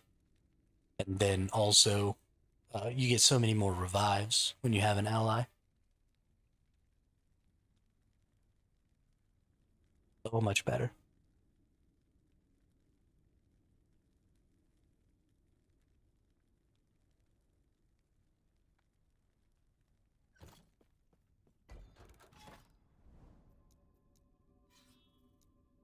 Yeah, I mean, now you know kind of where your deficiencies and stuff are too. So if you're, short a little damage, short a little survivability, whatever it is, you can focus in on that a little bit. And, oh yeah, definitely got to bring some hands with you. Artisans touch things.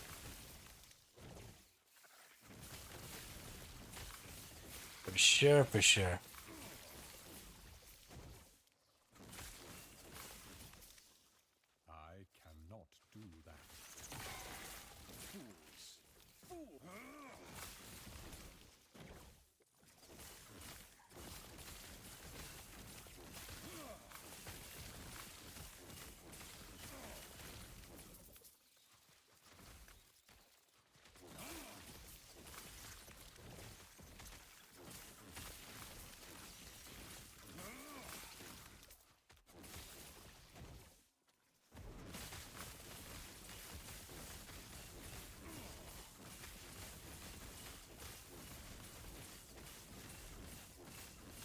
It kind of shocks me because the game still has a decent player base.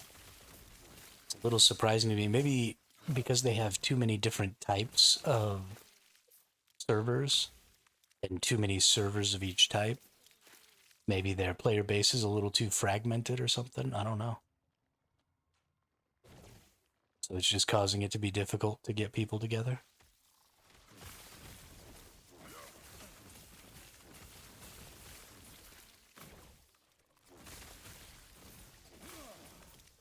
I cannot do that. Well, so any of the people who joined on mobile will be playing on newer servers, though.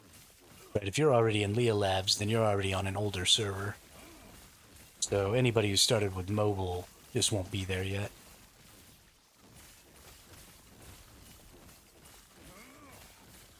They'll be catching up with you on maybe some future servers.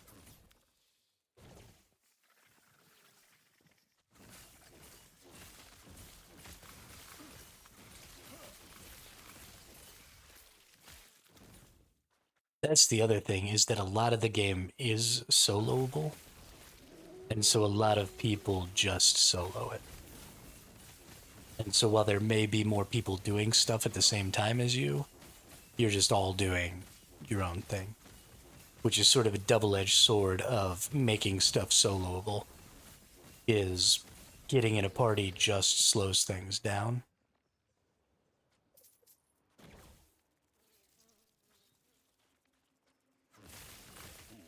And so a lot of times you don't have people partying up when I can, farm faster by myself. I cannot do that. It's a difficult balancing act.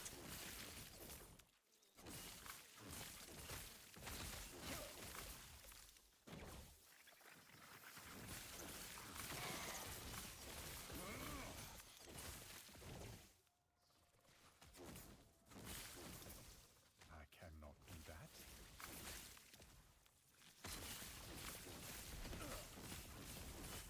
Damn. That's good stuff.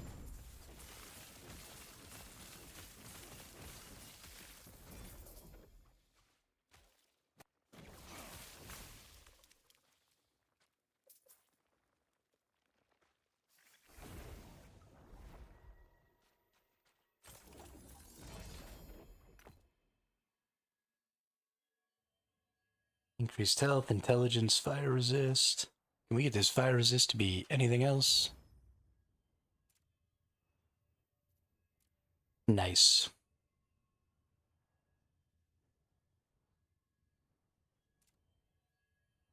We got intelligence going here.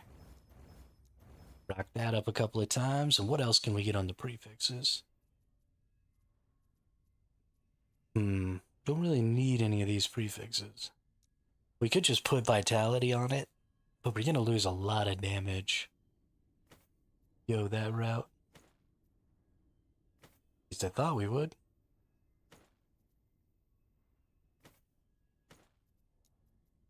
Doesn't really look like we're going to, though. Okay. We're definitely gaining health that way. Yeah, well, let's put some fucking vitality on it. Hell yeah.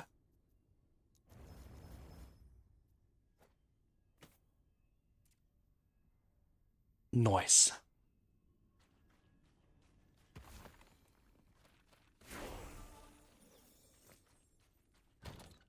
And another level.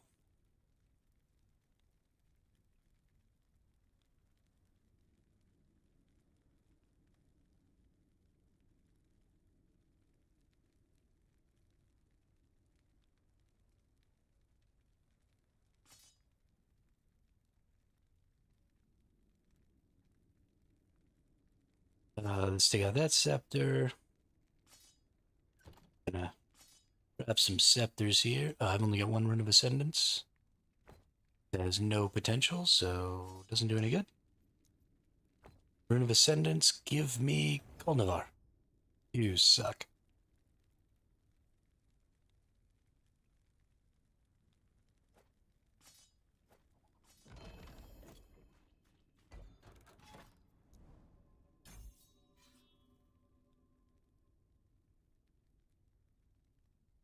There goes another rubber tree.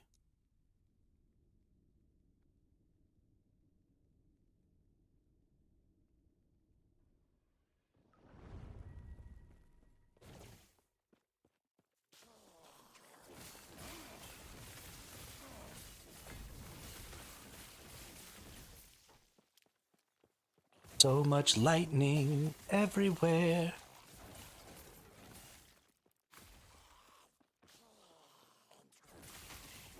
Zap you with lightning. Lightning in your face.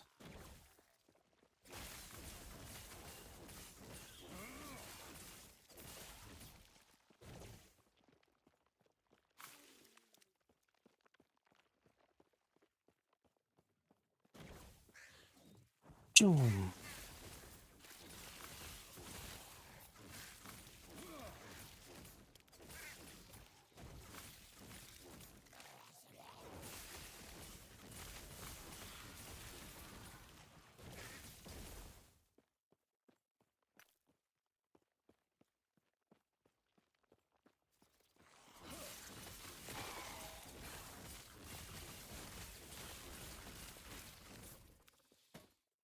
There goes another rubber tree.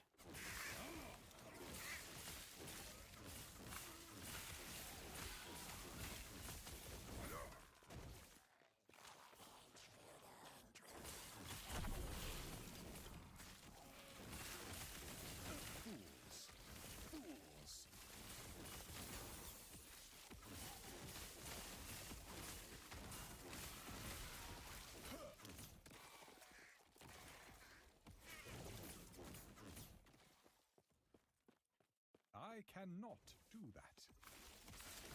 Fools. Fools.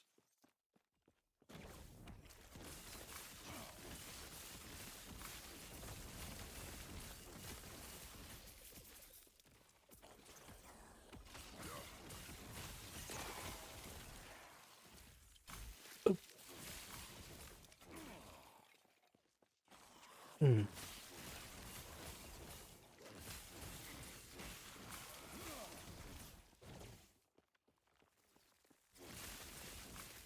I cannot do that.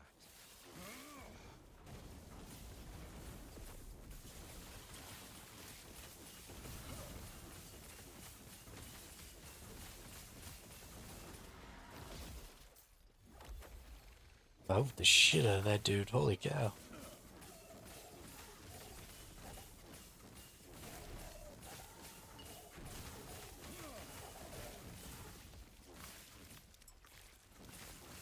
Get a whooping.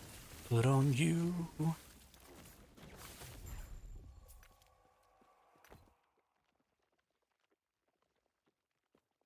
So good.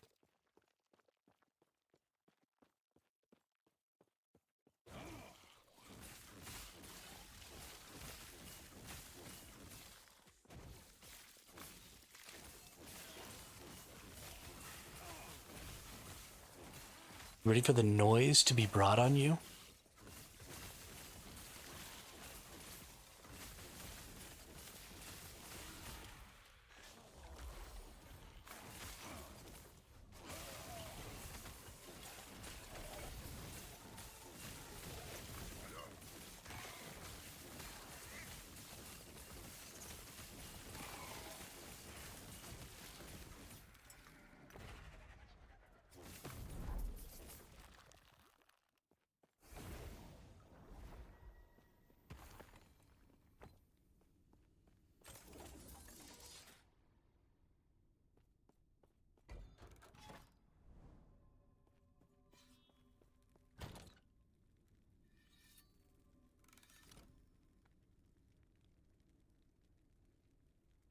These two bits are probably going to be pretty important.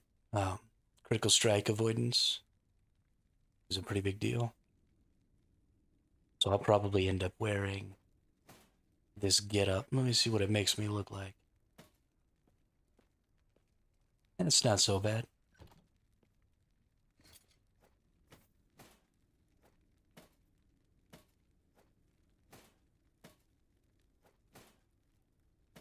would prefer something a little more robish, but